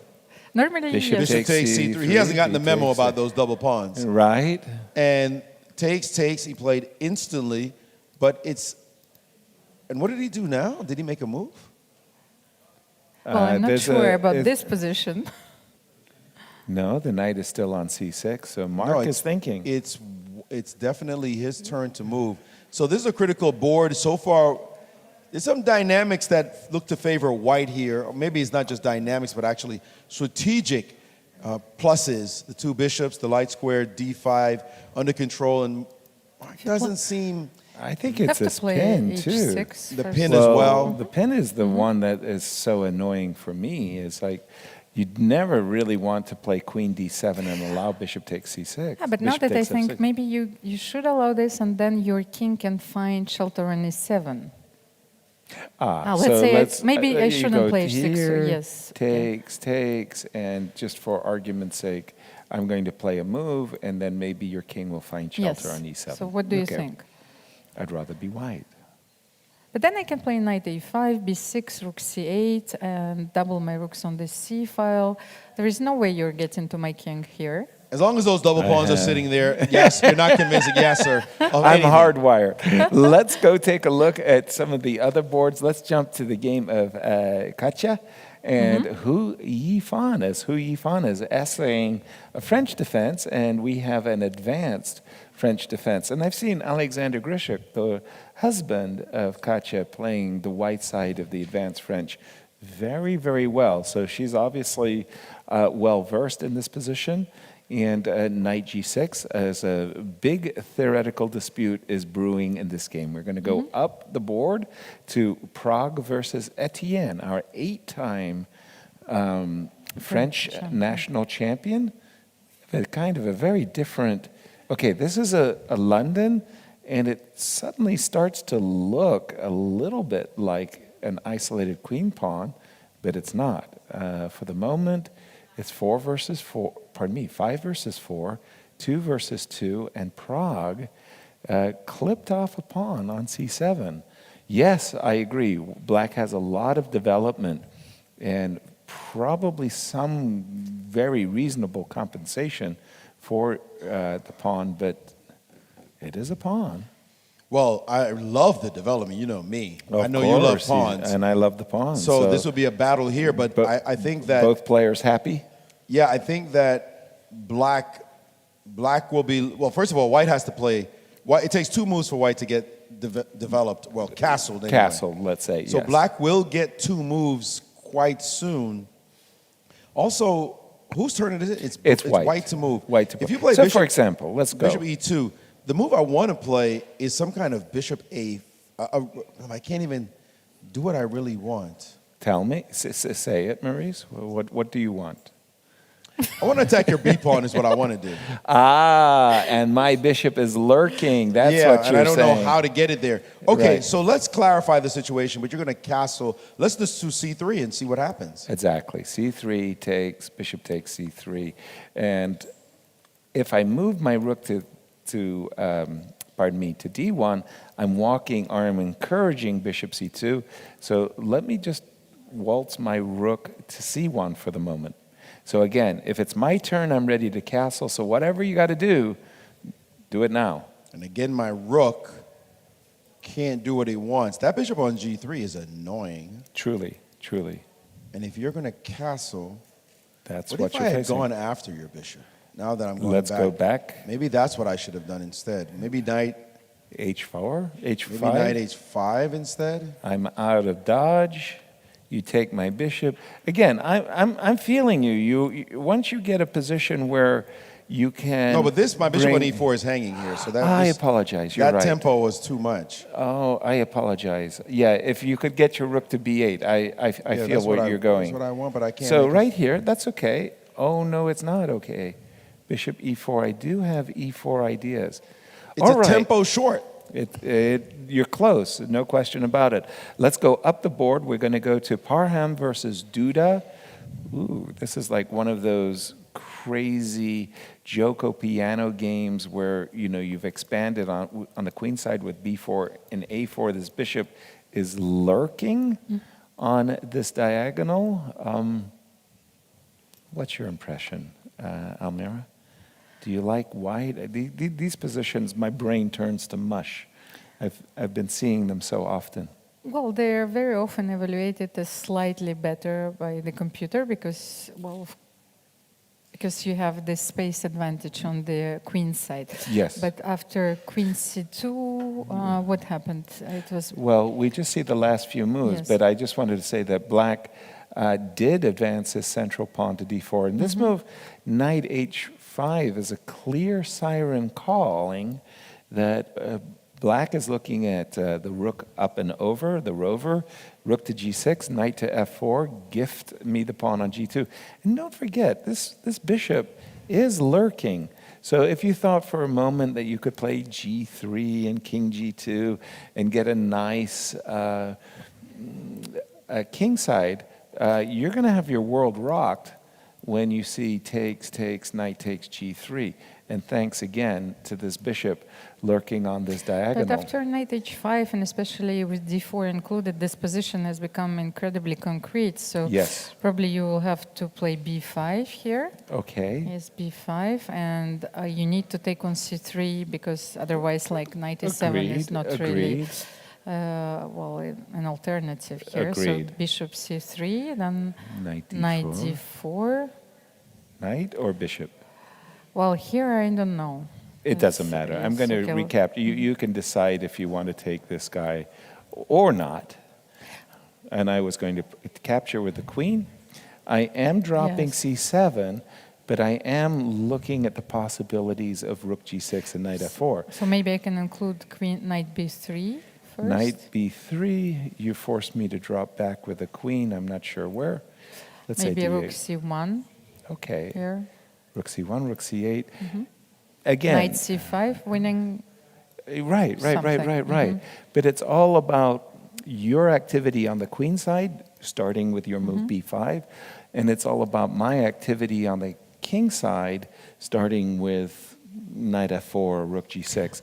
Big game, and But Maurice, yes, sir, I think this is the live position. It's exactly what we analyzed because I just had a look That's at because these guys are really good. Once a broadcast. We Well, get that in cheapo. We are get- not off our game, at least. you No, know, we're that- not terrible. We're not terrible. suggesting. I'm just going to go good quickly moves. to Nepo and Grishuk. This is an interesting game. It's like an exchange Slav where white has already castled queenside. H2 is hanging, two bishops. I like white slightly. Where's Nothing- Nepo? Pardon?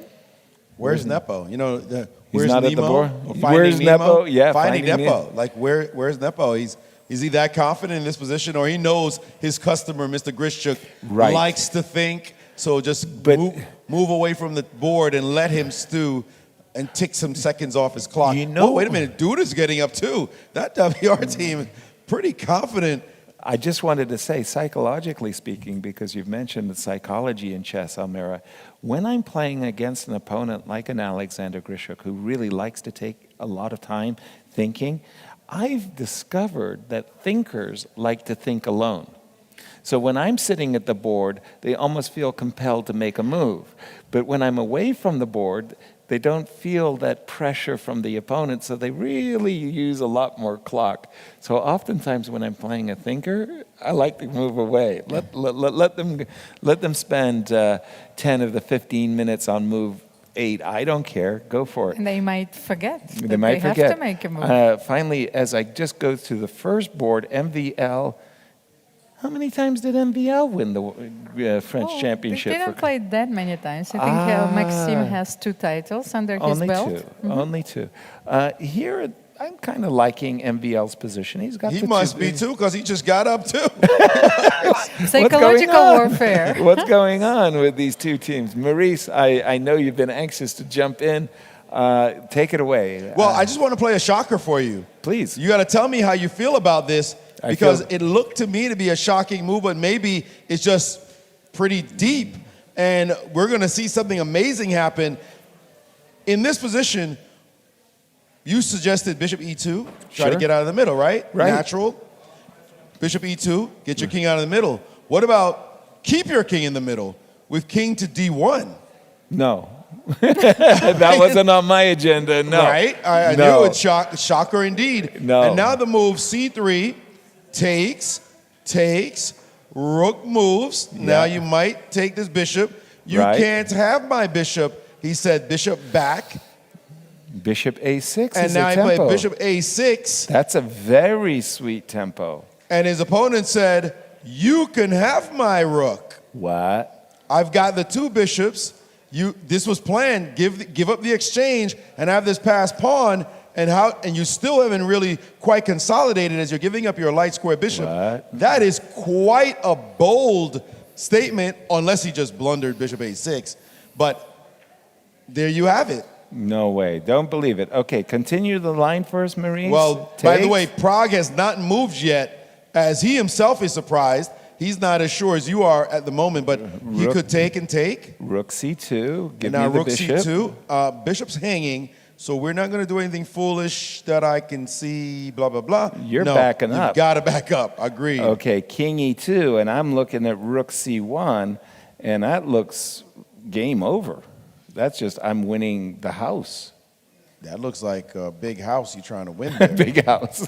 That bishop d5 looks like a horrible blunder. It does. This certainly looks all white all day. Etienne has mistimed something here. He definitely has. He got thrown off. Unless this knight can help, but I don't see. But was he forced to play bishop d5? No, I don't see how to save this position. Looks busted. It looks like an extra exchange, right? It really does. A good exchange. Really does. I don't see what to do. Wow. Okay, so that's a terrible result.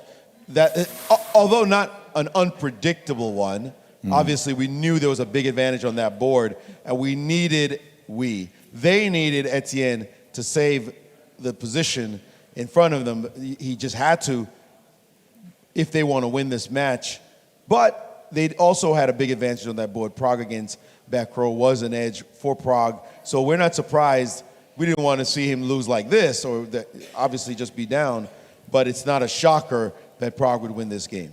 Exactly. I'm just bringing up to date the game between Jan and Alexander Grishuk once more, as this was a Slav defense with bishop f5 and knight h4, as the last move was rook c8. Intriguing.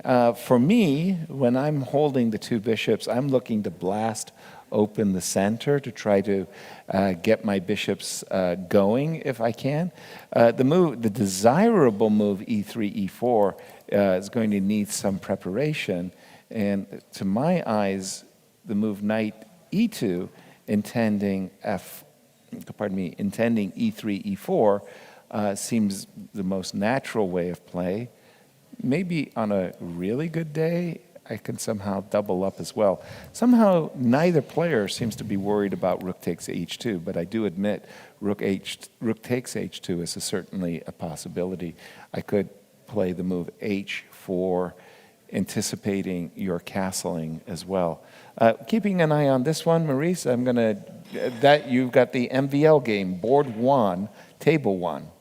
Yes, absolutely. And this matchup, obviously we have to follow it closely all the way through, because if WR wins this match, it's over. It's done. There's no chance. A tie match, okay, there's some intrigue in the last round. But if they win, they are the champions, and it's just done. And everybody else is fighting for second and third places. So we're going to keep our eyes on this one. Abdusattorov, again, the memo about double pawns, yes.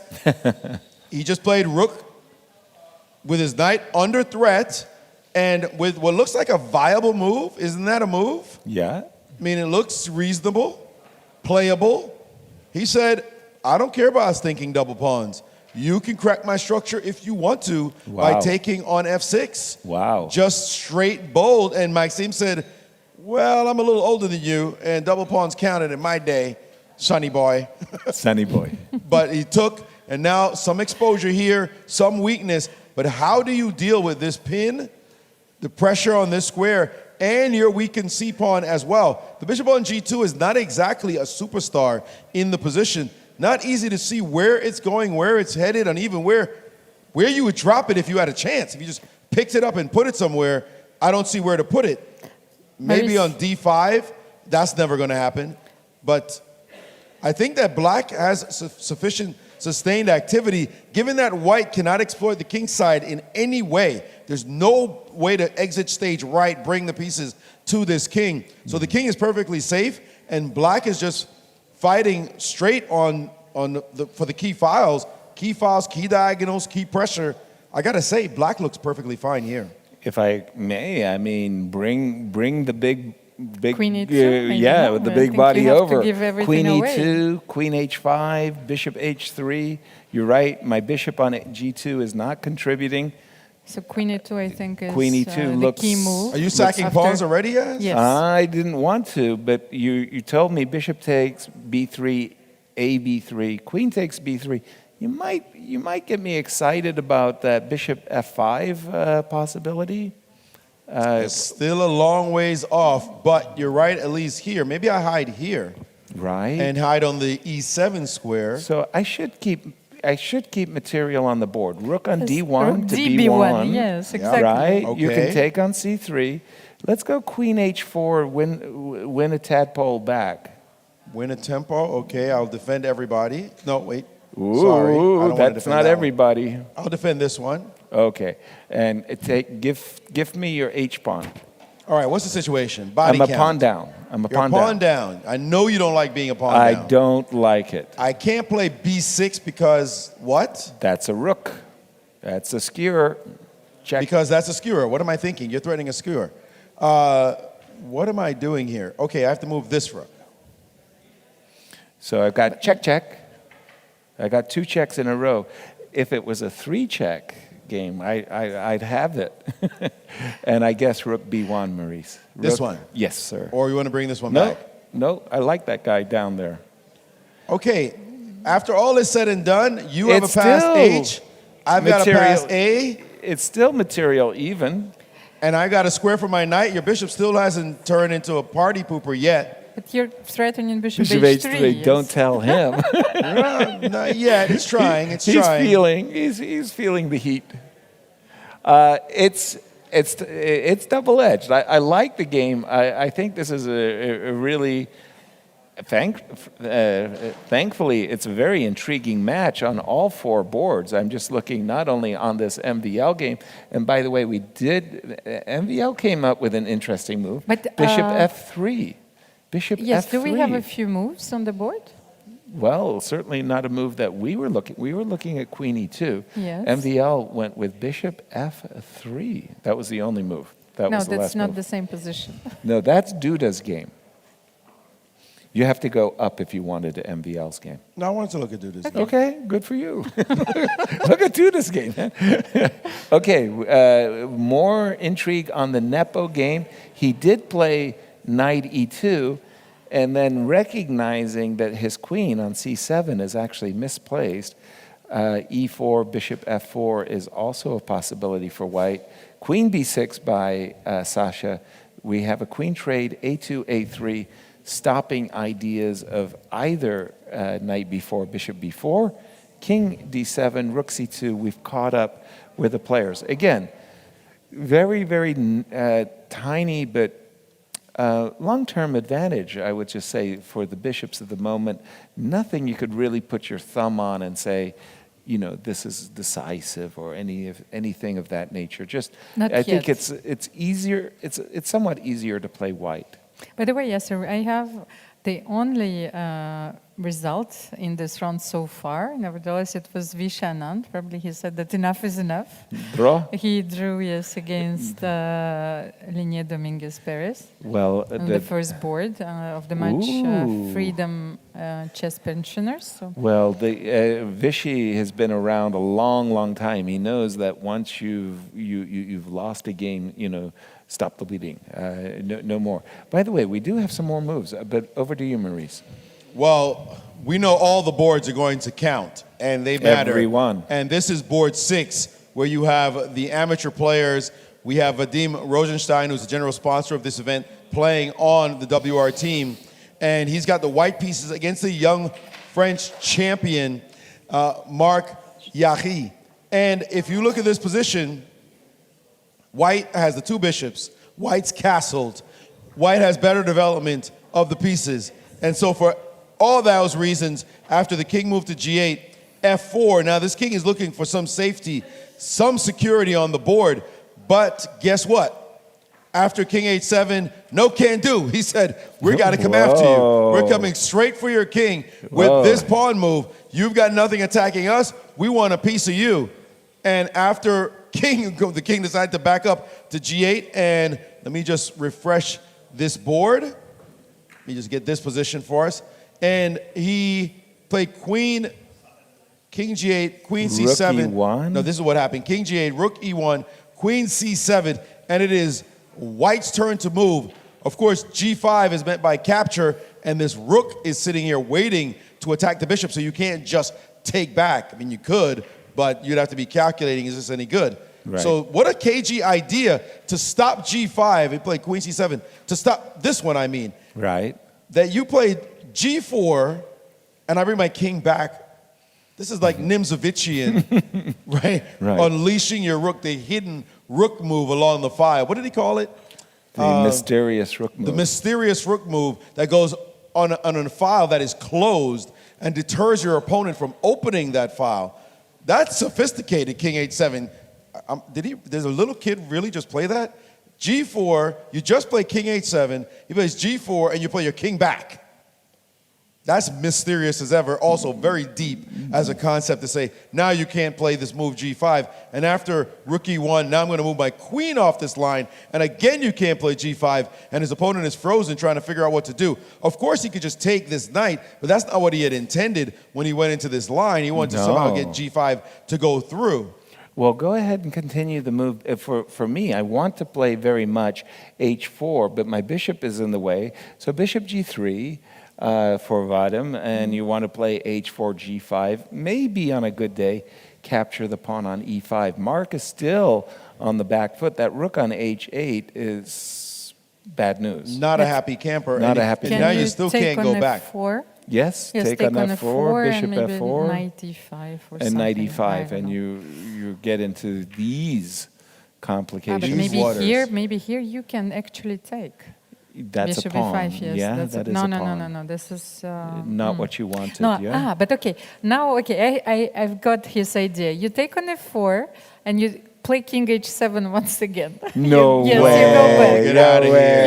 Yes. Here. No, but and your pawn king on h7. But your pawn on d6 is going to hang somehow. You connect your rooks finally, and I think that it's important. Doesn't matter if my pawn fails. You know, I once played a game with Bent Larson, and we went after the game, over the game as a post-mortem. And I made this beautiful rational argument as to why my moves were good and his moves were wrong. And we reached a position, and I said, voila. And he goes, nobody believes you.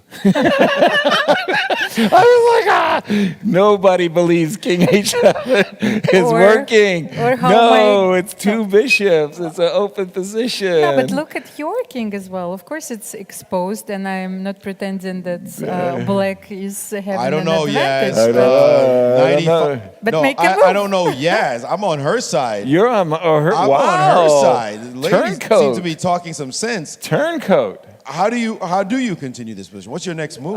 Let's say I play bishop b3, just so you... Bishop where? B3 here? b3, just, go ahead. Okay, and if show me rook, what you're going to and if do. rook develops? Queen g2. Let's go.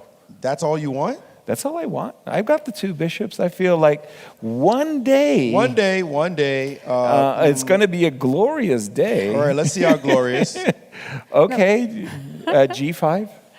Ooh. Okay, wait a minute. That's not what I meant to do. That is what I not... meant to do. Bishop takes, yes. Bishop takes g5. Okay, are you threatening to take this? I hope so, because that was my dream. But can you take on c3? Knight f3.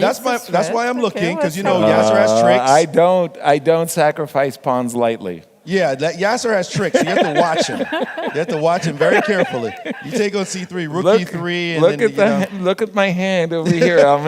He's already pre-moved rook e3, just waiting for you. And in fact, he doesn't even care what your next move is. Okay, but then Maurice, I have maybe a slight improvement on this line. First, take on e1, exchange one rook, so we'll have a check. On a1. Yes, okay, so rook e1 first. Rook e1 yes, first, rook e1. makes sense. Yes, now you play knight e5. By the way, there's our live video. Mark looks like an 8-year-old. I mean, he's just like, and Vadim, you can see Vadim is like, where is my win? Where's my kill? How come I can't play g5 and nail him? And sorry, we were analyzing. G5? Well, it didn't happen. It didn't happen. Because he press paused out and played. He played knight e7. Let's back up. In this position, he played bishop d5, knight e7. Now we bishop back and lost the full tempo. That was the move I wanted to include. I know bishop you want to include it d3. anyway, and he got it for free. I got it for free. free. And then finally, after some thinking, reluctance, maybe. Okay, Reluctance. He took on f4. Queen takes f4. Sure. And man, this knight on f6 is looking bad news. Okay, but knight e5 again. Still in there. We're still looking at that king looking really, really suspect. Exactly. But, all right, knight e5. Show us what you got. Well, here, I don't want to play a move like g5, which just liberates the rook on h8, h3, h3. Okay, h3. Don't take on c3. e5 will be hanging. No, I'm not looking to take on c3. Okay. Maybe I've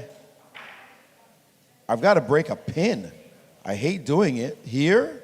Okay. It looks like tactics are going to explode somehow. Let's try to play.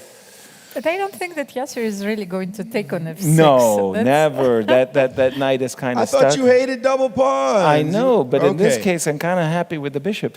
It's a tough position. It's a dynamic position. As long rook as it's e3, a fight. That's what it is. As long as we can keep the fight going, it means that on the amateur board, they're going to keep the fight going as well, as long as somebody doesn't blunder. Also, Prague won already.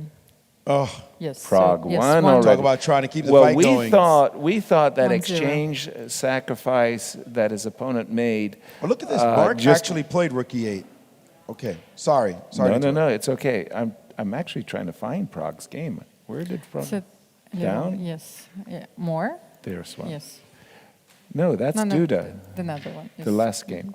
Yes, this is it. So when we left it right here, and we thought, okay, this is an exchange, king e2, and yeah, he just said, look, I'm an exchange up. You got nothing. Rook c2, rook c1, that was it. We got a little bit of an action going on in the game with Duda with the black pieces against Maksudlu, and we saw this position when you were analyzing, but look what happened. Queen d8, g3 to stop anything from landing on f4 or on h4. Rook to h6. We're starting to smell some issues as his h-pawn is weak. King to g2. Queen. Why'd you do that? Just knight f4 check. Hello, here comes knight f4. Now he had to move his rook over to h1. This was his plan. No, I'm not liking this.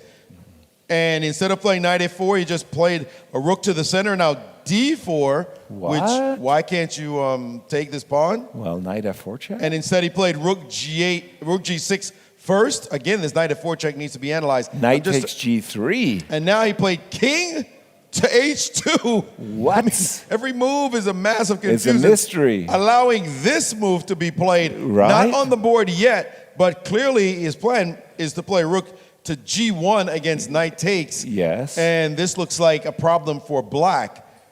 But, is it? No, you Knight have knight F1, F1. I check. think it's at least a draw. At no? least a draw. Okay, well then it's good for white that this happened because black's supposed to be killing white in this position. It's good that it Because you happened. have queen F4, queen F3. Yeah. Yes, maybe we can Exactly. show it. Okay, we will. Knight check, rook takes, Queen F4.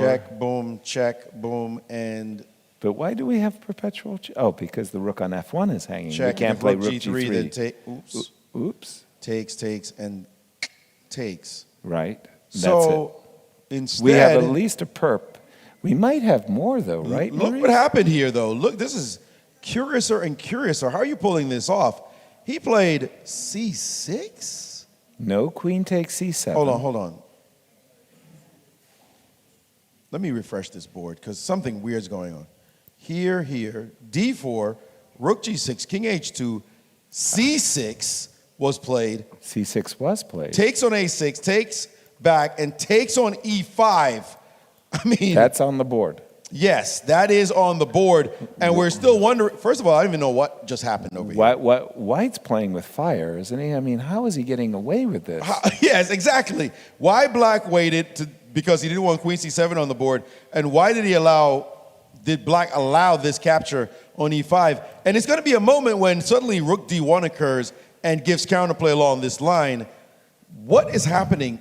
The sacrifice is still on, and looks like the draw is still in effect, at least with this move. But why doesn't black have anything more? Well, can we start with queen takes E5, just the simple recapture? Okay, knight G3 is massive threat. You're going to have to play rook G1. Not yet. I can just play this move first. Can you really? Yes, I think Good so. I hope grief. so. I want to tempo for free. Rook E8.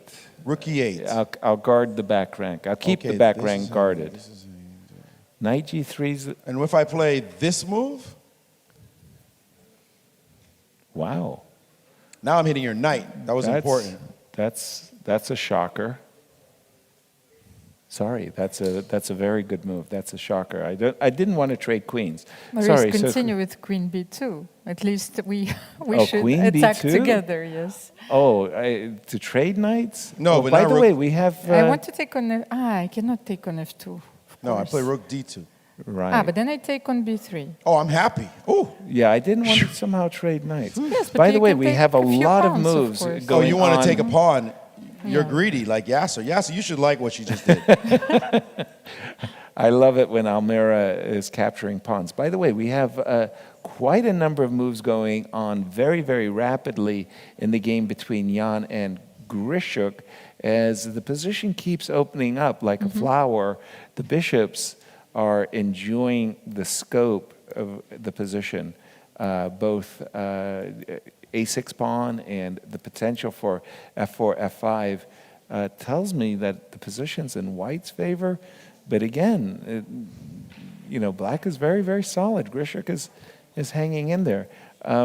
Going to the game of MVL, wow. What an interesting turn of events. Black has won a pawn.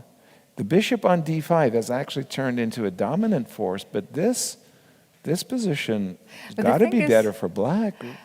Well, I'm not sure. It's sort of You're not sure? of a balance because you need to keep your rook on the C file because Sure, I yes, don't want to allow that's rook the only way C3 for me and to rook activate C7. your rook. But you cannot Right. move your knight. So what do I do and what do you do? I kind of can move my knight, right? Like the ideas of knight C4. Okay, so first of all, whose turn is it? Okay, so we have H4, I go king F8. So if it's my turn, I can almost pre-move the following. I want my pawn on D7. H6 and, rushing my king up the board.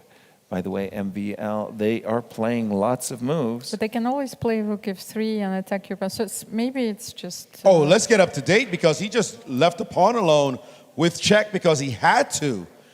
MVL just broke through with the move G5. Let's get up to date with the position right here. G5. Just go back a couple of moves and you'll see what MVL did. He did get his rook to F3. H6 was played, rook F3, and then bang, G5 takes, and he had to allow this to happen because he didn't want to see F7 drop with tempo. Exactly, but he does, as a reaction to rook takes f6, he does have knight e3 check and knight takes d5. So MVL has played king g3. Curiouser and curiouser. Well, you just explained why. He wants to take on f7. He wants to f6 and take and then on take f7. on f7. And he said, I'm not giving you anything. He's down a pawn for the moment, is white, but... And take on a7 And the next. clock has become a factor. That rook is huge, and this is a big-time game, and MVL is getting up from the board. My goodness. He needs to know what is the match situation. It's That's very a statement, important, and now takes on g5. On g5, MVL still away from the board, his clock ticking, but this will allow takes, and also it looks like you should take on a7, although I'd love to play a waiting move somehow. Like an f3, But he's and he's taken king g6, and he's he reached for the a pawn, let's say. So let's assume rook takes a7 for just a moment. Now, obviously, I want my knight on this gorgeous square. How am I going to get there? I have no idea. Let's try knight f1. He's taken. Knight d2. Well, he he played went for b5 b5 immediately. By the way, he played b5 like as if he knew this from afar. This does open up the sixth rank, Yes, however. it does. And Rook b. Maxime has moved. Maxime's going to play the superior minor piece. So you think, for example, rook takes, rook check. Can't. Well, you're right. It is just a great bishop versus a good knight. Fantastic bishop. That knight moves. You play rook down. Your king is dropping back. G-pawn's dropping. And you're looking like you're getting mated. This looks quite very, problematic. very bad.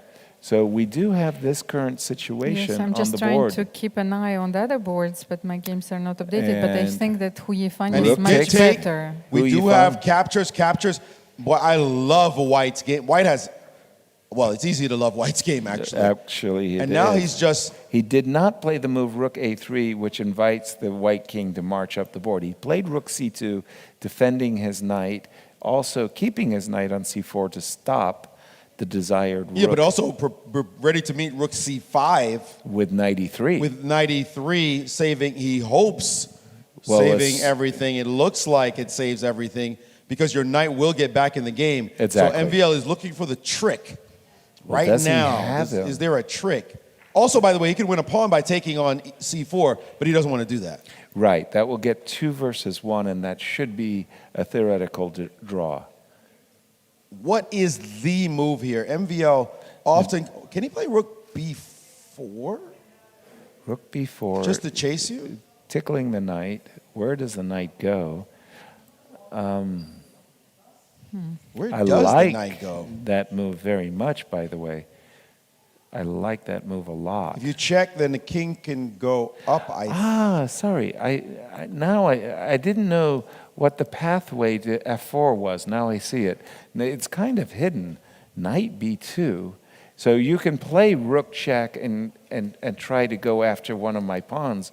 But if my knight ever gets to f4, then I don't feel worse. I feel I can save. No, just keeping an Please. eye on the other results. So Please. it's actually can change things a lot because Freedom is struggling against chess pensioners. So if they don't win, it doesn't WR really is matter. very happy. Yes. So because Richard Report lost to Darmen Sadvakasov, Oh, no. then their amateur board won. So 1.5 against 1.5. So the match is tied. And maybe Peter Svidler is even winning against Daniel Dubov. Can we have just a look at this game? Well, let's do it on Maurice's board because and I want to keep an eye on the table one. Maurice, if you don't mind bringing up Daniel Dubov's game. It's the first match, yes. On the very top. Yep. Yes, on the very top, Daniel Dubov against Peter Svidler. I don't know what is going on there. It ain't fun, I can tell you that. I see a queen on f6. I see a bishop I see a on resignation h6. is what I see. I see a resignation. I mean, you're busted. Rook c4 on the board. By the way, is that a technical scientific term in chess? You're busted? Yeah, yes, exactly. You're busted. Yep. Next. It's game over. It's from the German for busted. For busted, for dead. And You're what dead. about Vidit against Vladimir Kramnik then? Oh my goodness, this is... Because we didn't cover this match at all. So, No, and actually, because WR chess is keeping this us match can decide everything. for sure. It doesn't even matter what is going to happen on the other boards, Yes, on yeah. the top board. Okay, and this is Vid. Could you bring up Vladimir Kramnik is next, yes. with versus? I just Vidit? want to point out how he lost this game. Did Dano? Rook d4. Obviously, there's somehow he's trying to take on e6, but it's the queen is doing its work. The bishop is guarding on this line. You can move the rook. You're allowed to, right? You're permitted to move it. I don't know exactly where, but he decided to play this very strange move. I'm not sure what it even... Huh? Blunder. Yeah, like what does it even threaten? Like No. I don't see the point to the move. It takes it off a square that's not attacked. Your bishop was fine. You would think he'd just find another move, but instead he played this move and allowed takes. He now couldn't take with the rook because of rook Mate. down with check. and then No. mate. Queen G7 mate. Oh, sorry, my bad. Yeah, I saw the other mate. Right. So you can't do that, and you have to take, and then rook c4. Right. Over. And he still hasn't resigned, it looks like. Really? I mean, he must have resigned. Transmission error. Nope. He Not has yet? resigned. He Rook has c4, resigned. and that's that. That's a terrible way Vladimir? to fight and cost that match. So now you're going to Kramnik. Vladimir, the pensioners. Kramnik's not going to win Against this one. Vidit? Against Vidit. Kramnik's not going to win this game, but he did play knight f5 defending, and looks like a trade of knights could happen. There's It a did queen happen. c- It did happen. Knight takes f5 check. G takes f5, I believe, is on the board. Okay, I don't have it updated on my screen yet. I just see it on this. But on takes. This is survivable. Why not? I mean, it's an equal number of pawns in a queen and pawn ending. Yeah, the And- exposed king doesn't seem to count here with the double pawn. And the so- women's board? And on The women's board did not look that good for Jovi? Katerina Lagno. Wait, No, which no, board no. are you talking No. about? This? Oh, sorry, Jovi, the Paulina Jovanka's- Shavalova. Jovanka's board. Yeah, you got it. White looks excellent. Wonderful. Extra pawn. Excellent. Extra pawn. So basically, Polina needs to win to even the score. So the Yeah. match is Oh, going that's to be it? drawn. Yes. Yeah. But it looks like And- white is simply winning at this White moment. looks winning, blah, blah, blah. And she's certainly pushing her past pawn. And they've already Push 'em, drawn. baby. So they're going to only have a tie score, right?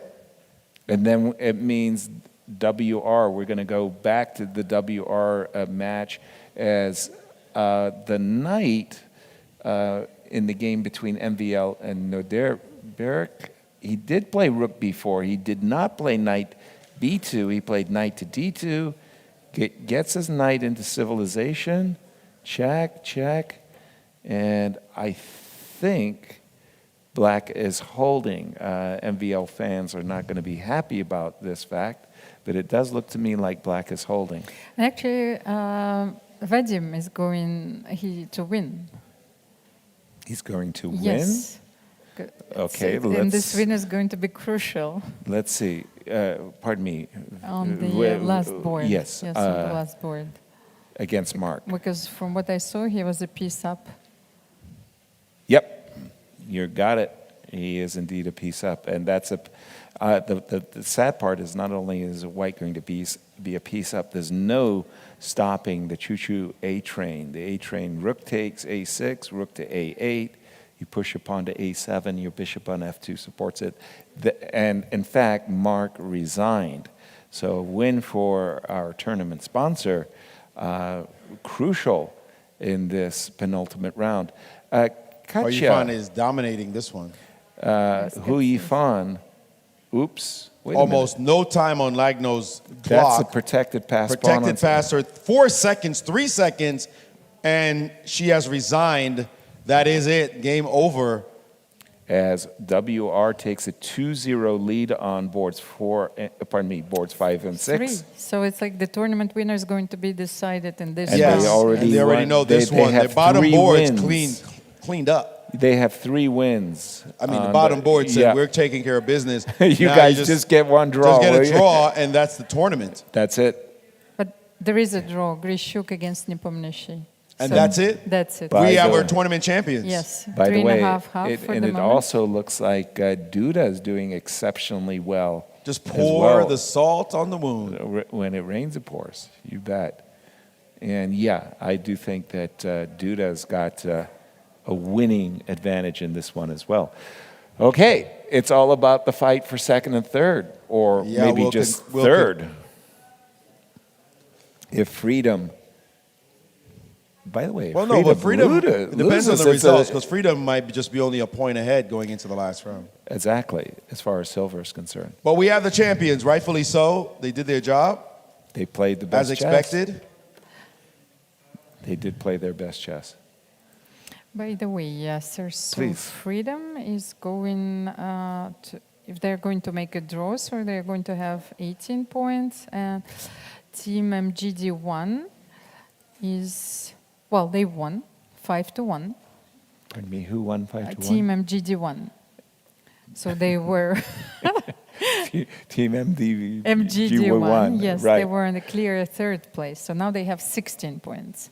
Gotcha. So it might be within their reach as well. So we have 21, 18, and 16. 21, 18, and 16. Got it. So By the way, a technical end game in front of us. Yes.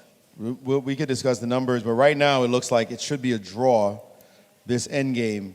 E3, yeah. Because that E pawn is just too feisty. Right? It's a fantastic decoy check. King H7, Rook. Do I see that right? Yes, Rook B2. So he is Well, what's wrong inviting with Rook F2. Asked, as you did. What's wrong with Rook F2? I don't see anything wrong with Rook F2. That's a great move. That's a shutdown move. It is. Pawn's going to get to E2. My pawn's as fast as yours. True that. It's hard enough winning these end games when that pawn's not on the board. Right. Good luck winning it with the pawn on the board. We do have Rook B1 on the board. We are expecting E2, and E2 was played. now you have to play Rook check on the board. Now, King G. King G6. 8. King G8. Okay. King G8. It's That playable. looks like a good move. It's definitely playable. But King G6 is the one you wanted, yes, Maurice? Yeah, I don't know what he does if you do this. I guess his intention was to play check. What do you think? King back to this. Yeah, king back to H7. King F7 doesn't bother me, I think, because of Rook F1. Oh no, Rook F1, Rook G2. That's embarrassing. Go ahead and make a queen. Very embarrassing. Oops. That'd be very embarrassing. Oh no! So he Rook decided. takes F6 check. Oh yeah. Oh. Duh. Yeah, you're right. Oh, That dear. Okay. Reverses the result. I know, it's like a cold shower. And look at this. His king has gone up the board and forced the draw. Man, these guys are good. They are good. These guys are good. Even when in trouble, they just figure out how to defend so well. Yeah. Very, very nice save there. MVL was nursing some advantage for some time, but it was a very Not nice enough. save. Rook takes F7, King takes F7, King F3. The players play till naked kings. Almira, what do you have for us? So let's have a look at the game between Polina Shuvalova and Jovanka Houska, because that's on the top board? yes, that's the last. No, that's yes, on the women's board. Exactly. I Well, think it's on this table game two, is I mean still to say. going on. By the way, Richie I know you have the result lost. already. Richie lost. Yes. That was announced. Oh, Okay, it's so over. Knight It's C3 knight was, C3 check. the last move in And that game. It's a fork. That means that Polina leveled the score. Okay. The match ended in a draw. 3-3, which is kind of good for Freedom, right? I mean, because they were leading so nicely going into this penultimate round. And Sorry? Well, I have a few games going on in the Please. match between Germany and France and Rishon LeZion. Is this still the case? Because my games are not updated. Tell me which... It's the fourth Ooh. match. You have I was Sergei about to say, Nihal got pawns on F7 and G6. That looks like But beautiful. Sargsyan and Elyanov, they drew. Where? No, the next. The next board. Yes, the next board. Okay, so now you have to scroll down a little bit more. Tell me more. And this match, Maria? Donchenko Alexander. No, the next game. Gotcha. So 5 seconds for Maxim Rothstein. Okay, he made a move. And King F7 was played. So just a second, I just have to refresh the board there for a moment. So King F7 on the board. So I just want to see, yeah, it does look like white has been enjoying an advantage. And is that still to be the case? Yeah, it must be winning, no? Can I want to play knight e6. Maybe that's asking too much, huh? You're not Are going you to... sure? Because if you... Okay, you Right, take King because F4, King F6, yes, King D5, and King F5. No, I think if you go King D5, that makes it easy yes, for me. Of course, King. that's what but I wanted you want to to go say, yes. here, right? Then King G5, F4, King F5.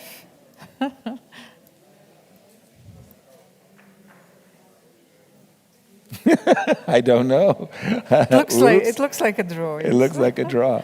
Crazy stuff. And what else is going on, So Almera? what about the next board? What the did next they do? board, that was between Mateus and Evgeny. What have we got here?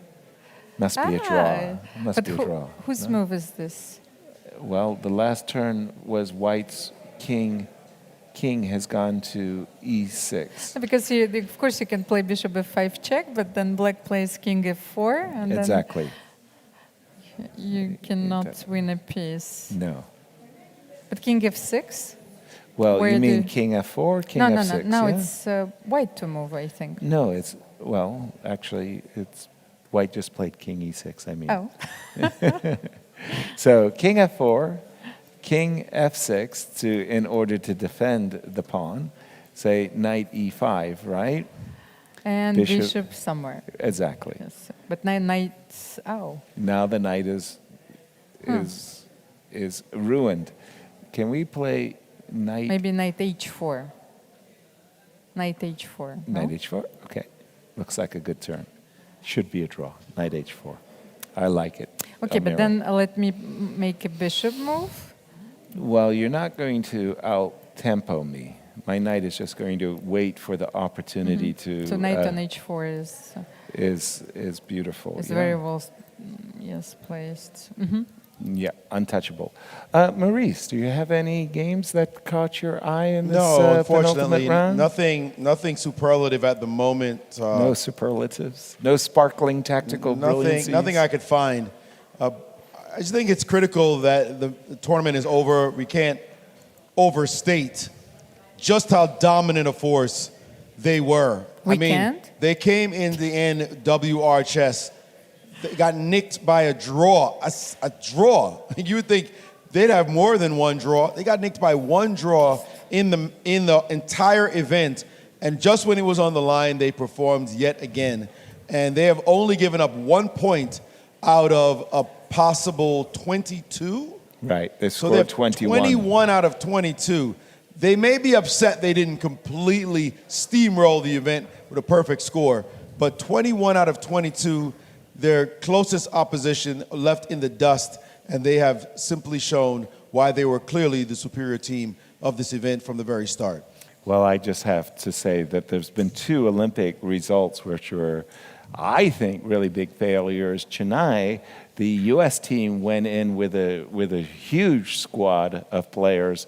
Nope. We got upset. And then I remember it was Tromsø, it was Norway, where the Russian team had 4 out of the top 10 players on the world on their squad, and including Jan Nepo was the reserve player. They weren't even close to the medals. The big Russian favorites couldn't perform. So sometimes you have a team that on paper looks great, but it takes good team spirit. And, our congratulations to the captain, Jan Gusti, for making his team work. He sure did deserve it. I'm just looking at the results right now to find out if the round has been completed. While we are preparing for an interview. A guest from WR, yes. We don't know. We will find out, yes. We're on pins and needles, as we say. Levon Aronian won. Okay, now I got a glimpse of our guests. Yes, sir. And I think that we are going to welcome Women's Grandmaster Anastasia Karlovich. Wow. Welcome, Yes, Anastasia. welcome, Come Anastasia. on, come on. Closer, closer. Anastasia, you have been working behind the scenes, I think, for months, because I think we talked about this event way back in February here in Düsseldorf. Now it's almost over. Are you exhausted? Of course, I'm just almost dead. But congratulations. What have you been doing? Yes, it's a good question. First of all, hello everyone. I'm Hello, so glad to be welcome. here, and so nice that you found time to come as a commentators for this event. I mean, and also Maurice. And Nastya, yeah. but normally you are sitting. Yes, in this normally, seat. but I mean, come on, it's nice now to be with Yasser. Yes, so three of us. Yes, Right. it's actually interesting that we can change different roles in the chess world, right? I mean, we love this world, and we can be whatever, from commentator to the manager of the team, right? So yeah, I mean, so happy actually. First of all, like I'm full of emotions. Well, we are WR chess masters. They won this tournament. Yes, Congratulations, world champions. Thank you so much. And I was a little bit behind the scenes because, you're right, Yasser. It's all the idea was. I mean, Vadim came with this idea with FIDE more than 1 year ago, and then I joined this ship. And actually, yes, we've been preparing for a long time. And Vadim Rosenstein, who is behind this idea and behind the WR chess team, he created this team. Right. He prepared for half a year hard also to play in this team because he used to be a chess player, but for many years he didn't play chess at all. Exactly. Yes, and I think what really happened is that also everybody saw his efforts. Like really, it was hard. Imagine you have to study chess so many hours per day, and again start to learn the openings from the beginning. Right. So he worked hard with his coach Jan Gustafsson and also Alexander Motilov, and you see it paid. I mean, what happened in the end? Big Like he really dividends. scored many points, and I mean, he got such a big respect from his team members. The atmosphere was fantastic. Also, I don't know, we really managed to create a really nice and friendly a cohesive atmosphere. It was a team, really. I was so glad to see all these top players, you know, chatting with each other, laughing between the games, helping each other. You know, Alexandra Kosteniuk, she's such a great team player.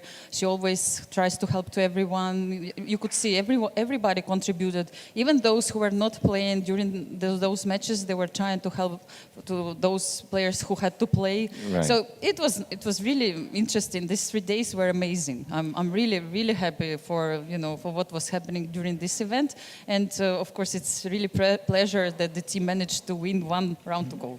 Nice, but you're going to do a face plant at the end of the day. I No, know. Sorry, Amira. No, I wanted to ask you because I know that you were there behind the scenes and like taking care of every detail. But what I wanted to know, how did you form the team? So you took like the rating list, you know, and you said, okay, we need to have those players, or like, how did you do Actually, this? it's Vadim who was basically deciding on every team member. So he actually formed the team. I think he likes this team work, not only in this tournament. I think it's also one of his great characteristics to find the good team players, even in his business and in life. So I think it's his strong characteristic that he managed to find those players who also were good together. So everything somehow worked well. And him and Jan Gustafsson also, he was involved at a certain point. I recommended Alexandra Kosteniuk. This is what I can be sure that at the end I said, like,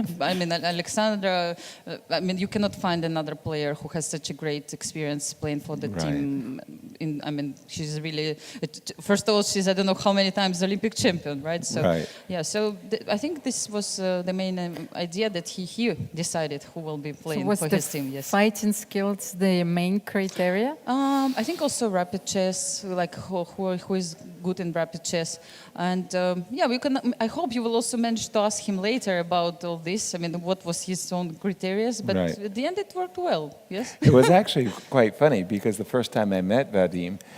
We were at a party in St. Louis, and we were playing Bug House. And he was playing with Nepo, and he was really good. Yes. Like, he's really, really good at Bug House. And he was looking at me like, you're really good at Bug House, too. Why are you so good at Bug House? I thought that Vadim was the trainer of Nepo, right? In Backhouse, definitely. Because they were so close together. And then in February, when we had this great tournament here in Düsseldorf, Nepo, who was playing in the World Championship, they used that special time control that was used in Düsseldorf so that Nepo could get the Some feeling, practice as well. practice with this time control. As So well, all as the other they're a players, close friendship. everybody who played in this WR Masters maybe will be the world champion one day. So all of them had the chance to play with the world championship time control at that time. Exactly. Actually, many of those players they formed the Wesley, team. for example, Wesley, was a part. also Pragnananda, he played in this tournament. So Exactly. young Krzysztof Duda. So actually, half of the tournament was formed already in Düsseldorf. Yeah, because of the friendships. I mean, that was a really, really nice tournament with a great atmosphere in the evenings. The players were all getting together, playing more Bug House, just socializing. So it was a really good atmosphere here in Düsseldorf, and it definitely carried over for this event. Our congratulations. No, seriously, the playing venue, this building, very unusual building, by the way, that accommodates. It's unusual, but somehow, it was worked perfectly. Really, really great. We have a nice studio here, right? Right. I mean, the playing venue was really, had a lot of space. I think everybody is more or less happy about this event. Yes, and I mean, really, it's really great also that every detail was taken care of. Like Vadim is a person also who really pays attention that everybody had a nice suit, everybody looked I saw perfect. that, yes. So, I mean, I think it was like he really wanted to make it good. Yeah. And everybody felt it, yes, that you should really try your best really to play in this event because he also puts big goals in front of him. For me, I realized this event was going to be spectacular 2-3 weeks ago. I had a Zoom call with some of the FIDE officials, our production team, as we started talking about the event. I said, well, let's take a look at the teams. And I saw how star-studded the fields were. I said, my goodness, this is going to be a festival. How are we going to possibly interview all of these great stars? Because it's extraordinary. So it's the only moment, 3 days, yes. Yeah. So the moment I saw how really strong the teams were, I knew that this was going to be a great festival. So once again, congratulations to you and all the staff that made it possible. Thank you for doing a really great job. Makes it easier, the harder. best commentators also for the best Well, event. look who I mean, come on.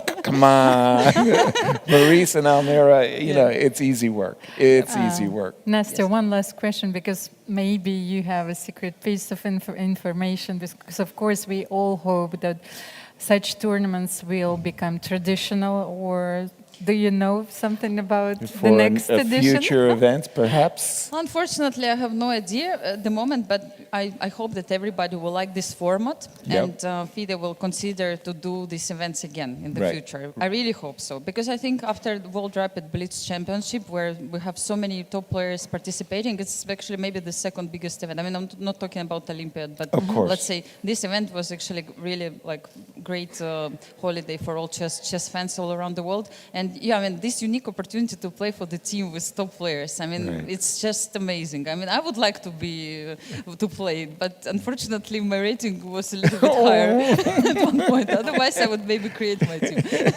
No, it's Slip really you great. in as a reserve. Great idea. I mean, I'm sure there will be more people who would like to come back to this event, and those who now they realize that they missed this tournament and will hope that the next one will happen. Yes, so I hope so. Thank you so much. Yes, thank you so much, guys, Anastasia. and all the best of luck for the next round. The last. Coming up will be the last round of this 2023 World Chess Championship Rapid Team event. We do have a winner, but the fight for second and the fight for third is still keen. So join us at the end of this break as we bring you the 12th and final round.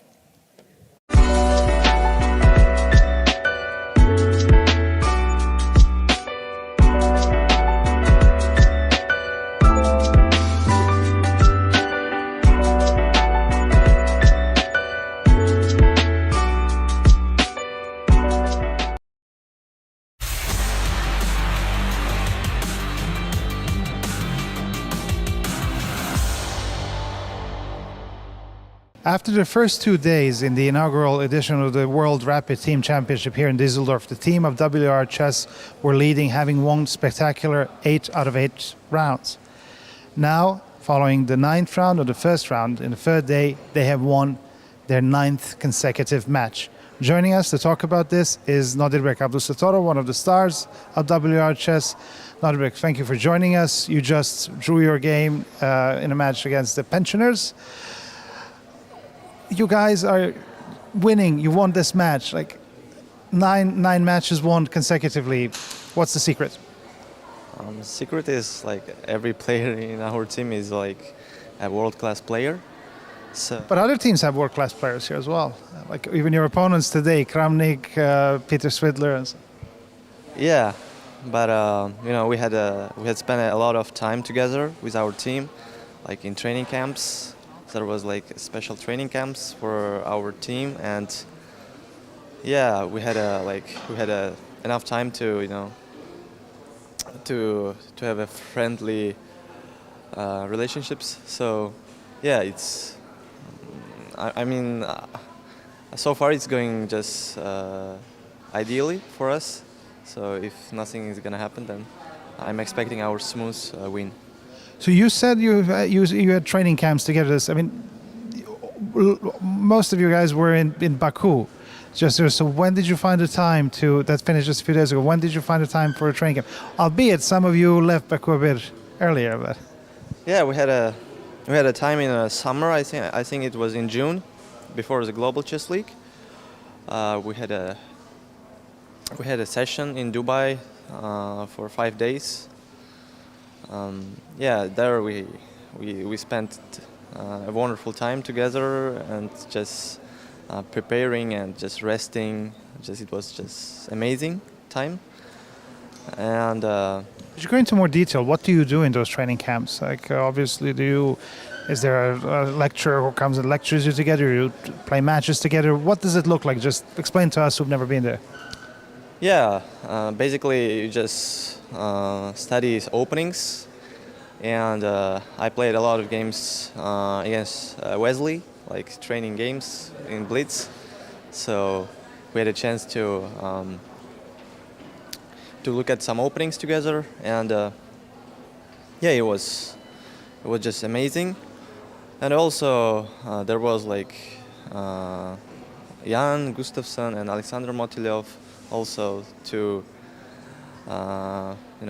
helping us with materials, and yeah, it was just a wonderful camp. Well, we can see the outcome here. You're leading and you're dominating, and not just leading, you're leading strong here. So the atmosphere is good in the team. But let me ask you this. You obviously being the leader and one of the favorites, I believe in the rating, you're the second favorites after Freedom. There's a lot of pressure. There's a lot of pressure being constantly chased. How is that getting a bit too much sometimes? No, honestly, if I speak for myself, I don't feel any pressure because, I believe in my team, so I trust them, and I don't feel pressure, and I think every player is just playing their absolute best games here so far, and yeah, I mean it's very hard to play against this kind of team, I think.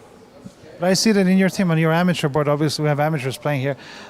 Your amateur board, Vadim, he is one, I think, he's just lost 2 games, if I'm not mistaken, by now, out of what, 9 he plays? So, if I'm not mistaken, 2 or 3. So, he seems to be contributing a lot because the amateur board is seen as the one that can shift the balance significantly. Yeah, there was a moment then where we were leading like 3-2 against some team.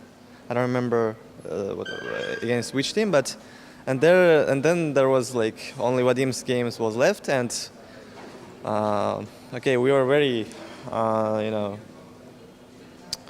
we're waiting for his game and just watching his game on the TV. Yeah, it was just unbelievably tense game. But fortunately for us, he converted his advantage. Yeah, that was a very like tense moment so far in this tournament, I think, for our team. Like, if we wouldn't win, then we would draw this match, and you would just be on 8.5 win on a night. Yeah, that's a big problem. I sympathize. But how do 2,700 grandmasters follow a amateur chess game in comedy? I'm just curious. How did that look like? What did it look like? And how do you react when you see obviously the mistakes which you would not make? yeah, I mean it's of course entertaining first of all, because to see amateurs playing in the last board and can Do you find it exciting, or is it a bit dull? Yeah, I find it very exciting because a lot of fun is being like taken from this game, and yeah, I think it's also very exciting for fans to watch the amateurs playing, and like in any moment the evaluation of the position can shift, and yeah, I mean this is I think an exciting thing to watch. Have you learned anything from watching amateurs play? No, I mean obviously it's a very little that you can learn, but it's just emotions, yeah, you get from watching these games. It's just very interesting. Vladimir, thank you so much for your time. I leave you to go and prepare for yet another match. Good luck with the rest of the day.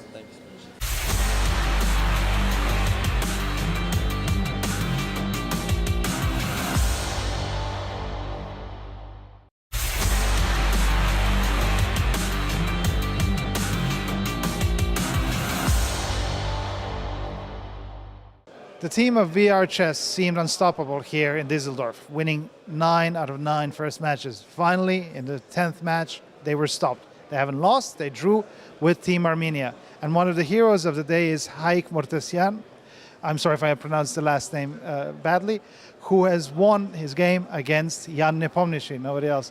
So you're one of the heroes of your team. First of all, what do you make of the match? Congratulations, I mean, stopping the favorites. Yeah, I'm very happy to my win. Also, my team played very well in this match. In middle games, I saw many positions that we are even close to win this match, but unfortunately, our fourth board was the last board we lost, and the match ended a draw. But I'm happy with my team performance because I saw all the matches they won, and I'm happy that my team is played draw. You were the team that stopped him. Okay, but you have a very, very strong team yourself. Before you get into that, your game against Nepo, could you just tell us a bit about it? What went wrong for him? What went good for you? Yeah, I think this opening, before maybe 1 year ago, I prepared very well.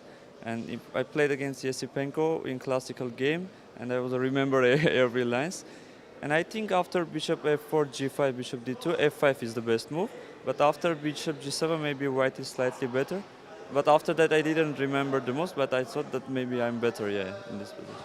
You were on the brink of winning this match, but for 9 rounds consecutively, WR Chess have won every match they had. Did you prepare in a special way for them today? Obviously, you were bound to meet them because you're among the top boards. Did you have any special strategy for them today? No, we are just fighting in every round.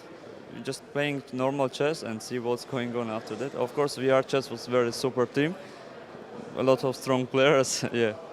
But I'm happy that we played draw against them. How did your team prepare for this match? Did you spend some time in Armenia together, or because obviously you are Armenian, or did you just all get together here in Düsseldorf and just start playing immediately? No, we are always after the games, we are talking each other and thinking which opening is better to play against that opponent. Yeah, usually this type of things, yeah. Thinking, yeah, which opening to play. And but obviously you're a national team, effectively. It's Team Armenia. Are you more likely to share certain secrets about preparation and opening amongst your compatriots than you would if it was, let's say, an international team? I don't have a secret, but maybe we are spending so much time together in my country. We are training, we have training camps together. Yeah, maybe we are feeling each other well. That's the point. What do you make of the formats? You have an amateur board, a women's board. Do you think this is good for chess? Would you like to see more events like this? Yeah, I really like this tournament, this event. I'm really enjoying this tournament. It's very interesting with amateur and also with the girl on the team. Yeah, it's very nice, very interesting. Now that you managed to stop VR chess from winning every match, how does that make you feel? Does it give you some extra energy ahead of the final 2 rounds which are to come? Yeah, of course. We have still 2 rounds. We will try to win these 2 matches, and then I hope that we will maybe finish top 3. I don't know. Well, Haik Morterosian, I'm really sorry I struggled to pronounce the name. It's my bad. Thank you so much for your time, and I appreciate this, and good luck. Thank you.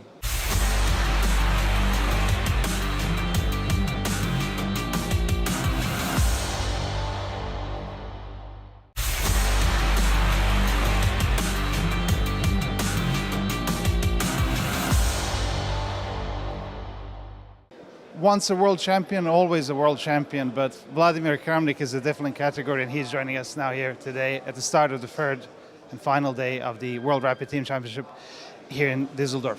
Vladimir, thank you for joining us. Before we start about the match, for those who obviously know you but are not following that closely what you're doing in recent times, what have you been up to? What are you working on right now? Well, I'm helping some people in chess, and I've recorded courses, quite many courses on Chessable. We also made a chess educational application, Chess Legends, together with Hou Yifan and Darmen Sadvakasov, so it's a very good one actually. I can recommend you to download it. And a couple of other projects outside of chess. So, and you see from time to time I'm playing a bit of rapid chess and blitz, not classical, but rapid blitz. So what are the things outside of chess? Oh, that's, yeah. A secret project?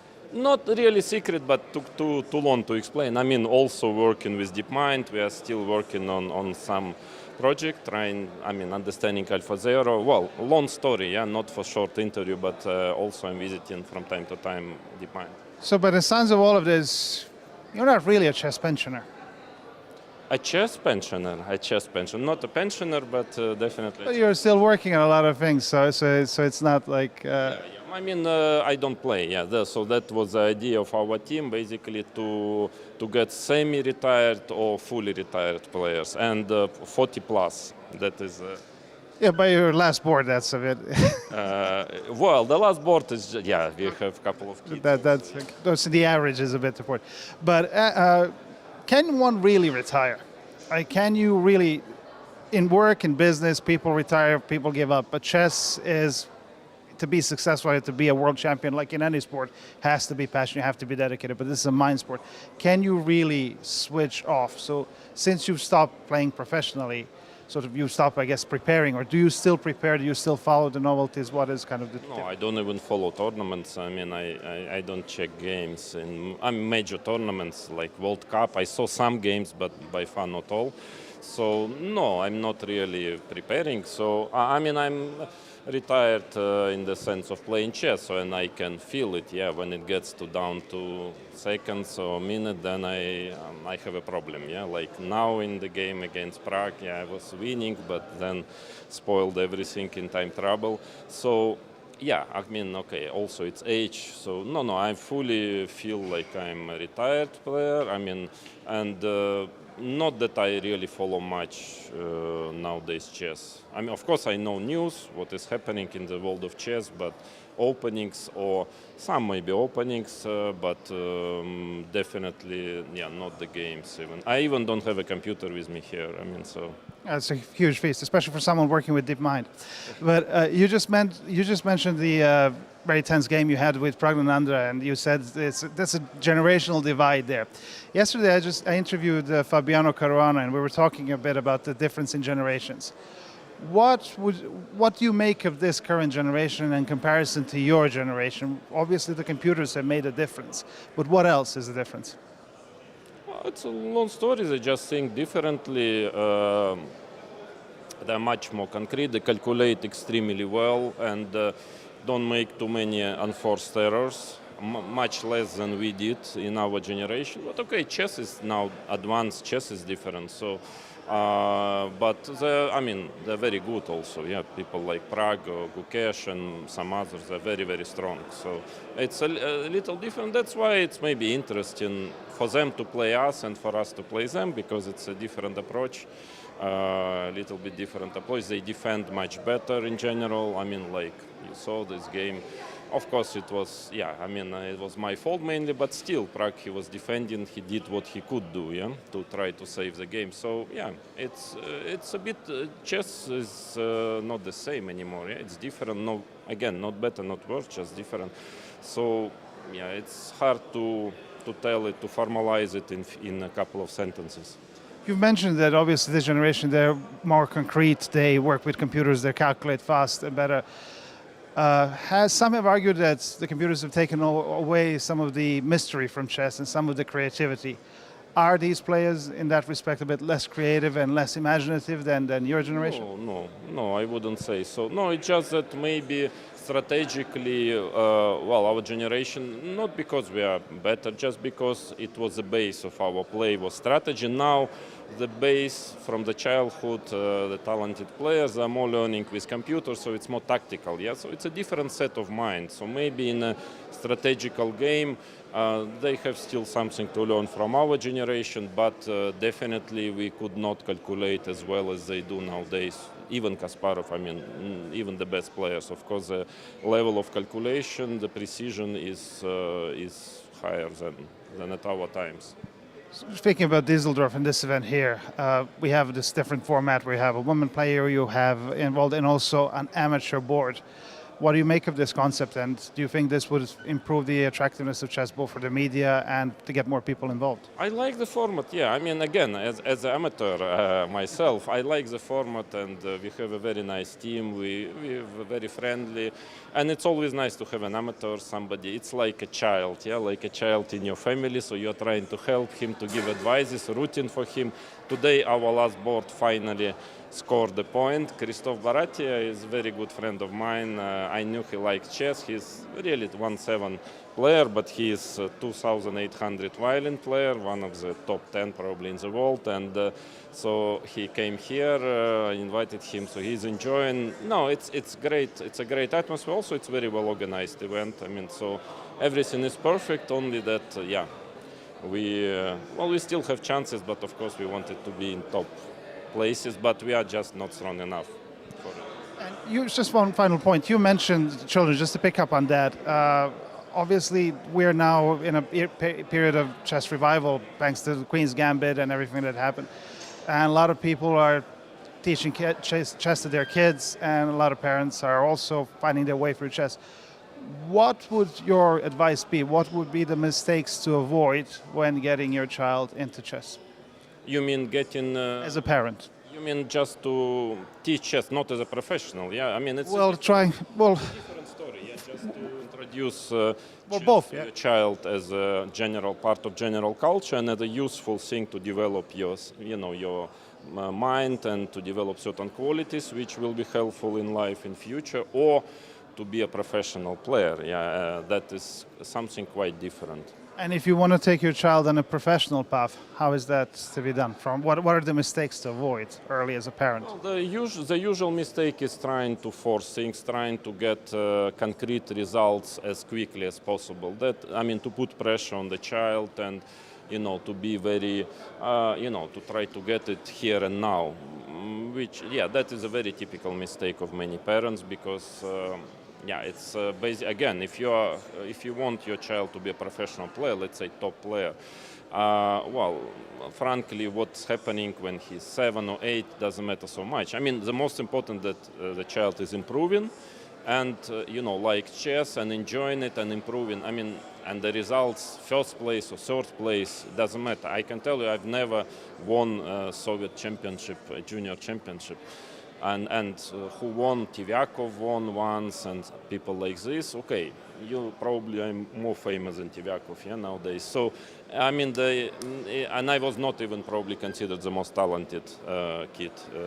One of the, by the way, we just spoke today during breakfast with Peter, just remember it sweetly, remember it times. Maybe the most talented junior in our times was considered to be Sakaev and Tivyakov. two players who are around 2,700. Yeah. So again, yeah, it's time will put everything on its place. So just take it easy because it's also a child. If you put too much pressure, it's definitely not going to be good for him, but also it can be a problem in psychological sense. So that is unfortunately quite often happens, and that is something which is, I believe, very important to control, to help, but not to ask, not to ask maximum results immediately and not to put too much pressure, because believe me, chess, especially for a child which takes it seriously, it's a lot of stress already. Winning, losing. I remember myself when I was a child, when I was very small, I was even crying after losing. So it's a lot of stress, and adding it, that's not recommended. And to wrap it up, finally, just AI and chess, just once more, and that thing. Who is better at explaining chess? AlphaZero and this AI that is coming along, or is it still the human touch, which is best to understand? Of course, the human touch is better. If it's a right human touch, of course. It still will take time before AI would be able to explain, things in the way as many grandmasters can do. But by the way, in our application, we are using AI assessing the level of a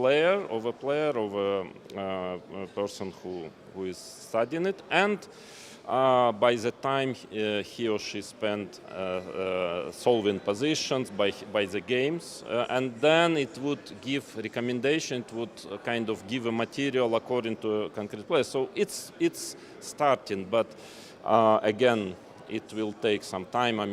Anyway, if you have Magnus Carlsen, Garry Kasparov as a trainer, I think it's better than any AI altogether in the world. Thank you very much. Lovely talking to you. Thank you so much for your time. You're welcome.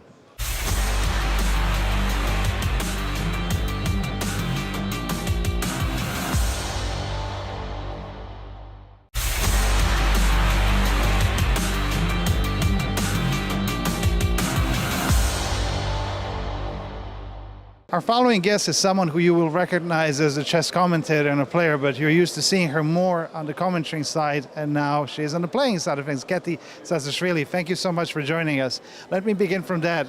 Usually people are used to seeing you commenting events, but now you're playing. How difficult is it to adjust to the role? Between two roles, I guess. I love this experience. I have not played chess at this high level for a long time, and I really miss this. And it is such a great opportunity to see people, the opponents, in person, because I usually see them through the video and cameras. And it is just incredible to have this chance to compete on the board. And I always judge other players how they play, and now I have to judge my own game. So it's really cool. Well, now they get to judge your game as well. But on that note, obviously they've been listening to you over the years of watching how you commented their games. Some of them might have a beef with some of your views. So are you reaping any repercussions from that? Oh, that's actually very funny, because all my opponents that I played, I have seen their games before, how they play, what are their style, and I have to admit that they are so strong. They're really very strong, and it's very hard to find any weakness to beat them or to hold the game on a draw. But I enjoy so much this tournament here and to play with my team that, to be honest, I am not nervous, and when you're not nervous in the chess game, it goes well. Things just flow well. All right. In this tournament, we have a special board, a women's board. Does this contribute to women's chess? How do you view it as a woman? Should it be a fixed board? Should women be more up? What's your view in general? Here in my team we're two women, and we're competing also against men, and I like this to be mixed, to have this opportunity to play sometimes with girls and sometimes to play with a man, and I think it should be so, to have the option to play against both. But also we have in this format an amateur board, an amateur player, which gives some unpredictability to everything.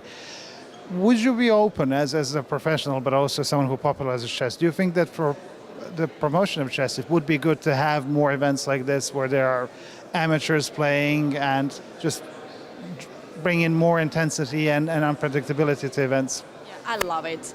I love it, to be honest. Of course, it's you never know what's going to happen on the last board, but it somehow connects the team together, and very often we talk to, like, first board and the second board, which we have 2700s, they can talk to the last board who has no rating, and he enjoys here, and you can give some advices. So at this point we don't have this unpleasant moment for anyone because we have this board, but in general for chess it's amazing because someone who is interested to sponsor chess, who loves to play chess, they can have a team and they can also play by themselves because everyone wants to compete, everyone wants to win, so this is a great opportunity for them.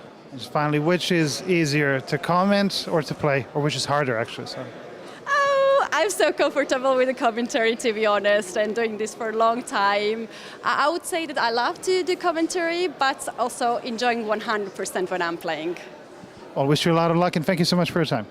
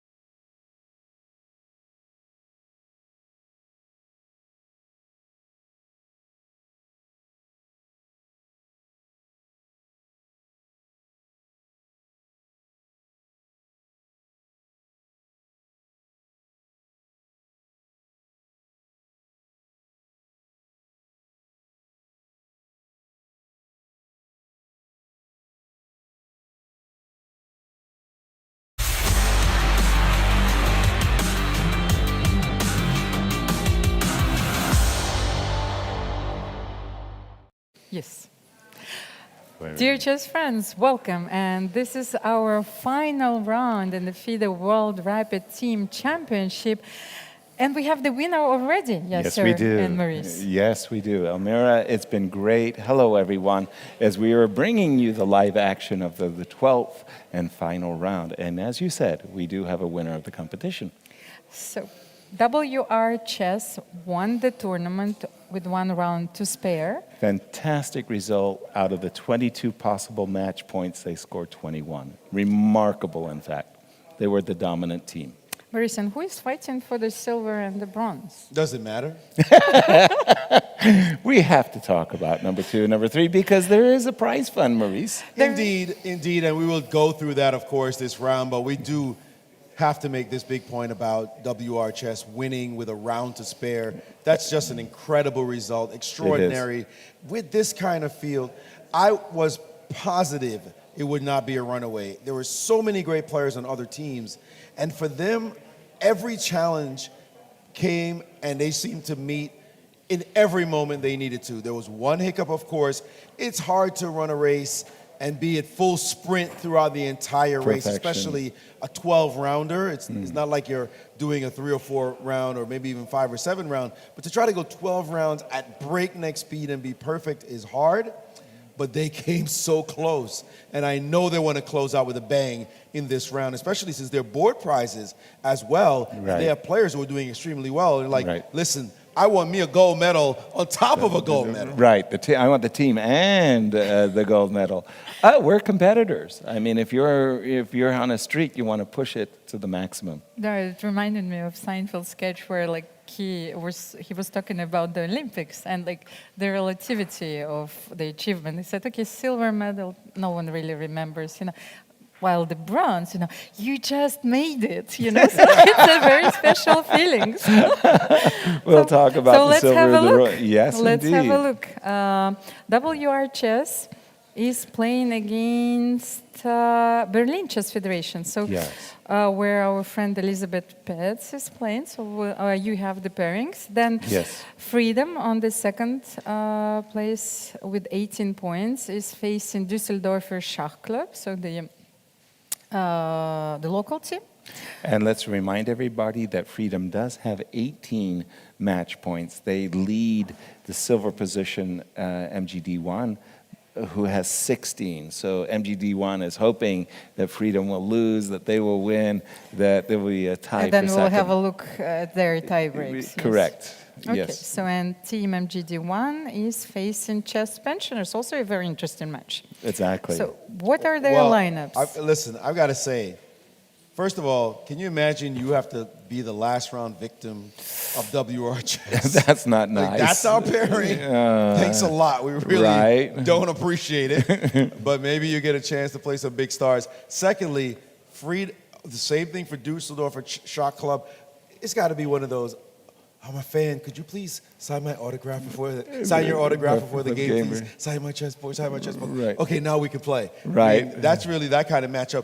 And the Chess Pensioners versus Team MGD1, however, no such signing of autographs. No. Those are both sides are thinking we're going to compete, and I'm trying to take you down in this last round. I think that's the most contentious matchup, maybe most even of the top boards. But we've seen so many intense matches here, so no team is going down without a fight here. Right. So Berlin Chess Federation has a lot of strong players, and I'm looking at the women's board. You have the clash between Elizabeth Petz and Alexandra Kosteniuk, and those know each other, I think, since they were 10. They were playing in the same category in the Youth World Championship. Right. So I wonder if Kosteniuk will give some peace and take a draw on that board. I know they're like sisters. What will happen there? Or will she say, we're looking for perfect numbers. We're trying to run up the score. And here, I was going to say that Kosteniuk is having a very big smile as she's talking. Who's the lady behind Elizabeth there? It's not easy for me to tell. It's Maria Emilianova. Yeah, she's a photographer, a world-class chess photographer. Absolutely. At least. You want her to take your photo, yes. Yes. I'm telling you, when Yeah, she's no, done, I know you Maria look better very than well. you looked in 10 years. You're having your six-pack. My dear, amazing. my dear, it's She's- all about reality. I don't go for this matrix stuff. Well, Maria is also a very strong chess player As well. herself. I'll tell you somebody, though, who's not going to be smiling and taking it easy is that young man right there, Pragnananda.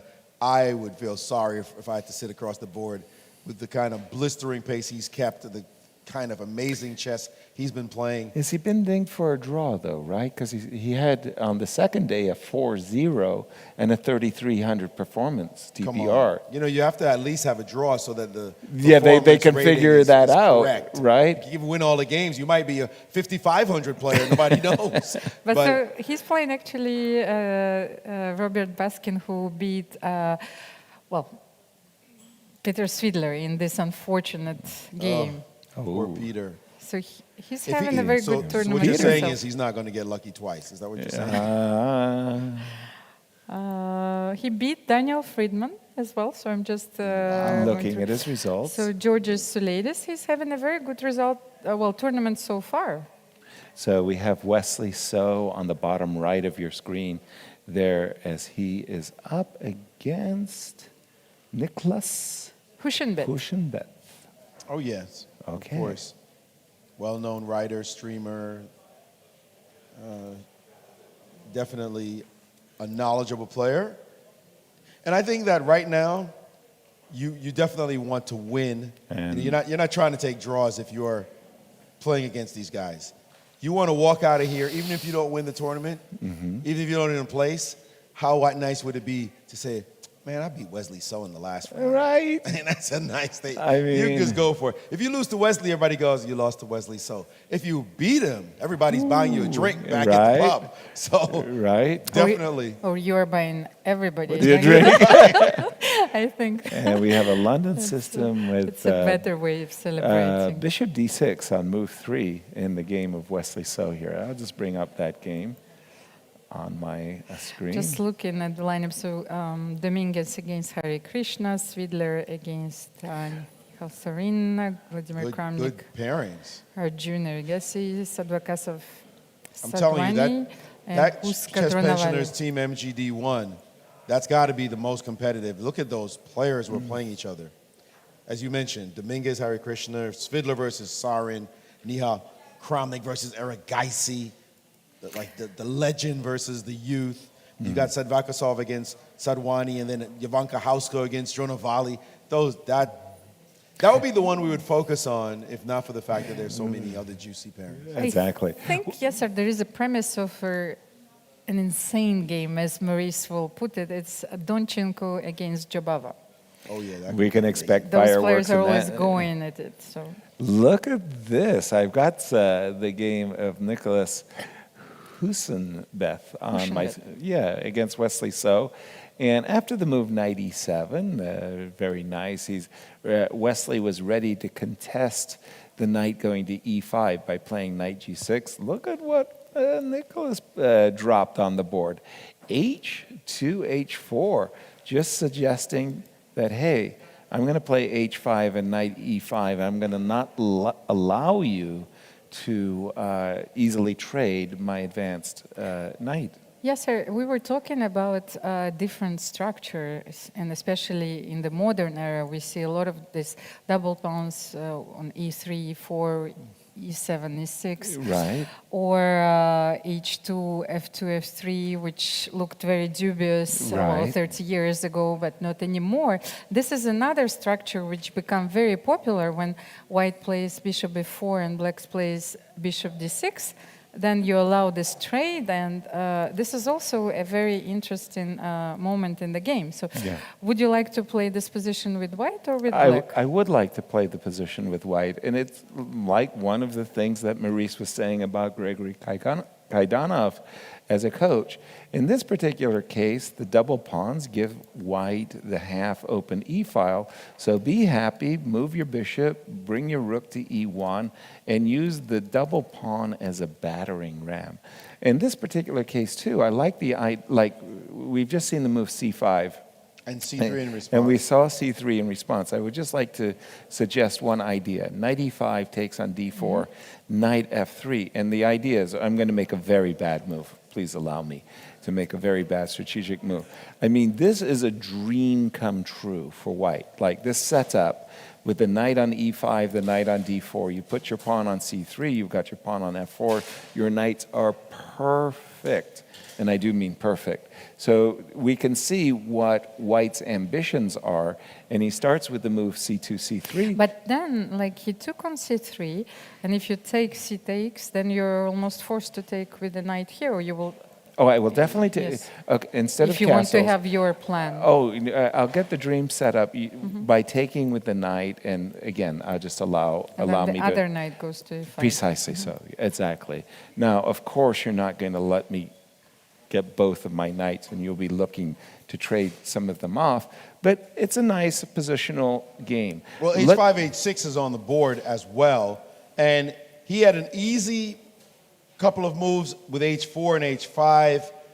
But then as soon as Wesley played H6, Nicholas made a giant pause. You would think that you have a plan in mind after you've played these moves. You got H4, you got H5. The guy plays one move after you've made your demonstration, and he's like, what was my plan again? What should I be doing? In my opinion, one of the things that I would love to do as white would be to prevent my opponent from playing the bishop to A6. So if I may make a very awkward-looking move, ungainly-looking move, the move Queen A4 looks a little bit strange, but allow me to play Queen A3 and Knight C4. I'm trying to provoke you to play the move C4. Once you play the move C4, I jump. I just really want to make this jump. Of course, you're not going to oblige me with the move C5, C4, but I would find myself attracted to the move Queen A4. I play the French defense as black, and I would think that it's in black's interest to try to trade the light squared bishops.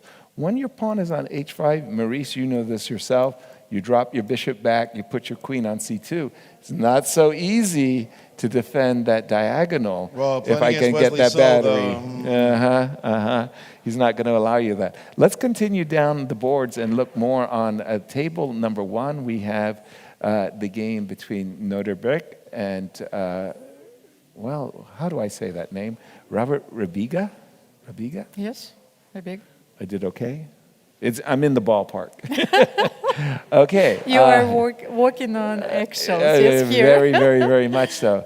Again, a Trompowsky London system, some interesting little nuances in the opening. I am not up to date on my latest and greatest theory. Queen B6, menacing queen takes B2. Hello. Do something about that, because I do think queen takes B2 is a serious threat in this position. I don't know if I should even go so far as to play rook B1, or do I want to play the move bishop B5? I'm not quite sure. I think it's already on the board, the move bishop B5? Yes, yes, bishop B5. You're right. And so, black just played bishop D7.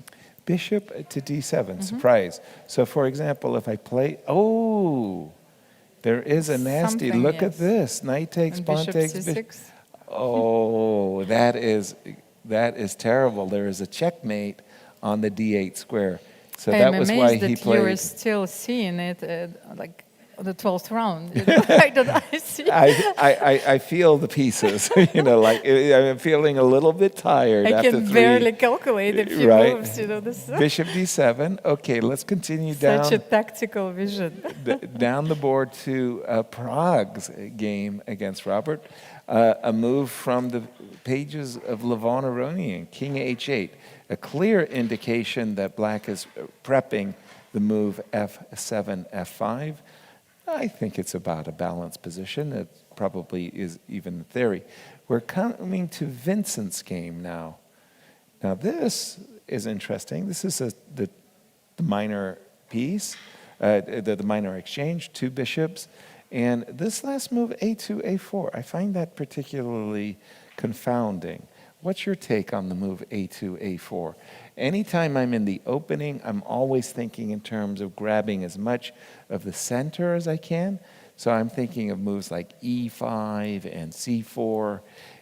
f4 comes into vision, as does knight d2, knight f3, a4. Almira, is that in your radar? Yes, but in this position, very often black wants to play a4 and a3 himself. Okay. So you want to weaken the So dark for squares. example, Yes, in if this I play the position. move knight d2, yes, I will you certainly play a4. If I play knight f3. And I will play a3, yes. And then this is what So, you mean. Exactly. This is a very important positional idea. So you have to be careful even in the end game when, like, for example, if all the heavy pieces are going to be exchanged, so if the knight gets on b4. Yeah, then I'm going to be tied forever to a pawn on. And I also like this c3 square. Sometimes you can play d4 and then bring your knight to c3 or the bishop to c. There are a lot of ideas here. That's why I think that white played a4. Okay, and he certainly did. That is to say, Vincent played a4 to prevent the possibility of a5 as well. And we do have a move, queen c7, knight d2 on the board. I like white. I like the two bishops. I like the ideas of playing for f4 and e5, and let's go. Let's go. Let's have some fun. Let's attack. Over to you, Maurice. Well, we got some fun going on in the game between the legend, former world champion Vladimir Kramnik, who famously took down the world's best player, one of the greatest players in history, Garry Kasparov, at a time when Garry was just considered unbeatable. Of course, he had been getting a little bit older, but still, Garry was on top of the chess world 20 years. He stayed on top of the chess world. And Kramnik, his own student, his young protege, came up, rose, and defeated him in a match and didn't even allow him to win a single game in that match. Hard to believe that you could take down Garry Kasparov that way. But he did, and he remains as one of the great world champions. He played this he's playing with white on board 3 against Arjun Erigaisi. And this is the MGD1 matchup against the pensioners, Kramnik. In this position, queen c2, old school variation, attempting to stop any bishop f5 move, g6 insisting, and after the move h3, interesting little quiet move there, bishop f5, queen b3, and now queen to b6, offering a trade of queens. And look how he handled this one. He said g4, move your bishop, to which the youngster said, I will. I'll go in and attack a pawn. What's your point? Well, bishop to f4, take the pawn if you want to. He does have an idea for knight d2. Before doing that, h5, and already we're just in the opening, and there's all these attacks on pawns and threats in the position starting right away. Rook to g1, giving him the h-file, takes and takes to keep his pawn structure together, and finally he said, I'll take the pawn now. Bishop takes was played, knight to d2, and now bishop to c4, and we're sitting in this position that Kramnik has been thinking about. Down a pawn, black structure, very solid. He could win the pawn back with bishop takes, and rook takes, but you're going to be giving up this beautiful dark square bishop in order just to get a pawn back. I don't think this is what Big Vlad wants to do. He could, of course, capture on c4 as well, but looking at the current position, I see nothing has been updated just as yet. What a sharp line just right out of the opening. No question about it. And I am mesmerized by that whole idea of knight takes c4, d takes c4. And I don't know if I want to include the move bishop e5 or not, or I just want to go e2, e4 right away. If you played bishop b4, bishop b4, f2, f3, I'm a pawn down after b5.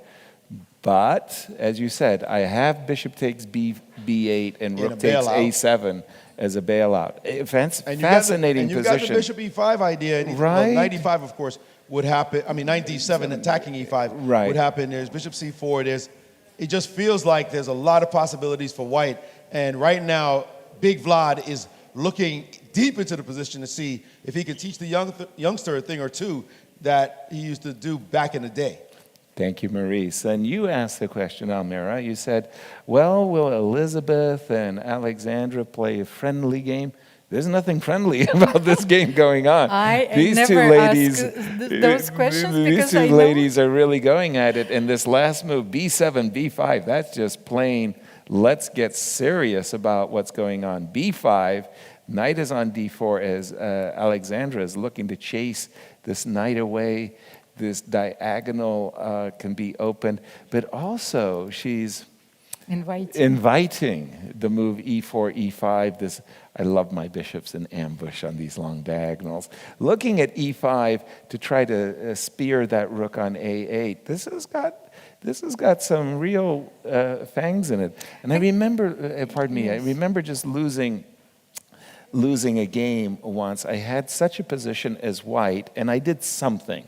Let's just say that in this case, I did this, f2, f4. And I was a bit upset after queen c3.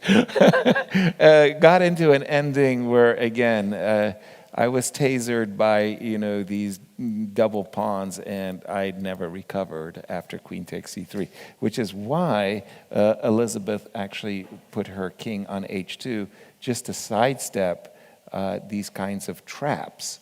And we do have b5 on the board.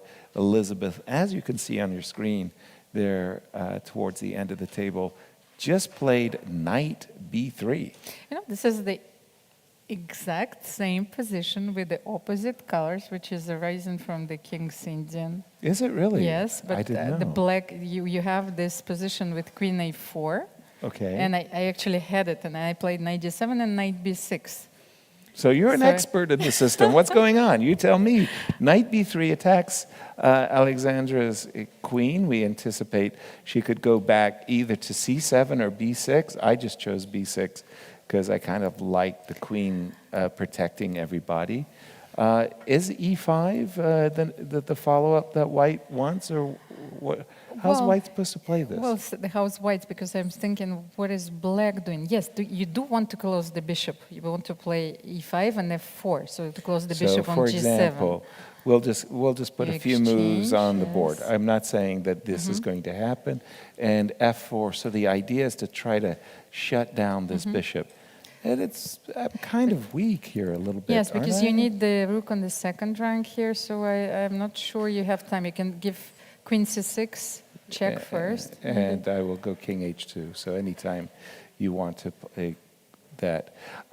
Intriguing position. And finally, the last board, we have Vadim versus Felix here. Let's see how the players got to this position. Last few moves. Vadim has been prepping and working so hard, because the problem is he's put together this team of all-stars. He doesn't want to be the laggard. He wants to say, guys, I really put in my time, my energy, I worked really hard, and he's trying his best to keep up with his teammates. We just have this position after knight d5. I'm looking at bishop takes g7, king takes g7, and, well, actually, I believe Vadim did not trade, but immediately went queen c4. I think this is the move on the board. Hard to tell from that. But imagining queen c4 for just a moment has been played. I think it's a balanced game. I'm not sure I don't like black. Black is already castled. He's got his king nicely safe and tucked away. And there's something to be said for knight takes c3 and e5 in the position, or something like this. Wait a minute. This is Vadim's game. What do you have against queen f4? Queen f4. Well, my queen is protected, so I can take. Takes. Yeah. Okay. Or you could play queen e3 check. But you're going to play queen e2. And then I'm going to force some trades. Yeah. Vadim looking away like, well, did I miss something? Is it okay? It should be okay. Going back to the game of Alexandra's for just a moment, because kind of what you were saying. More or less what happened, but she started with f4. Right, queen b6, f4, get the rook off of the diagonal, rook f2, and we've caught up with the players. I love black. You love black? Okay. After rook f2, give me a move, Maurice. b4, a5. I didn't say I had to move, I just love black. I didn't say What is wrong with b4? Nothing. I asked the question. I guess I'm going to move my knight. Knight e2.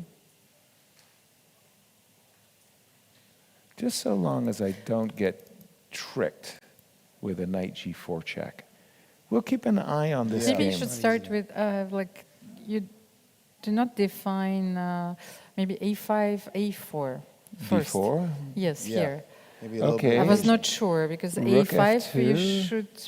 Well, I you think, cannot play e4 because knight b3, of course, so then, or bishop b3, yes. I think Elizabeth really wants to play the move e5, as we've mentioned, to try to shut down this Yes, so bishop. knight If we do, d5, if we do go in this direction for just a second, let me take this guy, and finally c3 or c4. I'm not sure.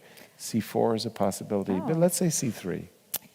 So now I actually wanted to play a4, but you can't take on d4, and my rook is not protected. Right. I wanted to say yes, so this Oops. is losing a piece, and Or I a cannot pawn, take yeah. back.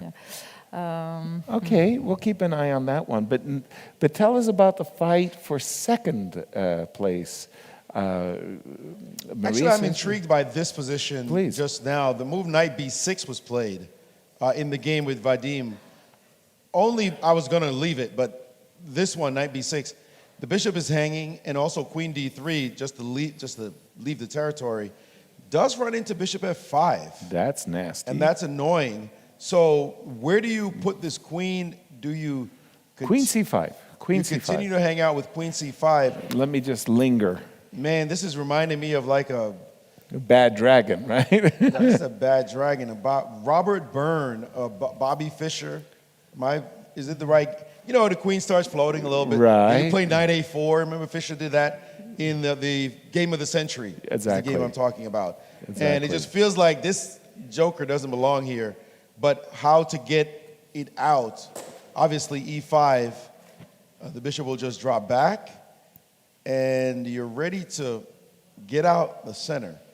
And even if my rook were to move, bishop f8, is your queen trapped? What a weird thing. Your queen can hide on a5. Is that what your queen's going to do, Yaz? Let's say I move the rook. Yeah. Not sure where I should put it. Let's put it here to trap the queen. I've got to go long. And you're going to go long, and bishop here, you're going to... a5. You're going to hide on a5. Man, that's a funny square to hide on. It is. It is. But it does look like you're safe for the moment. I don't know what the trick is to get at you, because I can't play knight d5. You might trade queens. Okay, doesn't look like there's anything special there, but I'm sure black is looking for something in this moment right now with knight b6 queen. The queen did go to c5 in the game. Yeah. You know, you stick your queen in my face. I know. It's like, wait a minute. Do something about that. But can you do something just straightforward, like bishop takes like d4, takes on d4, it's c5, bishop f5, rook d8. Yeah, it feels like the queen on d4 is just a target. I wanted to turn our attention to the big fight for second place. Again, Freedom, the team led by Vichy Anand, is in the second place. Coming into this last round, they have 18 points. All they need is a draw in the match, and they clinch silver. However, Vichy, you know, he's had a great tournament up to now, but you feel that, you know, 12 rounds of rapid chess is kind of catching up with Vichy. We feel it, certainly. And White got his knight to d6, and Vichy said, no, I cannot tolerate that knight. So he gave up an exchange for a pawn, and he does have a very powerful outpost on the d5 square. So it's one of those positions where the material imbalance is very, very favorable for Andre with, well, material advantage.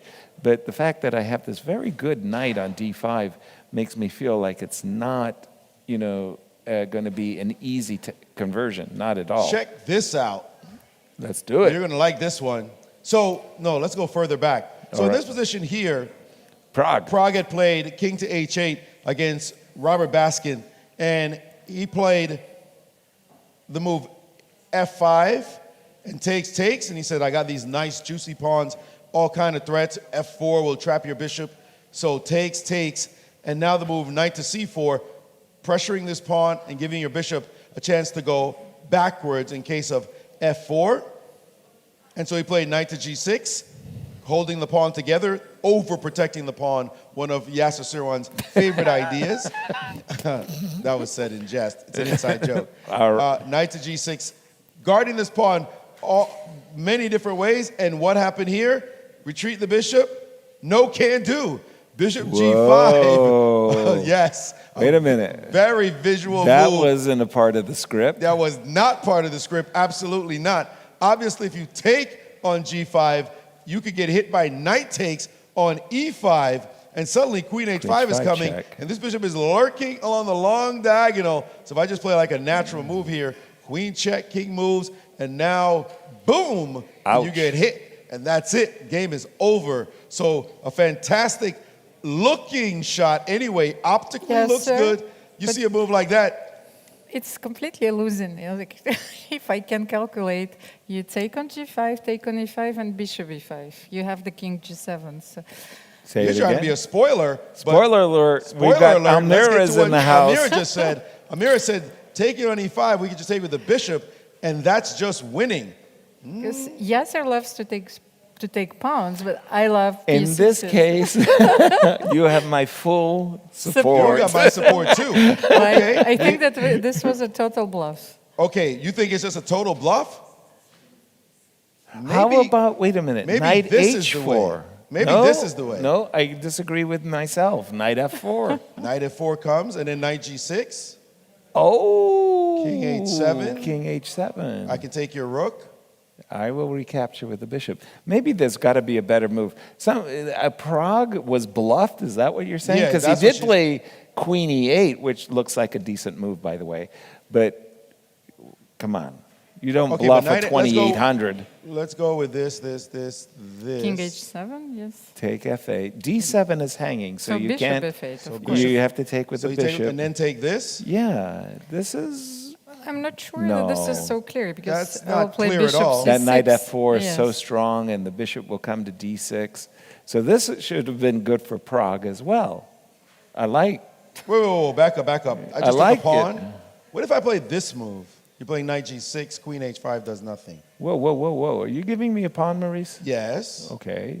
I just wanted to ask. Yeah, I was. Well, you can take and play g4. And play g4, and then I get the same thing. Okay, Right. maybe I just take, as we said, take, bishop d6.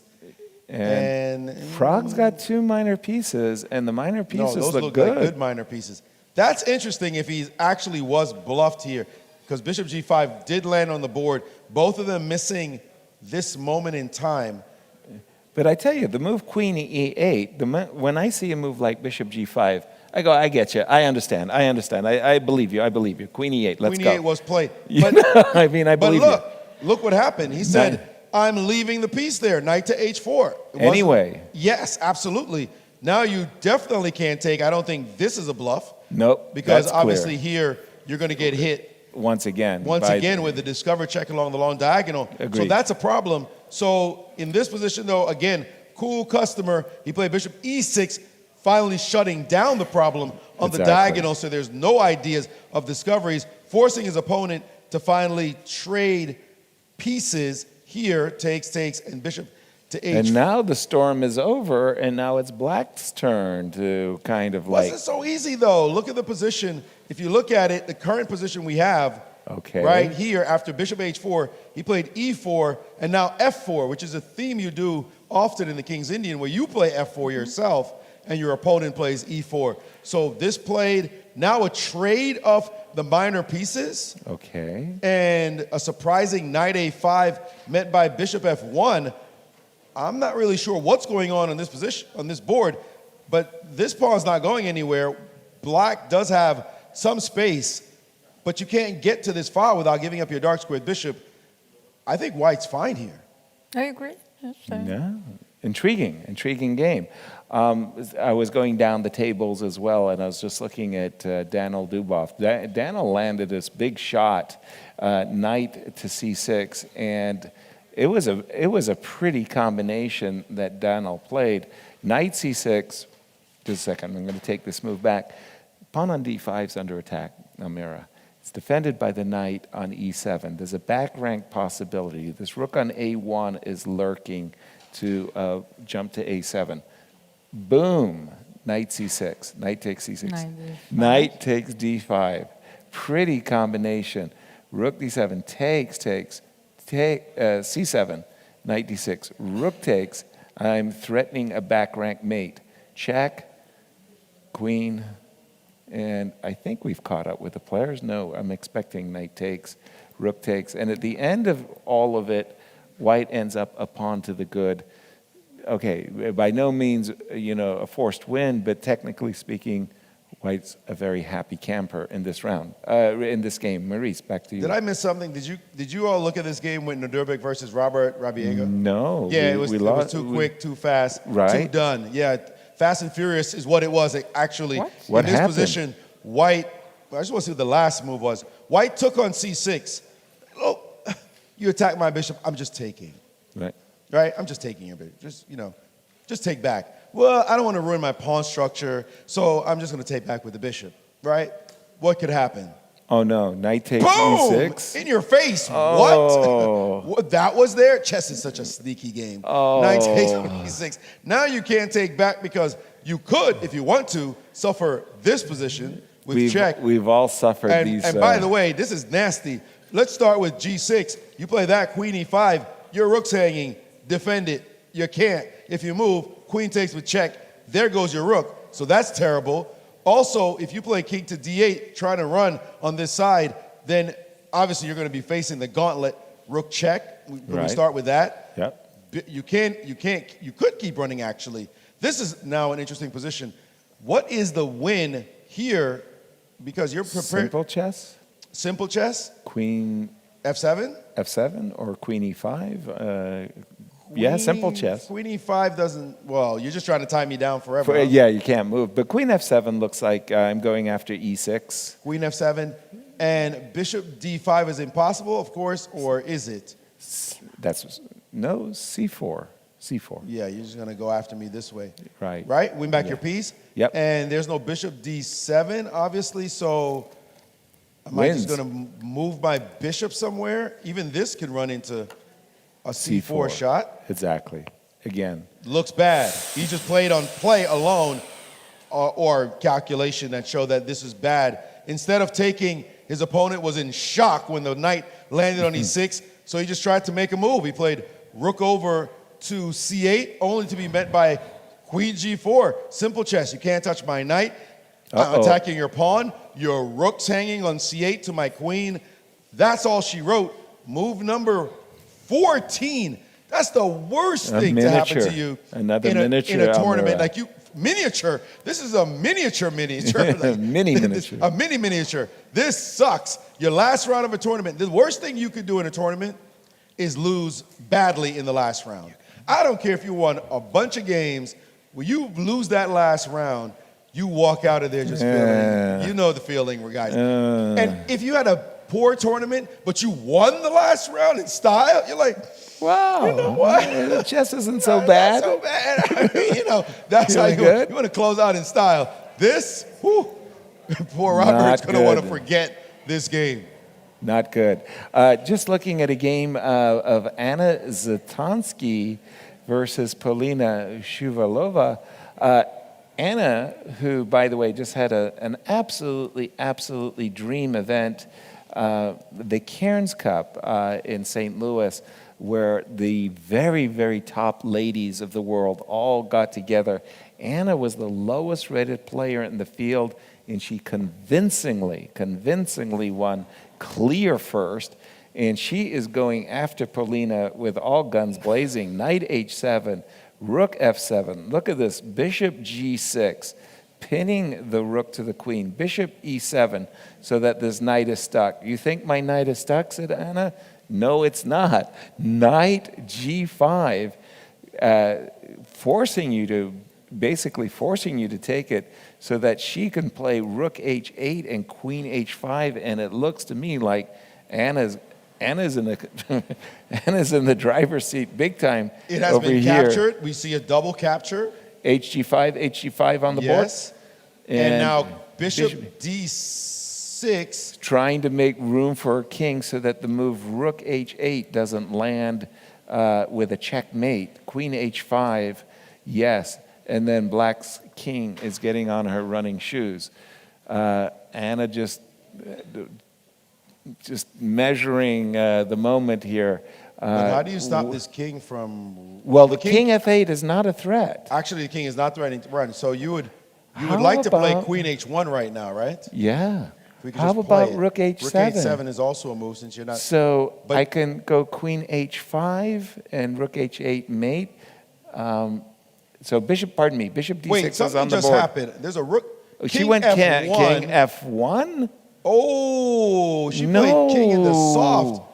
King, King f1 F1 and got hit by rook takes Oh, no. f2 check, Turning spoiling the tables. party. Oh my goodness, and now your rook's hanging and Oh no. terrible. Wow, from attack Oh to no. on your back in just one move. Oh, that's a Unbelievable. cold shower. King f1 allowing rook f2 check. Easy development. Oh, that's Oh, how dear. cruel chess is. Oh, that's tragedy. Why did she play king f1, Yes, by the way? was What was the idea point of king behind f1? I'm not even King sure what F1. king f1 was all about either. What King was- f1. Why would you, what? The pawn on g2 was hanging. So she was thinking that, yeah, and Anna is just so sorrowful. I think Can't believe it. She can't What was the believe it. reply to your rook h7? I am not sure. I was thinking that there were several good moves for white. Queen h5 was one, rook h7 was another, with the idea of queen h5. I didn't see an answer. I didn't know what on earth black would do in this case. You can't move your king. Maybe you have to move your queen and just Yes. get ready to And run? run. How? f7's hanging. I mean, at the end of the day, I'm picking up a rook, and Anna is just in shock. Unbelievable. Shock. Unbelievable mistake. By the way, we've got this position. Let's go back to the Wesley So game All right. where Nicholas Hushabeth is playing. And you've got this position. You played h4, h5, but you have the castle on the king side. And now, And now, b5 just happened. Let's play g4. Let's attack. Let's get some action going. Do we care that you're playing against Wesley So? No. obviously not. Obviously, no respect. Knight b6, rook e1, knight a4. What's happening over here? Rome is burning, and you're busy hitting b pawns. Well, knight to f3. And now Wesley said, now it's time to deal with this knight you have on this square. It cannot retreat thanks to your last move. Plus, this pawn will hang anyway. So, knight to g6, takes.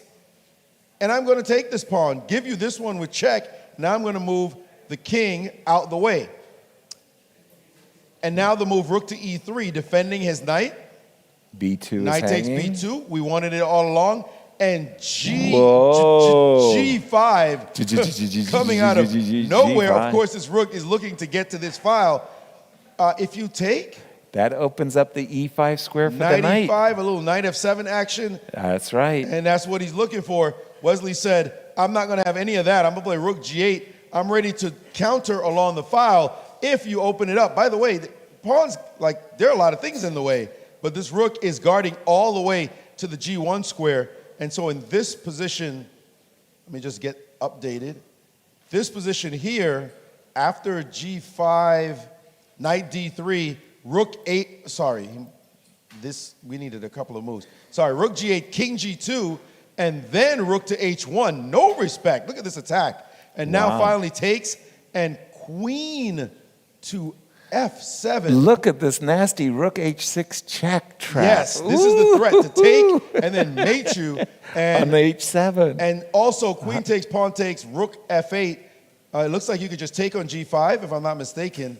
Okay. Looks best in the position. And okay, We you have can't a really Donnybrook. change the position. Wesley did not play this way. Wesley instead played g4. My queen is protected by the knight. Please trade queens on my terms. And no can do. What is happening? The board is going fast and furious. And there's another sacrifice that happened here. Sorry, folks.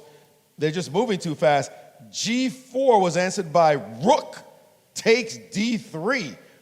Wow. You now trade queens. Obviously, your queen was hanging and takes. If you're taking, you also had rook takes. And now rook f8. And now 2 white pieces hanging in the position. So one had to move. He played rook to e3, takes, and rook takes. What a scintillating game this has been so far. White is currently, though, after all is said and done, down a pawn. Right? All of that action. And all you're of that down. bluster and flight and fight. And now you might lose your f7 pawn in any second now. a6, rook a7. You got to bring your rook over, no? Thunder and lightning. I'm looking at. And Okay, also if so you move your rook, a6, rook h5, rook a7, rook f5. Just to try. But no g6? I don't know, Maurice. It looks like g6 will lasso. And then the king goes to g7? Yeah, I'm going to have to play rook d5 anyway. Yeah, these guys are hard to beat. Wow, but that was a lot of thunder and lightning going on there. Can you imagine all that? You're swinging with all you got, and then you get it. He's not dead yet? He's not dead yet. No, he's not. No, he's not dead yet. He's strong. He's standing up, and he's looking at you saying, I'm going to take all your pawns. That's what's going to happen. Incredible. After that crazy rook and pawn ending, I'm looking at another crazy rook and pawn ending. This one is between Nihal Sarin and Peter Spidler in the pensioners matchup. That's an important game also for our standings. And it's kind of a confusing or confounding black king. I mean, look at that black king is on g4, and you almost ask yourself, are you in some kind of a crazy mating net? Like, for example, if I go check, king takes, I don't know, f4, it's almost, you know what I mean? It's like... But maybe check king f4 and king e4. Okay, that's a different matter. Yes, check, king f4. King f4. Will take, and king e4. And king e4, going after this fellow. Wow, okay. I see Vladimir Kramnik's game on the screen. Let's go to the Vladimir Kramnik game. That's crazy game there, as he's playing against Arjun and Vladimir. Look at this. This was that nice opening, and Vladimir looks to be winning here with the 2 connected passed pawns. In the center, we just saw a rook check. I can imagine knight c3, followed by knight d5, and the force of the knight and rook working together in tandem must be, well, close to winning, if not winning immediately. Vlad wins this one, he'll be very proud. Oh, absolutely, absolutely. He decided to just trade rooks. I'm surprised by that. Decision as well. Yes, Me sir. too. Please. No, I just had a glance at Elizabeth's and Alexandra's game, and I think I have to go up. Yes. Oh, sorry. I have to go way down. It's on our main match. On board 1, yes. I got to keep going down. While you do that, let me just show you something real quick. A quick knockout in this game. I think Elizabeth is between much better. Felix and Nayar. This game has no real significance, major significance to the standings at the top. But it's worth showing how grandmasters see through pieces. This queen is attacking this pawn. This queen is attacking this pawn. See the knight in the way? Yeah, the queen is attacking the pawn, but it's defended. Well, this bishop is pinning this pawn. No, it's not. The knight is in the way. But we see it. We see it. Potential. It was all about. And what happens? When you move the knight out of the way, now this pawn is actually pinned. And thank you very much, check. And boom. Oh, and I told you the queen was attacking the pawn. It's simple stuff like that. You just got to note the potential in positions. So he moved bishop h3, ignoring all the checks. You can go right ahead. When you're done, he played king to g7, check, king h6, f4, bishop f2, king f1, and bishop back to e3. And that's mate. Don't bring your queen back because that's a queen. So bad blunder in the last round as well. Another one of those bitter taste in your mouth as you're leaving the tournament hall for playing such a mistake. Yeah, those 12 rounds of play, that'll do it as well. By the way, I want to return to the game between Elizabeth Pates and Alexander Kosteniuk. obviously a drama took place earlier, but I'm looking at the current position, Almira, and Elizabeth is just doing excellently. She has 4 pawns. Alexandra has 4 pawns, but, and here's the big but, I've got an exchange for a knight. And Elizabeth, those rooks are actually working beautifully. And I see d5, d4, I see h4, h5, and this is white all day. Elizabeth should win this game from this position. I think that Alexandra was forced to sacrifice an exchange in order to create some counter chances. I see. So she probably sacrificed rook d3 there and... Earlier in the game. Yes, earlier in the game. So how is the match looking let's just check in on Vadim lost. Okay. So Felix has won, so WR is behind 1-0. It looks to me like Elizabeth should win, so that's 2-0. Then Vincent. Whoa. What is going on here? Good luck trying to win this one. Vincent in a little bit of trouble, I would say. Never mind trying to win. A little bit of trouble for Vincent. Light squares are difficult to overwhelm. Won. Prague did win, so that's already 2-1. Assuming Elizabeth wins, let's continue our look. We think, Nodervik won already. So that's 2-2. Which means everything depends on the Wesley So game. Wesley is a pawn up.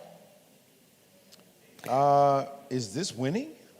No, in my expert opinion, Wesley's a pawn up. It's the 4 versus 3 variation. I see. That was a famous joke from the Soviet Union.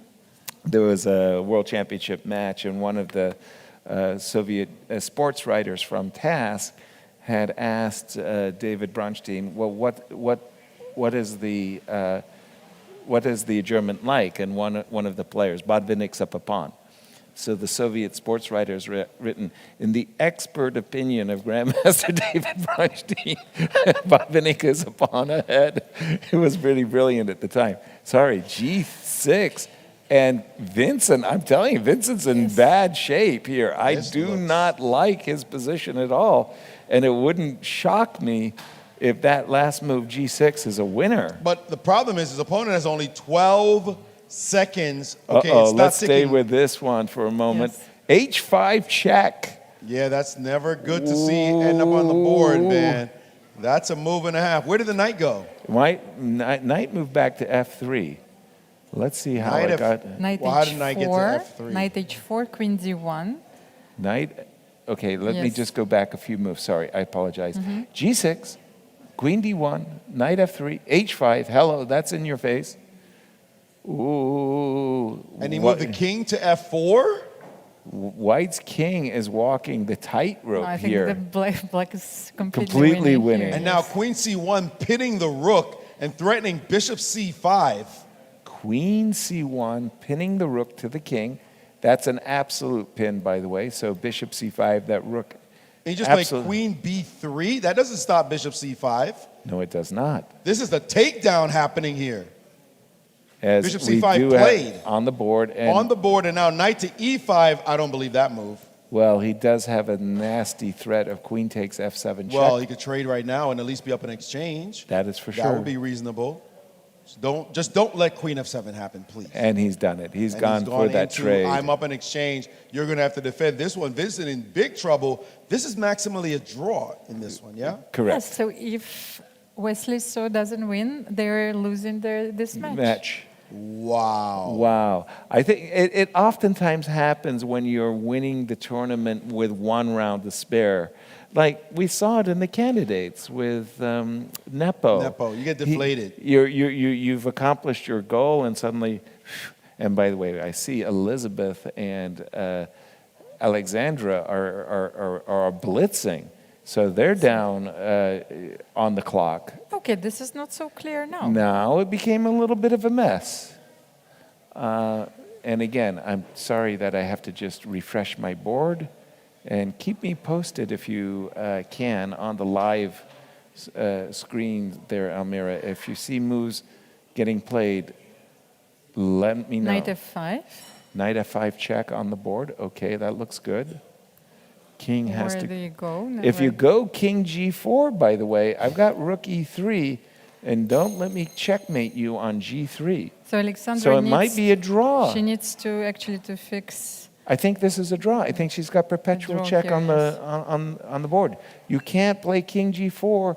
That walks into Rook G2, and you will get mated. We've got a draw. Check, because you can't play King G4.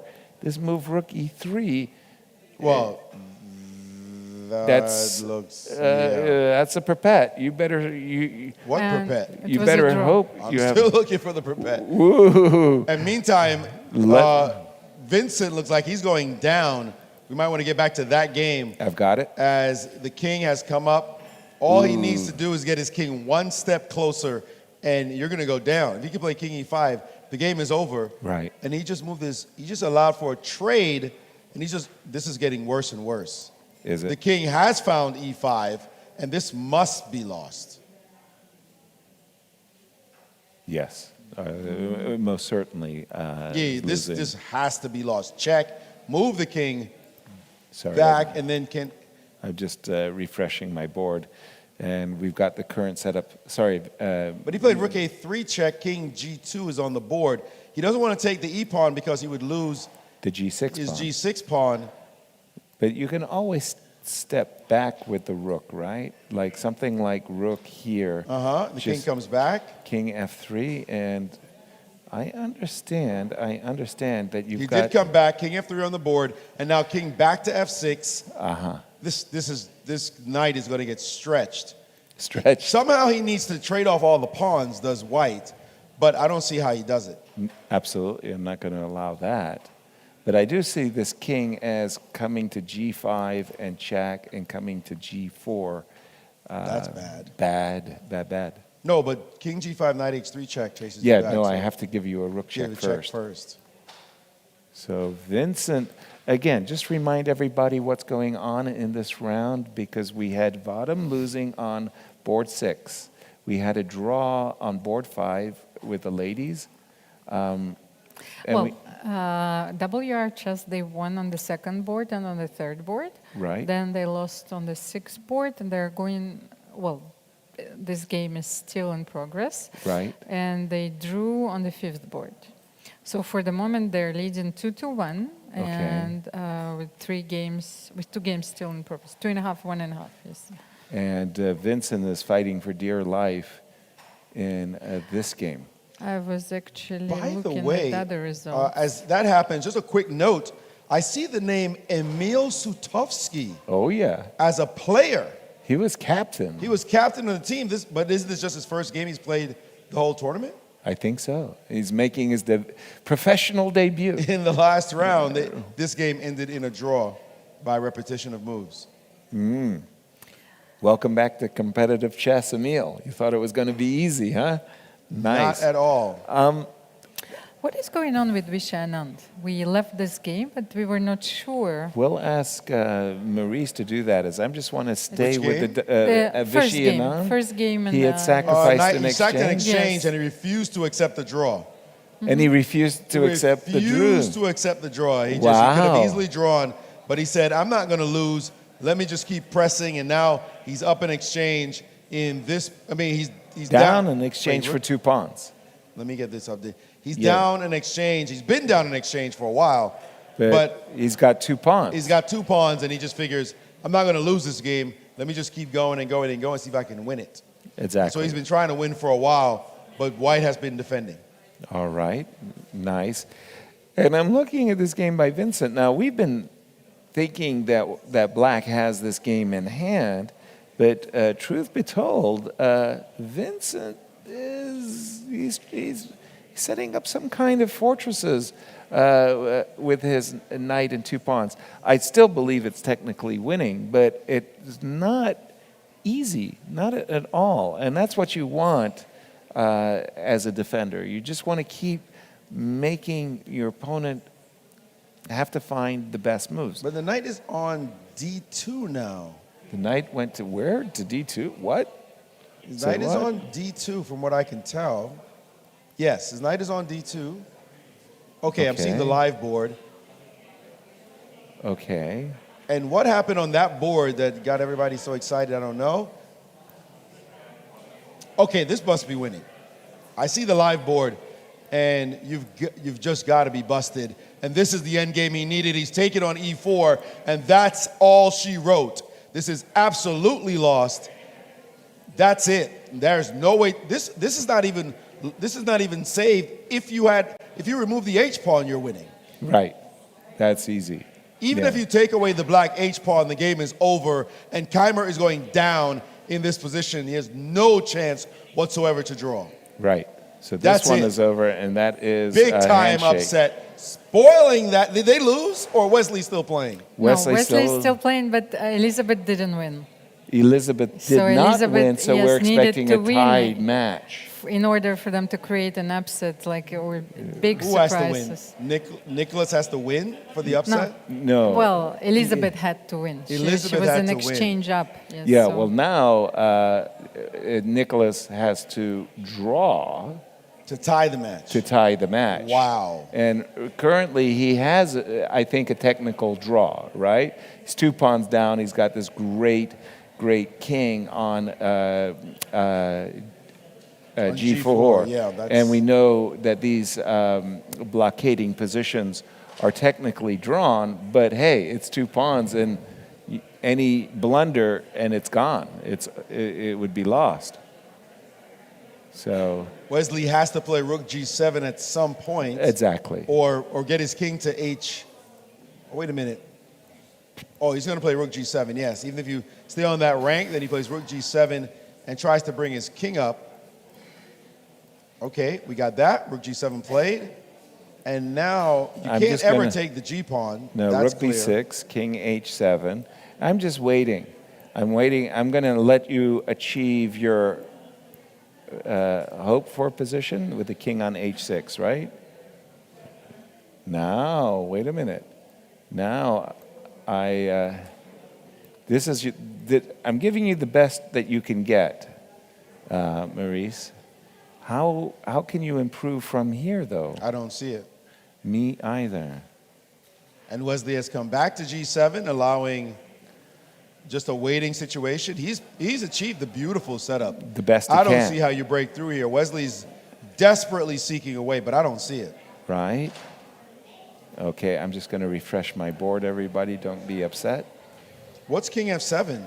He wants to play rook g7 and then run with the king, I don't know, on a good day all the way somewhere. Where are you hiding? I don't know where I'm hiding. I mean, he's back to g7 again. Position's basically repeating itself.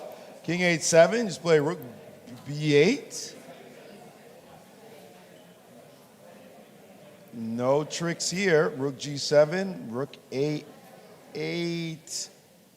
Little sneaky. Trying to maybe can a rook get on h7 and do something funny? I doubt it. Nice move. You're not going anywhere. Good defense by Nicholas. And again, Wesley just making simple moves, and Nicholas saying, nah. Time for the sip of water, you know when that You're means. right. I've got. I'm I got this. confident. I'm gonna go. With it. So all we're looking to see if they can tie the match. Right. Which, by the way, is an extraordinary accomplishment considering on paper they were gross underdogs with 2,300 players. And Wesley's back to g8. This is not going anywhere. This looks drawn. Totally. By the way, how did Fabi finish? I'm not sure. This There are a lot of tournament? boards. By the way, Vichy did draw. He did draw after great fight. I'll tell you how Fabi did. Fabi was the Drawing. lead. Extraordinary. So it means that Fabiano wins the gold medal for his performance on the first board. Oh, really? I think he scored 9.5 out of 12. By the way, just to repeat what Almiro is saying, that on the first board, 9.5 points out of 12, guess what? That was good enough for the gold medal as That's a lot of Fabiano. That's a lot of points.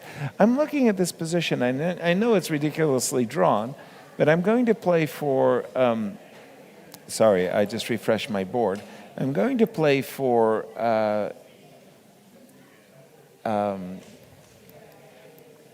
Wesley, the king over. Oh, Nope. he didn't even try. I thought he wanted to play rook h8. So the idea was that you would play king takes g5, I would play h3, you would play rook down. Now, if my king were, no. Never mind. No. Let me stop myself right there. No possibilities for Wesley. So we do have a tie, a drawn match.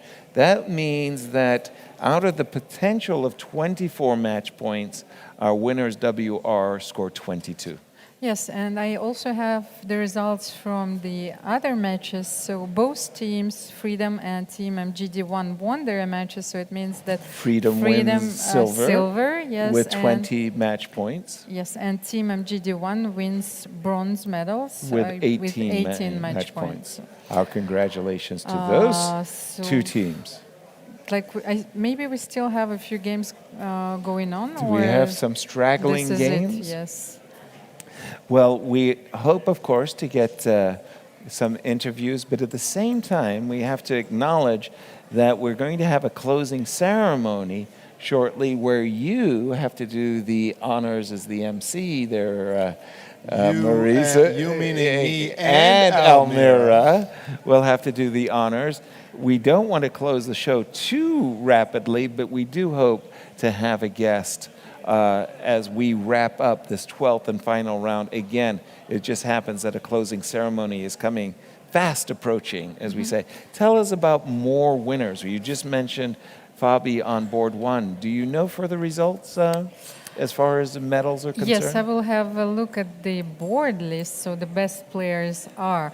So Fabi was leading before this round, and Wait. Actually, this is not clear because I was ahead of myself because Bahadur Jobava had exactly the same performance. He had, both were having a performance. At 8.5 out of 11? No, actually, that's what I told you. Okay, points are points, but their performance was 27.82 for both players. So let's have a look. What did Bahadur do in this round?